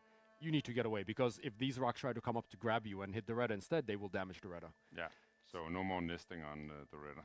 No, at least not indiscriminately. No. So that's it. I mean, and just want to say quickly with these. So they are rocks, so then you have to carve yourself out, and your friends can carve you out as well. Yeah. So it is taking kind of that dwarf out of the equation for a few seconds. Then another thing that we have seen is that when we introduced the weapon maintenance system in one of the maintenance updates that we were doing, we saw that you guys were taking, we're really liking this new system. Adding more. And that's why we have decided to add not just one paint job, weapon paint job, but 3 paint jobs into the pool. So there will be more for you to work towards here when Season 5 drops. And they're all very cool. They're all very cool. And I think just very quickly, a great thing about the weapon maintenance system is that unlike a lot of our other progression systems, this one incentivizes players to play differently with things other than their preferred weapons, right? So if maybe you always like to play with the minigun, well, now there's a reason for you to play with other guns to be able to unlock. And it's sort of like pushing you out of your comfort zone, right? Exactly. And I really like that. I really loved doing my weapon maintenance. It also makes you experience the whole game. Yeah, it's also super cool. There's a lot of guns in the game. There's a lot of guns in the game, yeah. All right, but let's move on. So we're about to wrap up this walkthrough of Season 5. Just want to bring out some highlights here that we haven't talked about, but that we will talk and share with you guys out there in the coming future before Season 5 launches. Obviously, we are coming with an armor DLC. Gonna be super cool. But it's great. We'll show it to you when we're ready. Obviously, we have a new key art for Season 5. We will have an announcement of the release date. The season event that we didn't talk about with the core stone. Yes, we'll reveal that, and obviously there will be a narrated trailer summing it all up together and having a mission control tell you how it is. Yes, not me and Mike. And obviously we are going to have more features than we have talked about here. Oh, we already have a lot of more features. As always. As always, but this was what we selected as things we wanted to share with you. And this is, of course, we're showing the main meat of Season 5. It is besides the season event, this is the main meat. Yeah. but maybe now is the time for. You probably have a ton of questions out there, so many. I think we should take some. I'm ready. Sure. All right, are you ready for the first one? Very So, good. will the new difficulty settings also be available for lower hazards? For example, hazard 3 with enemy ++ settings. We discussed this, Yes. and we expected this question to come. I mean, obviously because we've been considering it ourselves. But the answer is no. The reason why we don't want that is we want to have in the community the ability to talk about difficulties and feel the different difficulties. Yeah. And this is a thing that is really blurring what is a difficulty. So that is why we are not doing it. I think if you are playing Hazard 2 and you want a bigger challenge, move to Hazard 3, move to Hazard 4, move to Hazard 5. I think that is how we have designed these jumps. The jumps between the difficulties is actually just, or not just, but they are mainly playing around with the values, mechanics that we are tweaking for Hazard 5+, right? Exactly. So you're already getting it. Just go up a difficulty. Yeah, and speaking of Hazard 5+, does adjusting each difficulty setting change the hazard bonus as well? Yes, it does. Certainly does. Some people don't pay attention. We don't. This is something. The Hazard 5+ is because you want the challenge. Yes.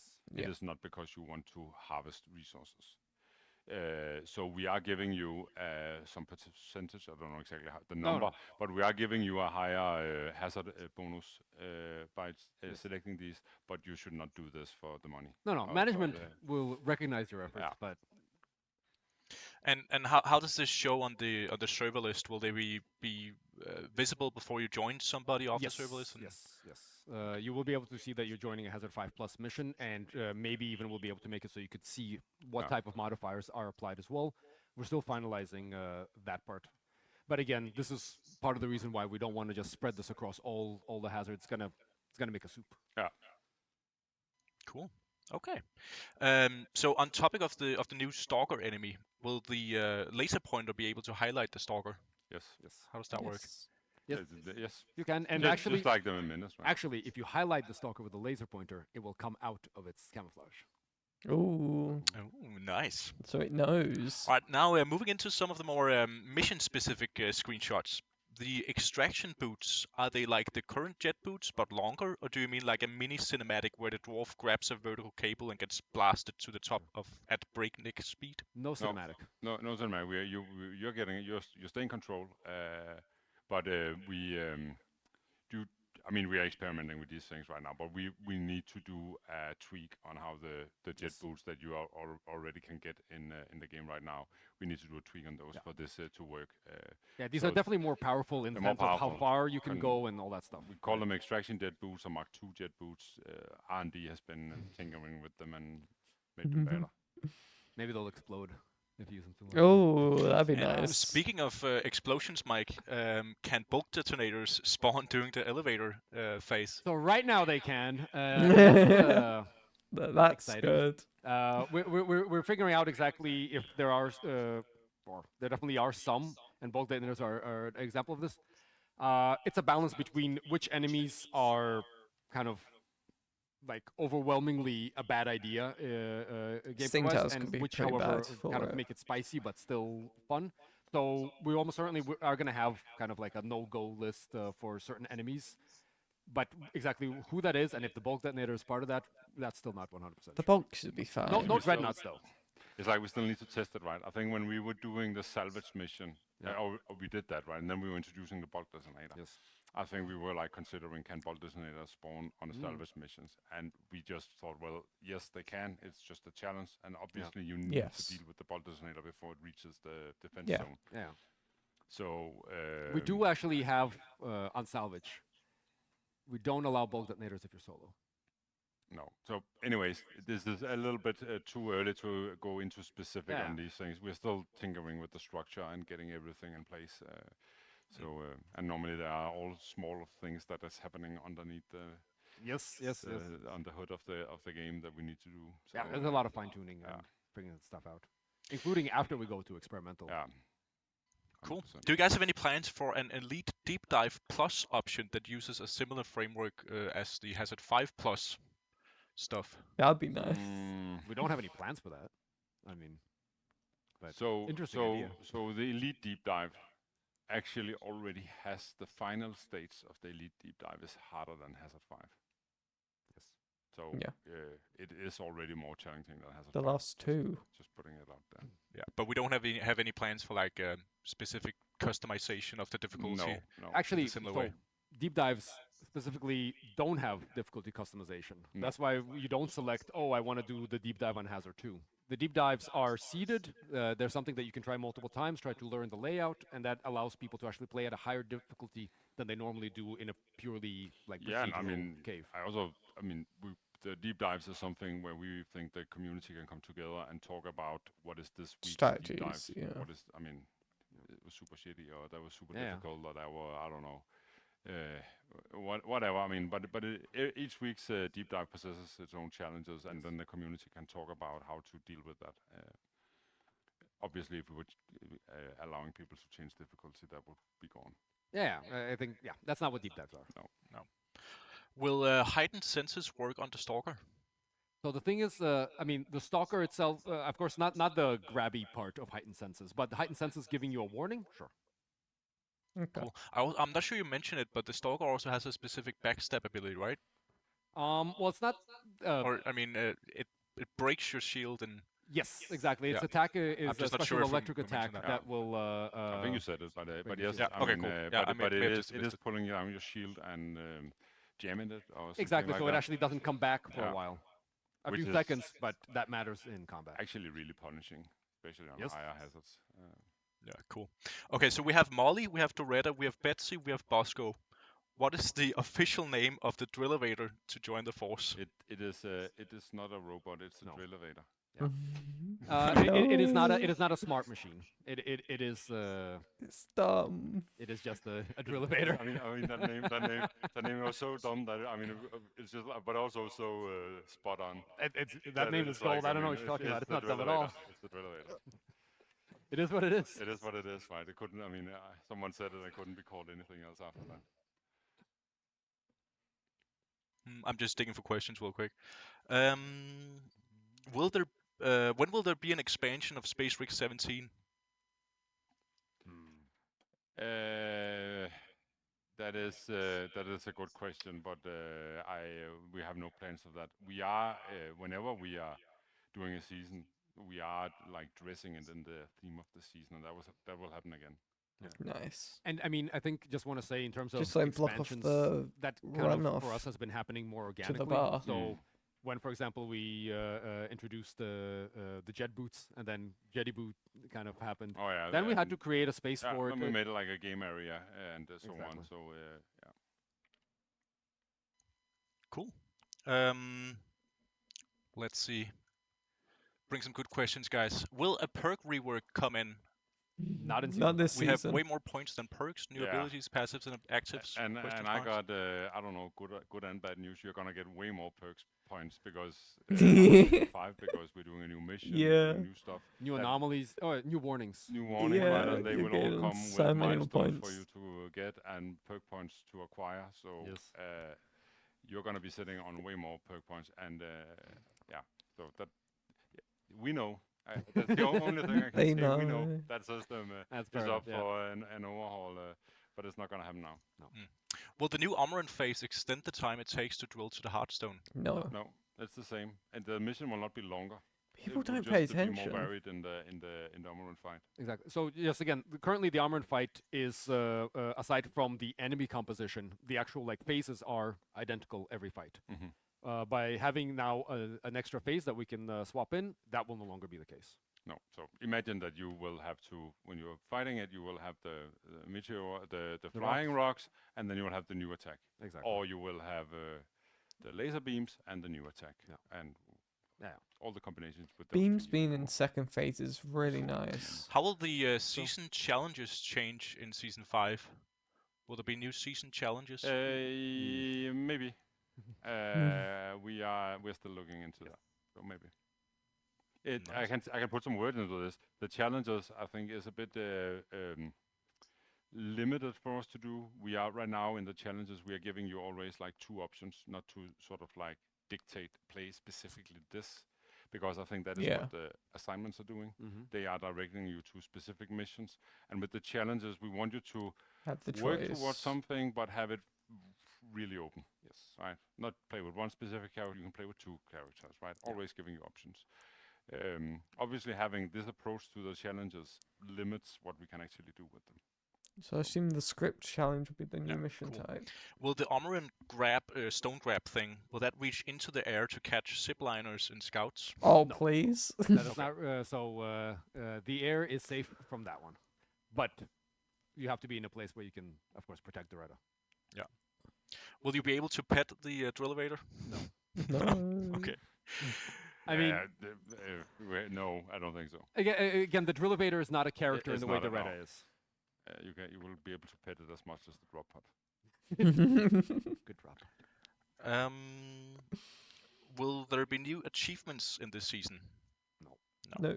Keeping it 69. In regards to the Ebonite enemies, are there going to be new Ebonite enemies, like for example, Ebonite McTerrors, or an enemy that spits rocks at you? So if you think about it, an Ebonite McTerror be Wouldn't really fly. horrible because you need to kill it with your pickaxe. Yeah. So I don't know how you would do that. Axes would be even better. That sounds like a me problem. So,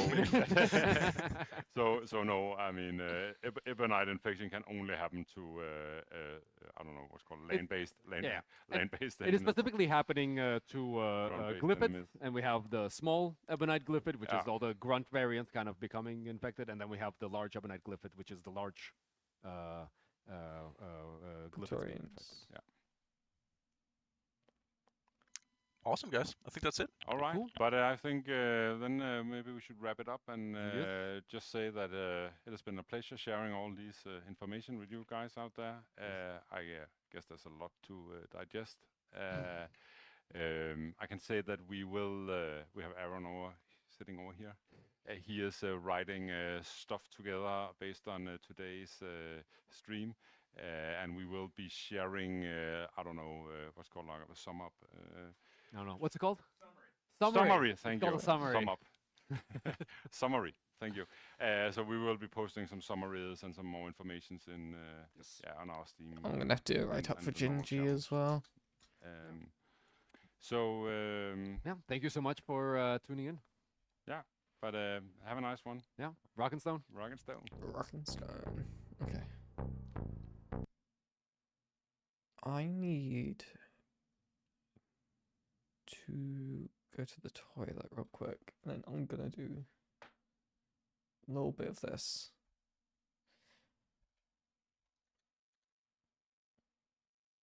Oh, I don't have BRB.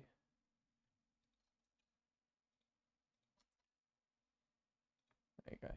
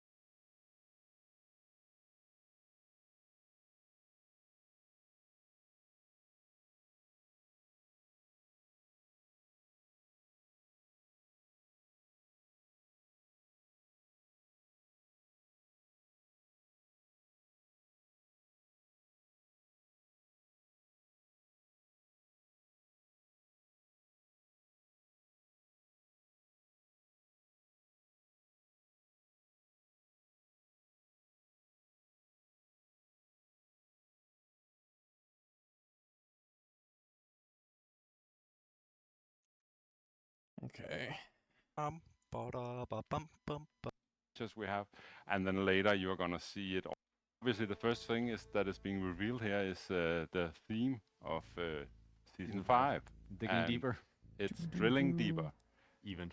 It's drilling deeper. And so what is the theme really? So it is not a disease coming to Hoxus. No. It is not rival robots or anything else that is threatening. Unfortunately. This is basically Deep Rock Galactic, the mining corporation, looking into we're calling it a... Okay, what cosmetic is that? Is that? Is there a closer one for Driller?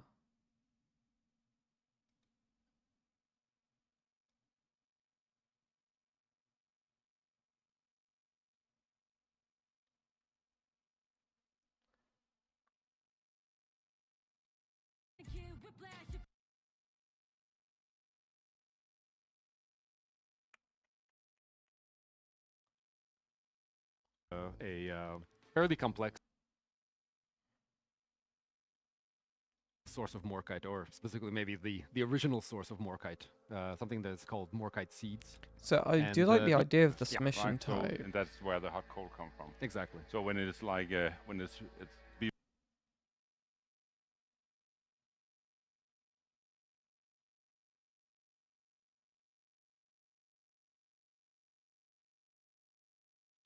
these warnings though, like this looks so good.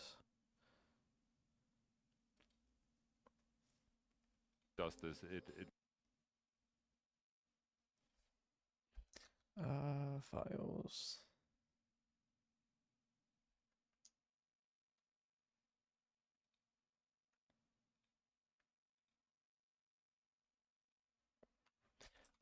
So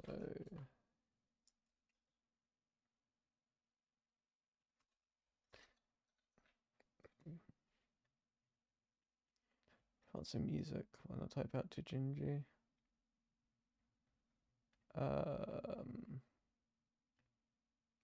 Rainworld.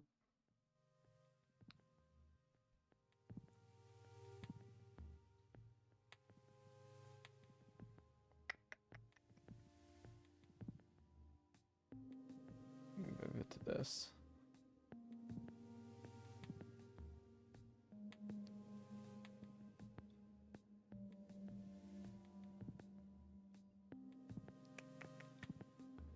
Bum bum bum.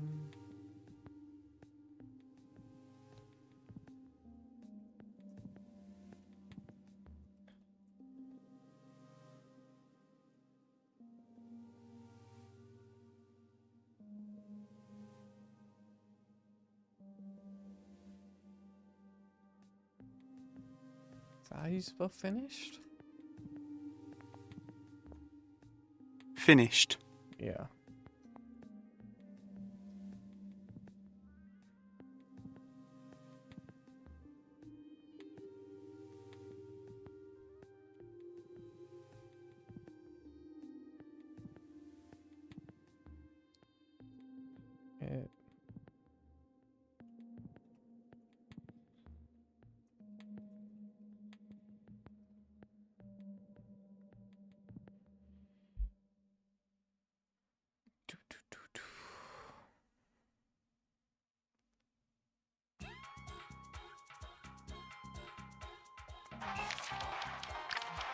Close this because I actually have the screenshots on my desktop.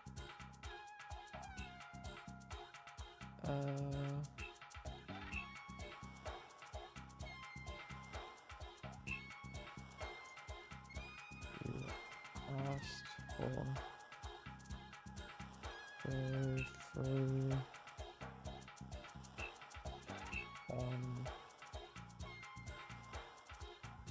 hard.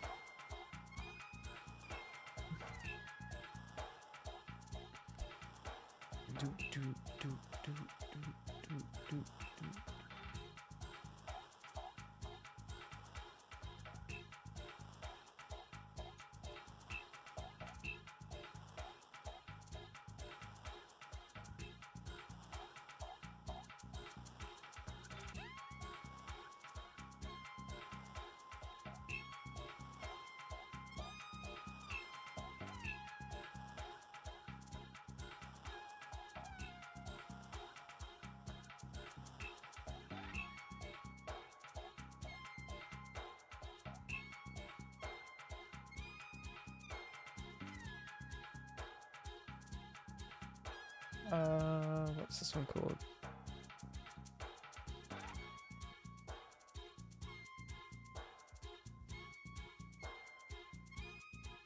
Secondary.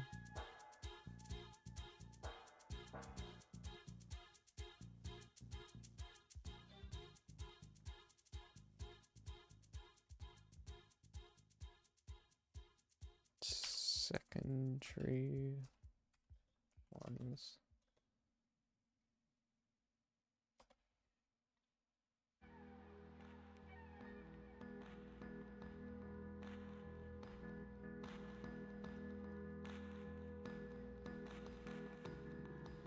I don't know how I'm gonna communicate the mission type to Gingy.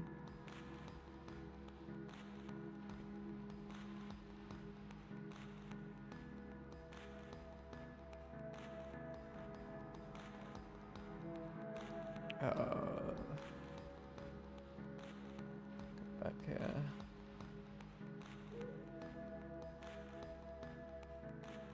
Oh yeah, the new enemy types.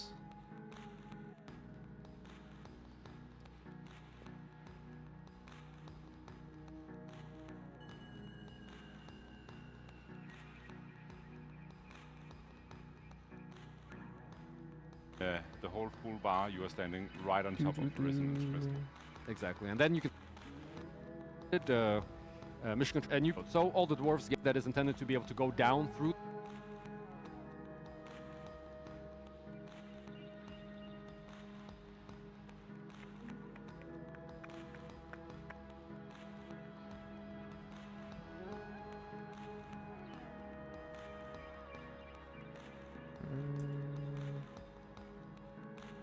Preferably resupply beforehand, and start it. And so it begins to dig down. You're going deep, right? You're going deep. You're going very deep, and so you're going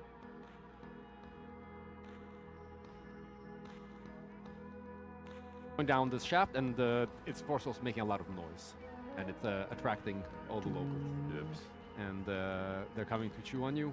So it is pretty much this kind of elevator battle as you are you go harder rock, which will slow getting them. Cool, right? Because this thing about shooting up in a hole with having the enemies come through, it's really cool, right? Because this thing about shooting up in a hole and having the enemies come down there, right? Yeah, I'll get a screenshot of Mikkel looking up.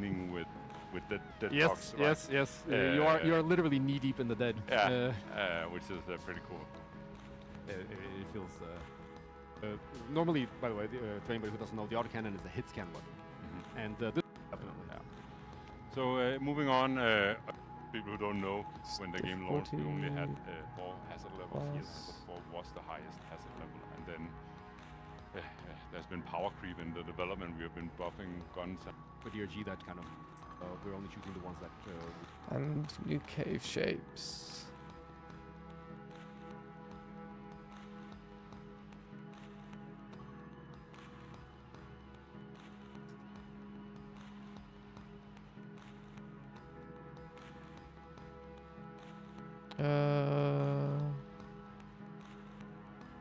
Okay. I think that's all.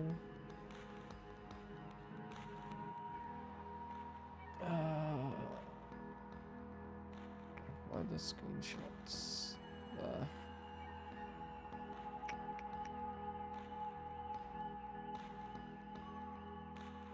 I'll go to... No, I'm blind.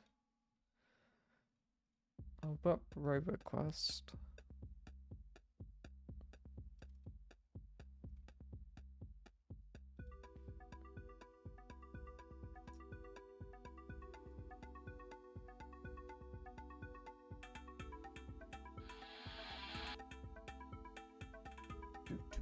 Do.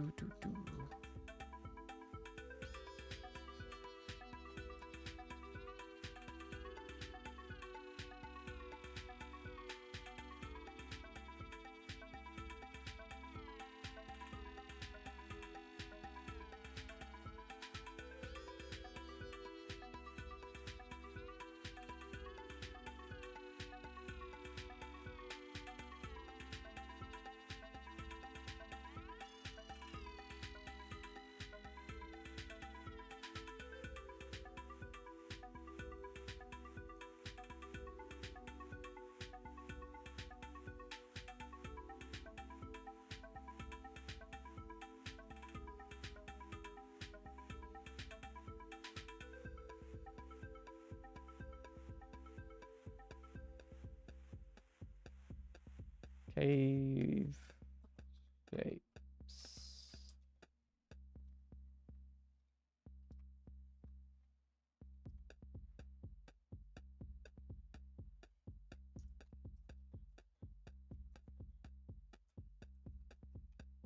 Attack for the Omeran.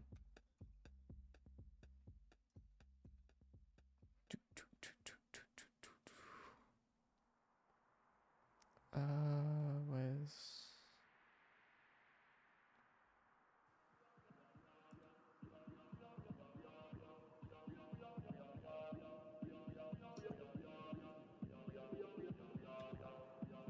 It is a random...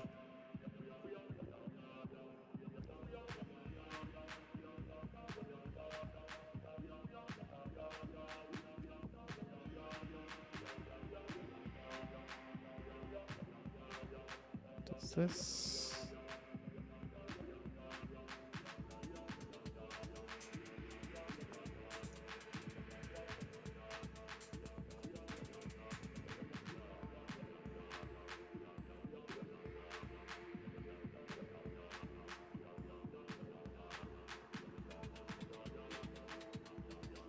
in the second and fourth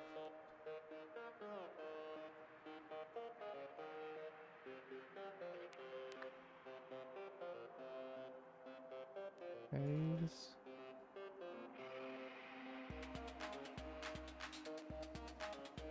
Try its traps.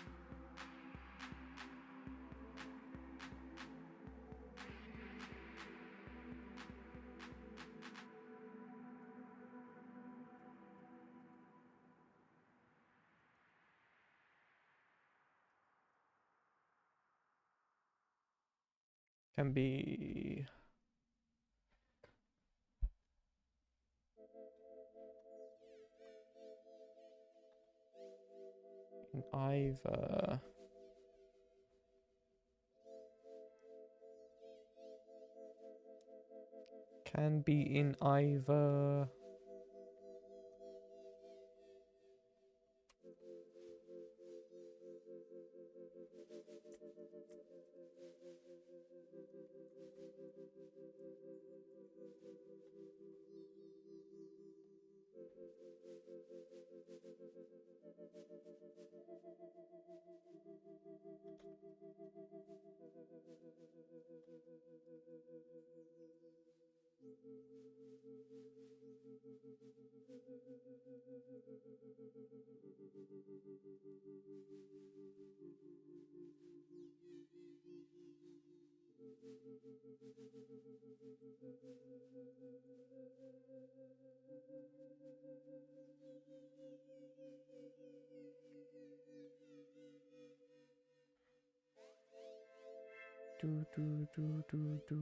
do.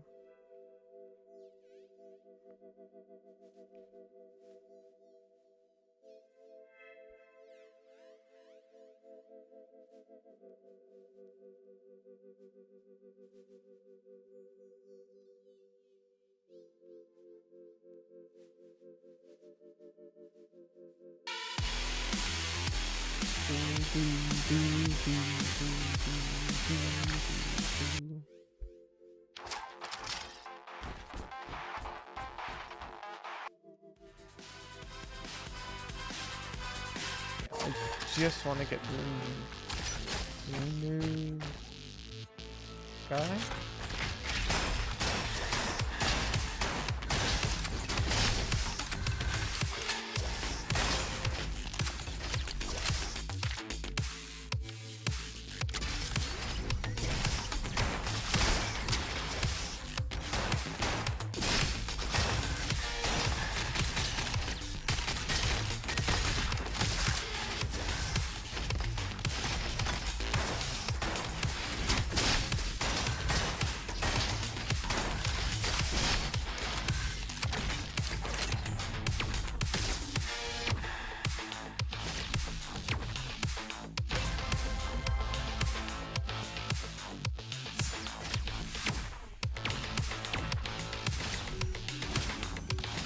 Oh, very much so fine.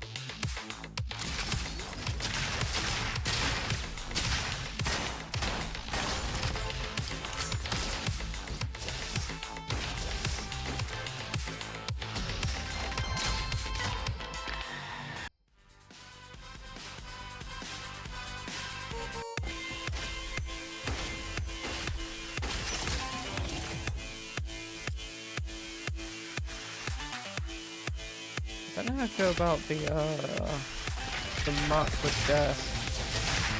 Every 1,000 overclock.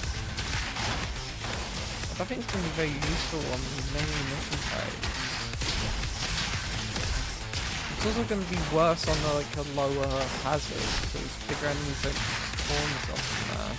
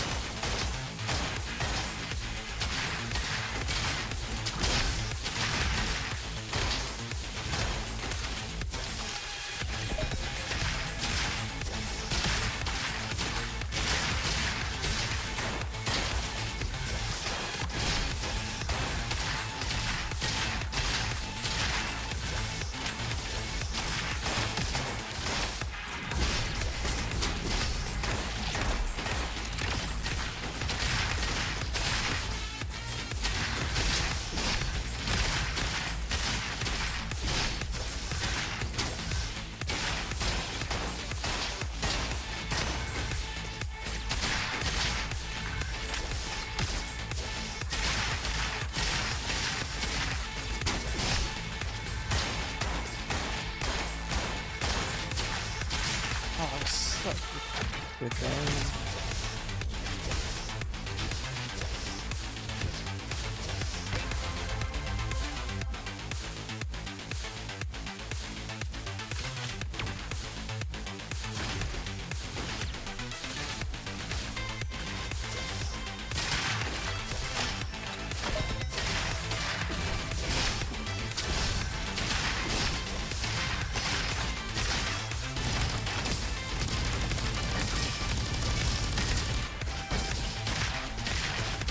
Alright, I need to update the... I'm still just chatting. Roboquest.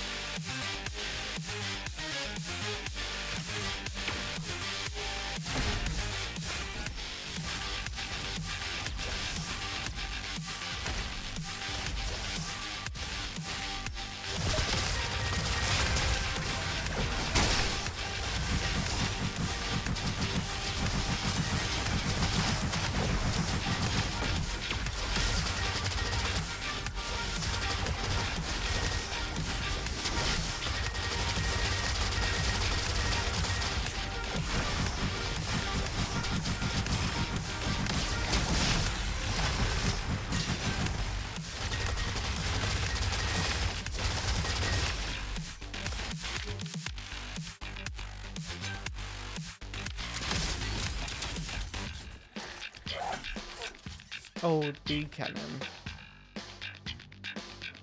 So why not give it a try?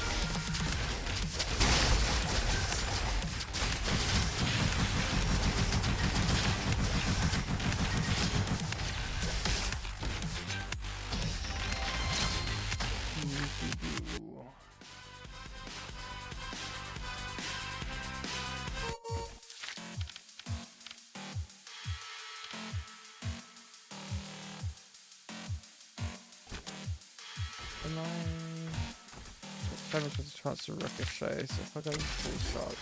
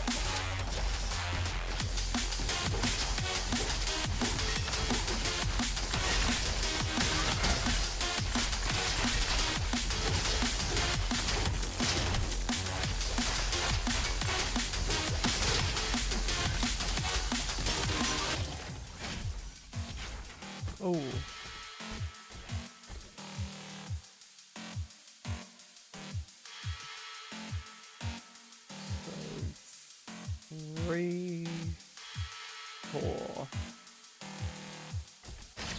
Okay.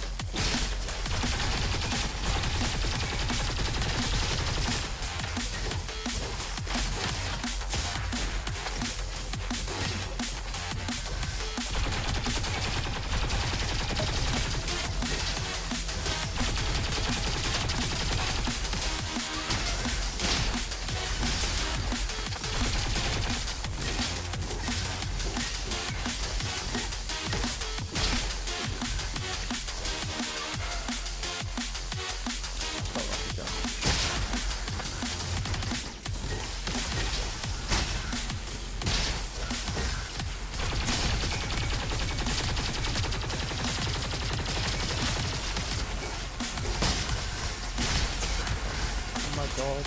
All this stun.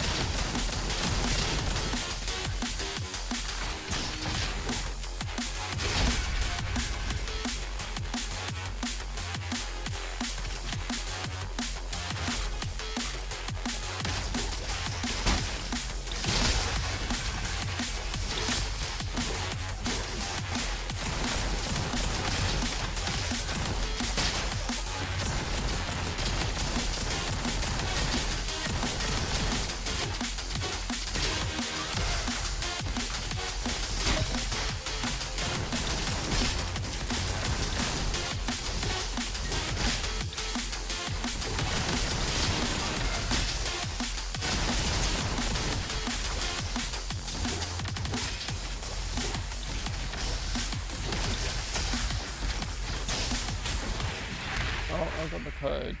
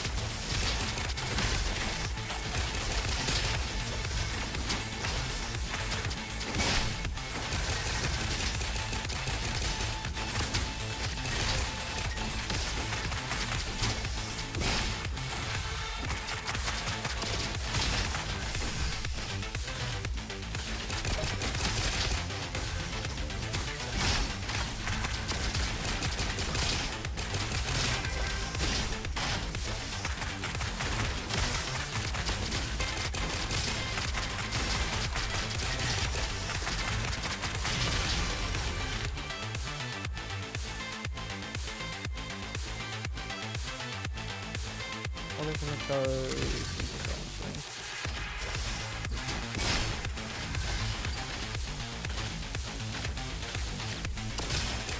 I don't know what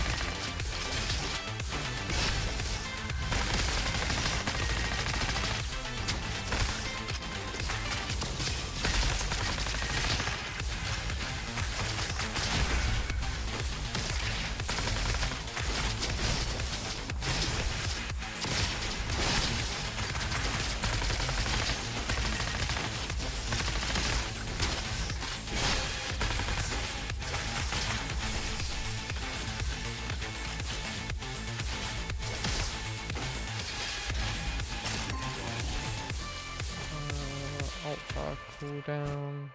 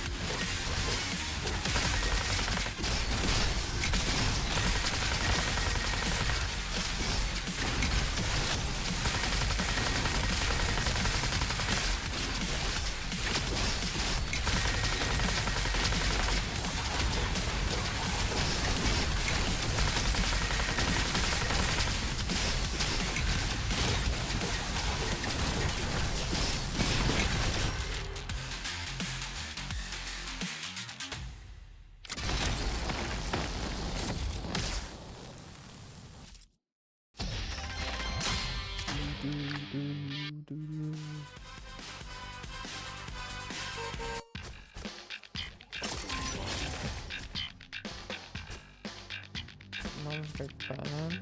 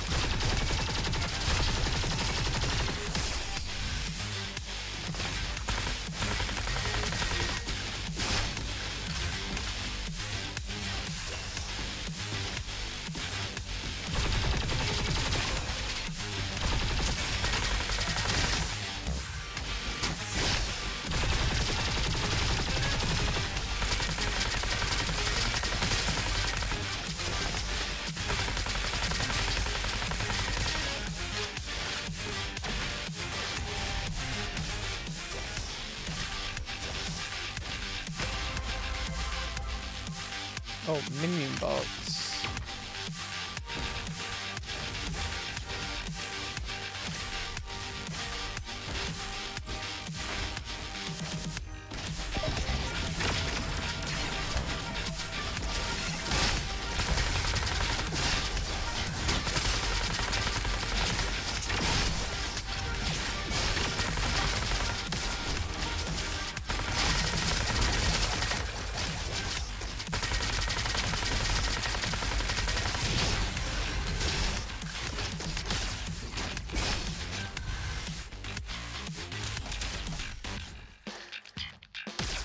What's making it spread?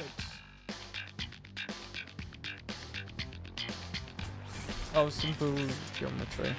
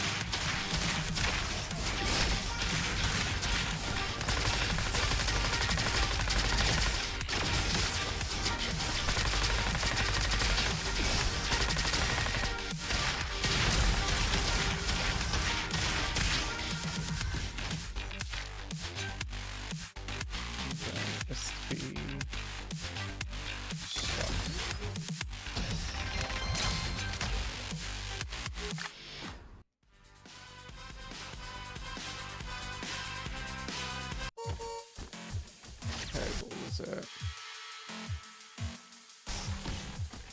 3, 4, 5, 4, 5, 1.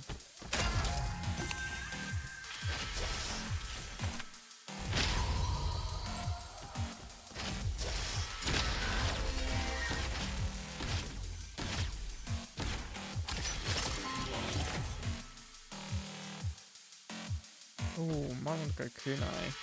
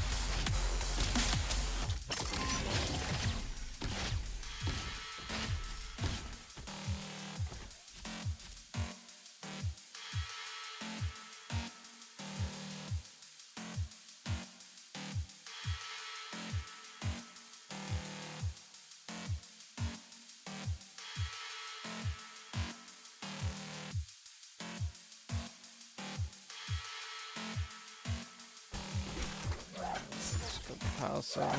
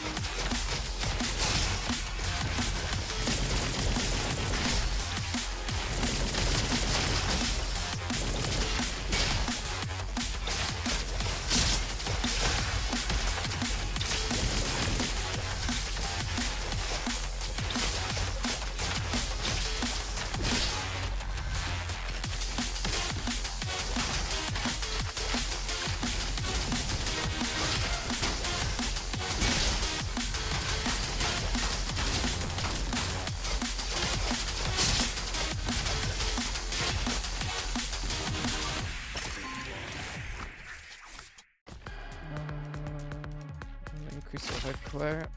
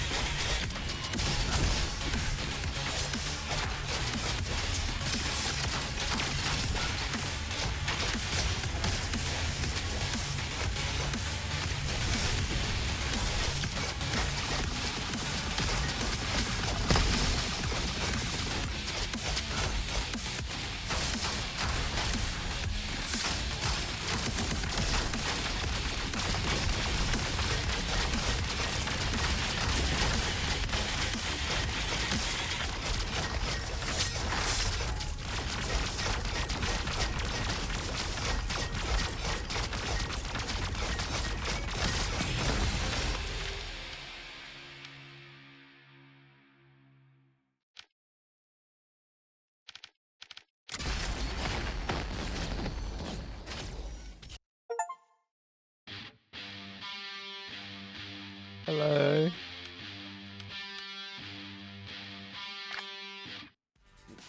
Yeah, Nightbot's been a bit.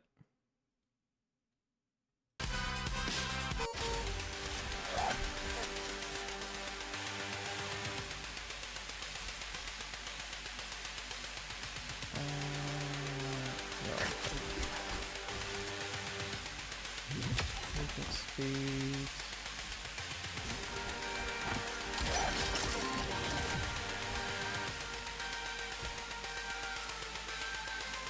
I need to fine tune that a bit.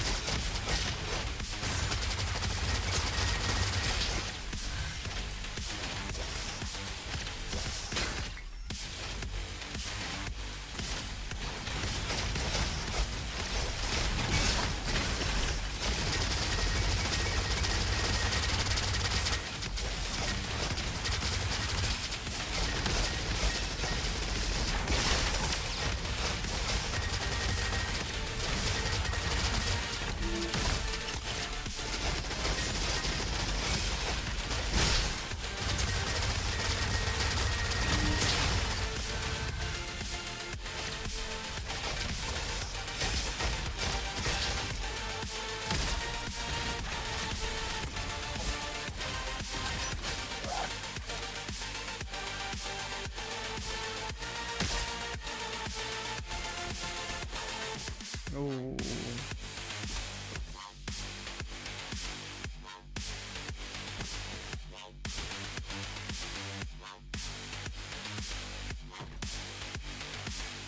Yeah, it is very aesthetically pleasing. I think I want to go with the shotgun.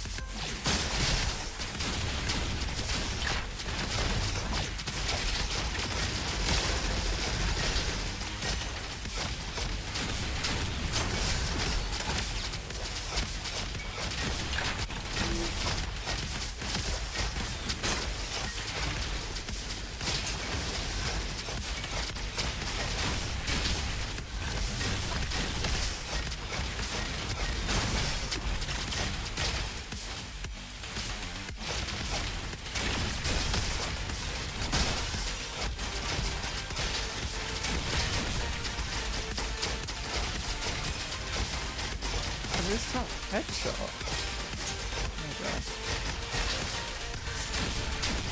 Just missing.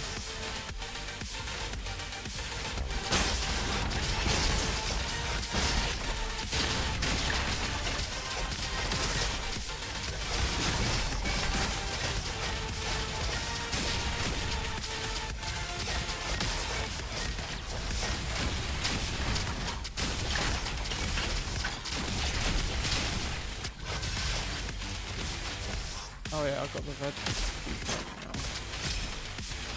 now. No, it's blue. Damn it.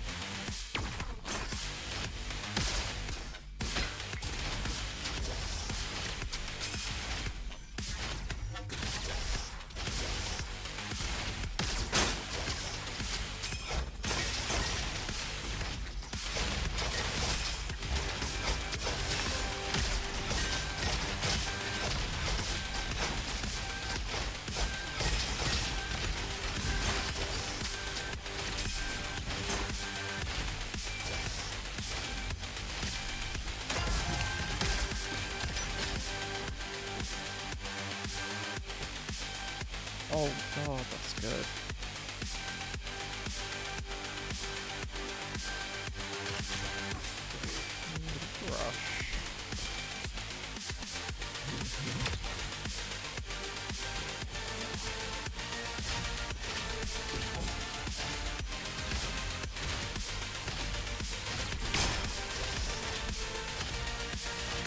It does have co-op, yeah.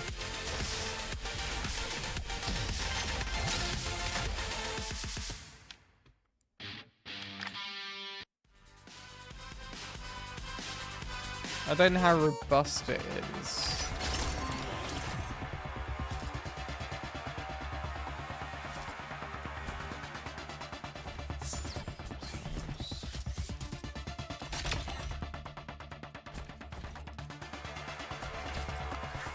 Keep explosive on this.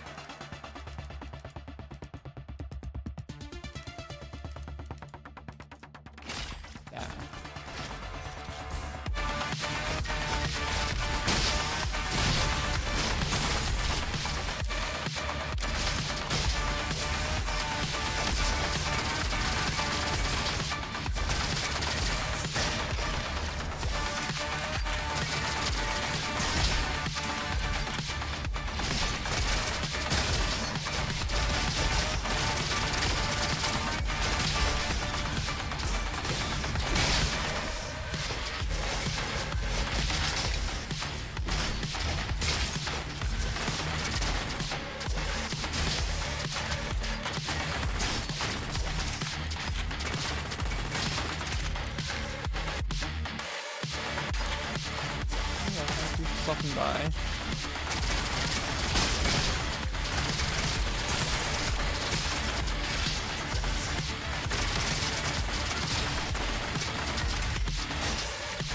I do want to play some DRG, so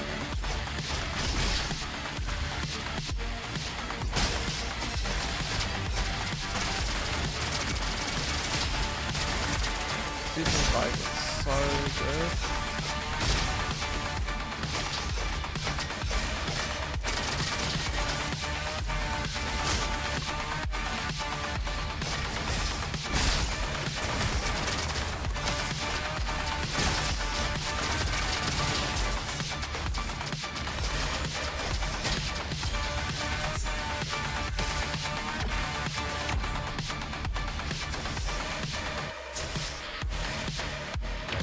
Carefully.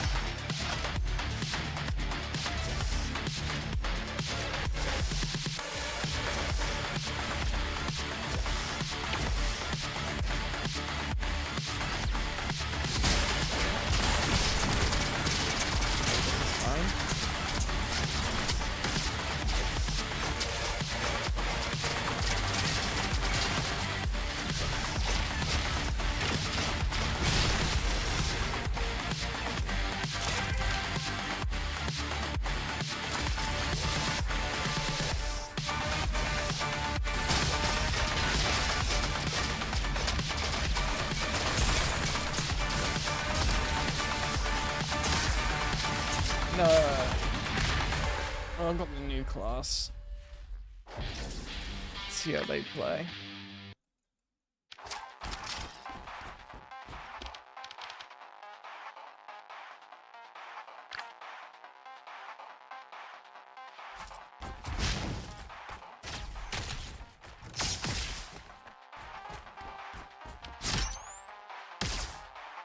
Cycles between...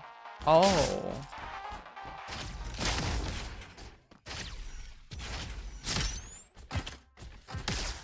So is it gonna try? And then fire?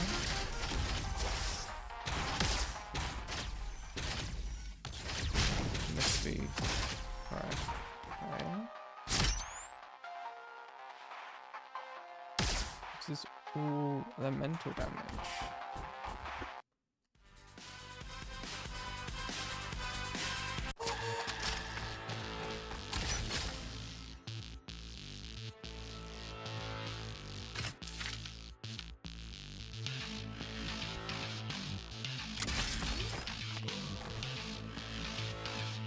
Trinity is the maintenance.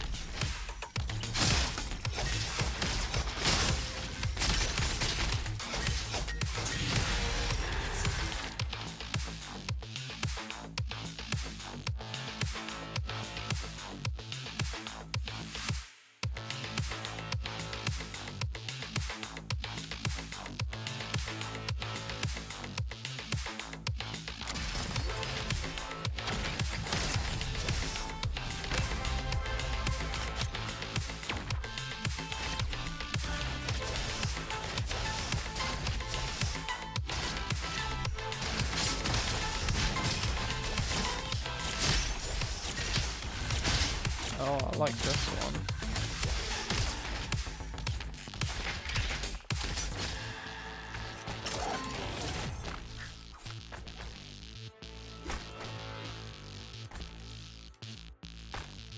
That could actually be useful.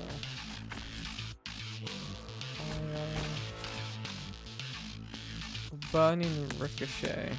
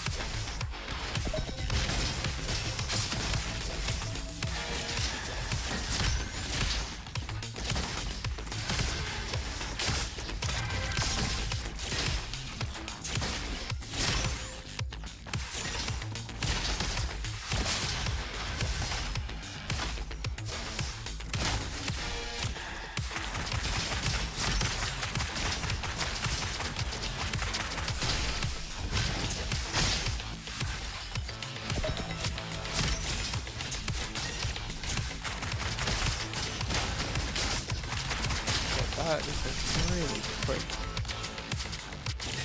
shot. I'm not sure there's a way to tell which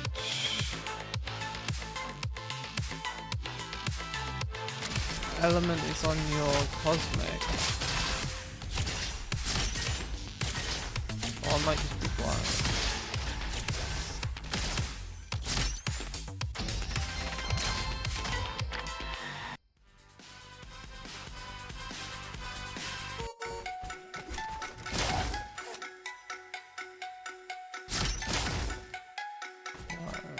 That doesn't indicate.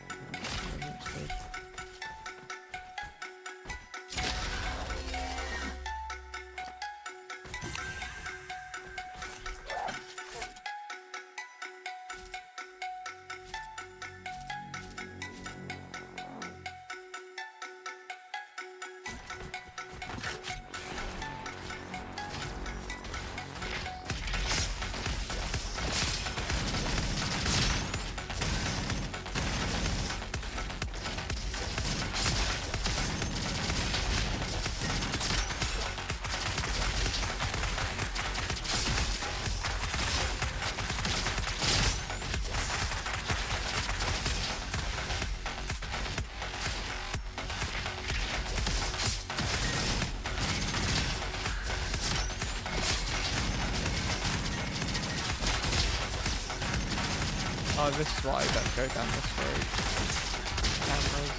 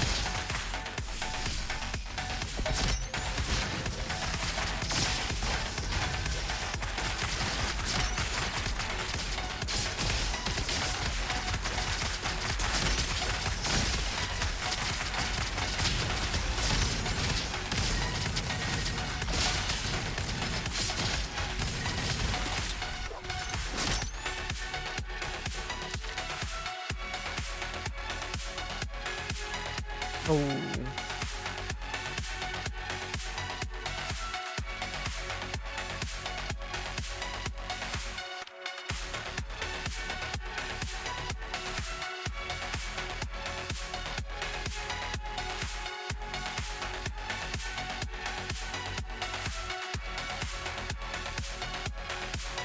That is nice.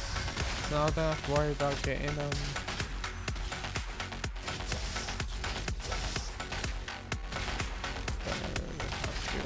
I don't need to worry about getting elemental weapons.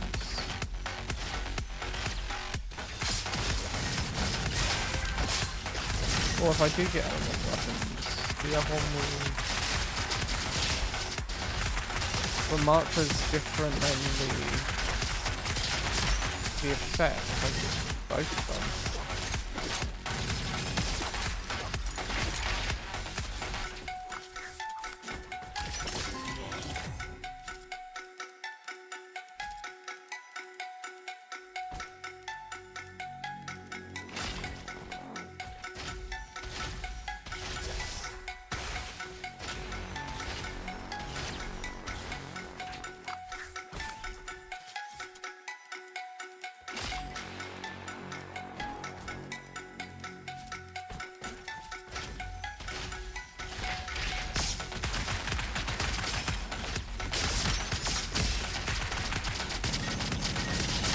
Ah, that's so good.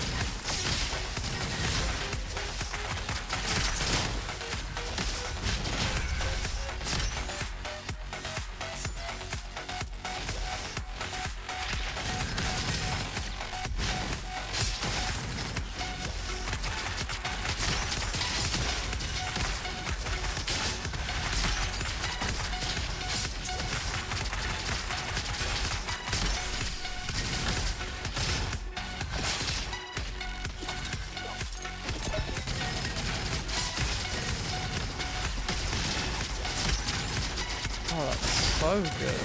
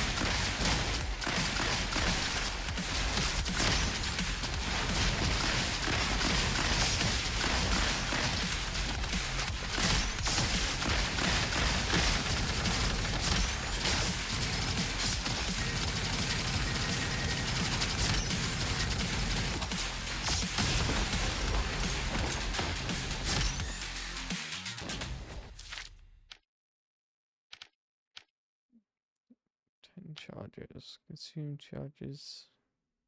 Shoot to consume charges. In 18%. 80 damage of the previous element. Oh.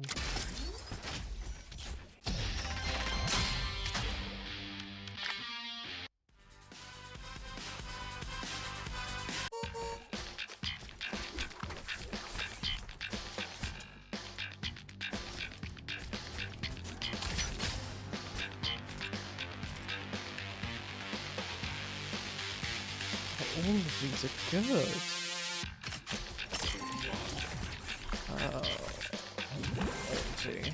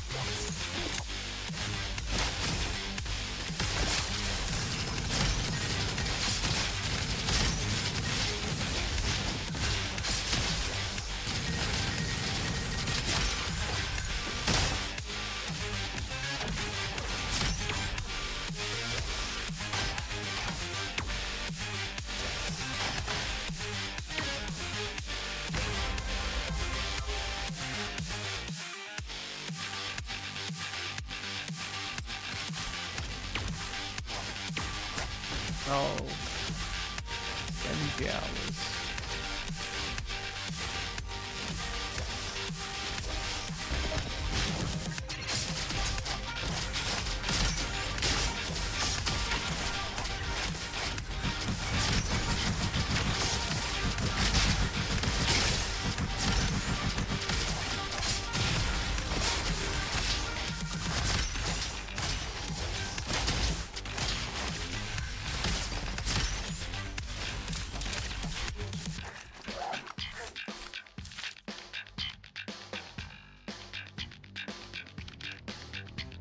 That's...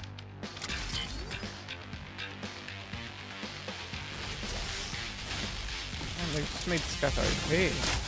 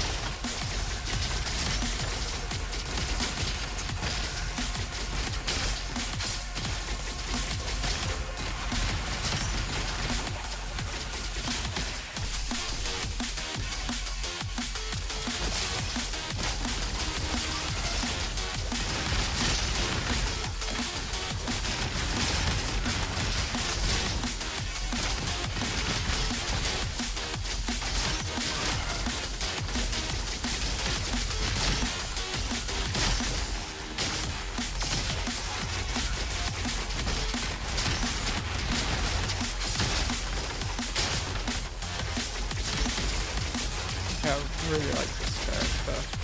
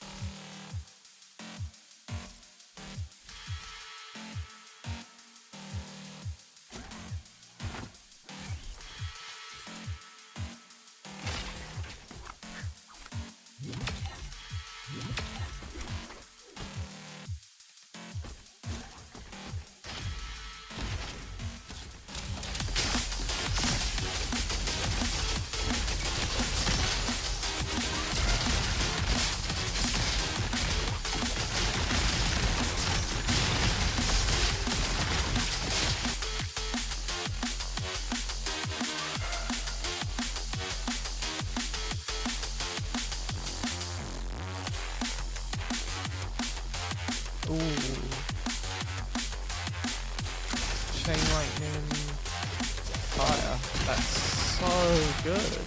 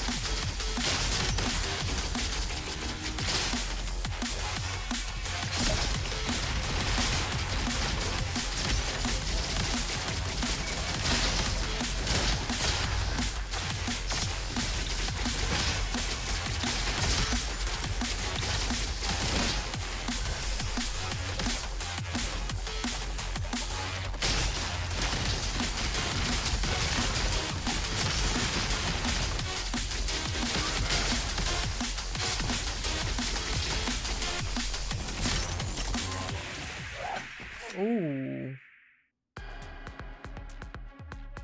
That's the first fantastic film I've ever seen, and I can't get it. Ricochet, shock, rocket jump, echo. That's so good.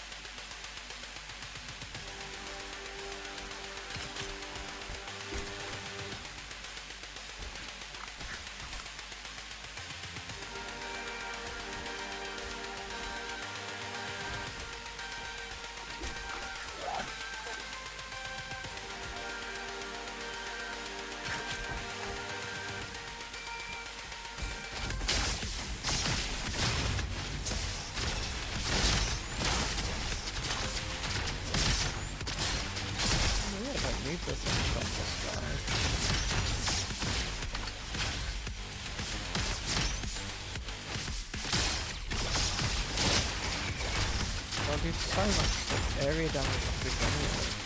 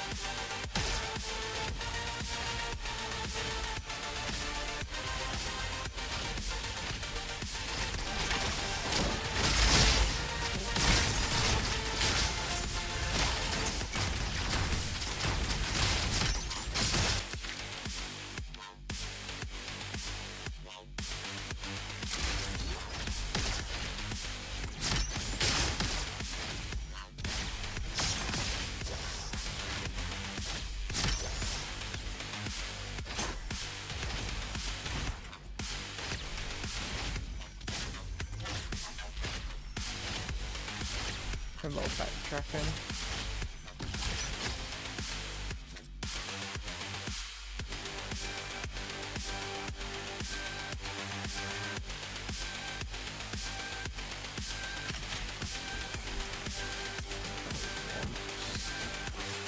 Then I would put the paintbrush.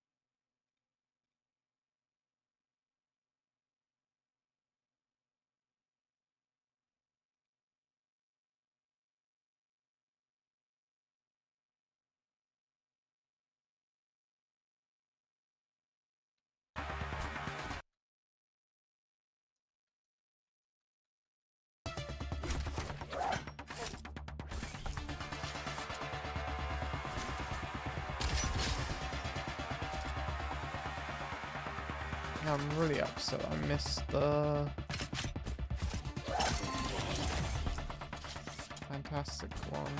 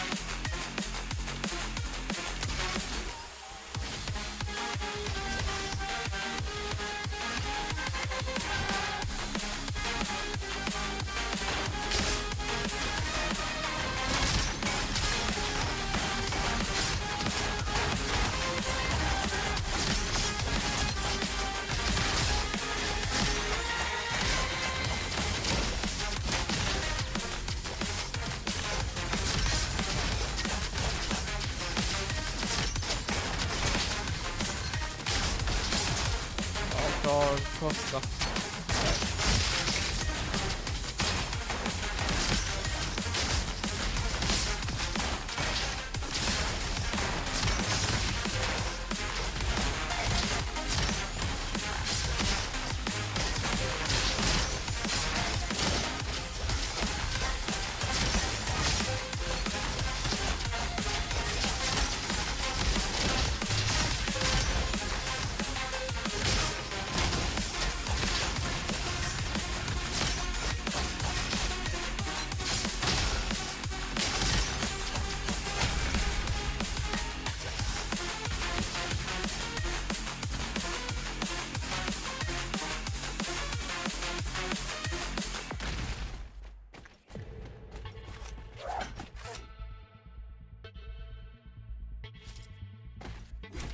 Buying you that.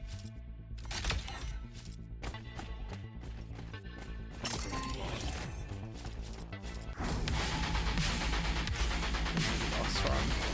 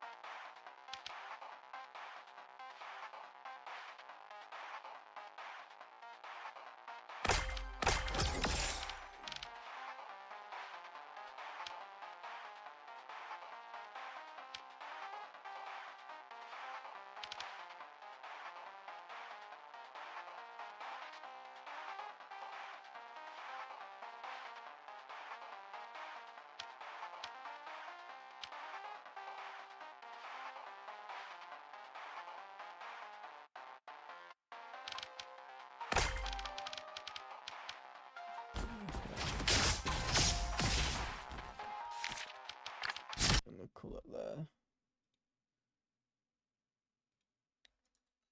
Also, I need to figure out to make Nightbot a bit more safe.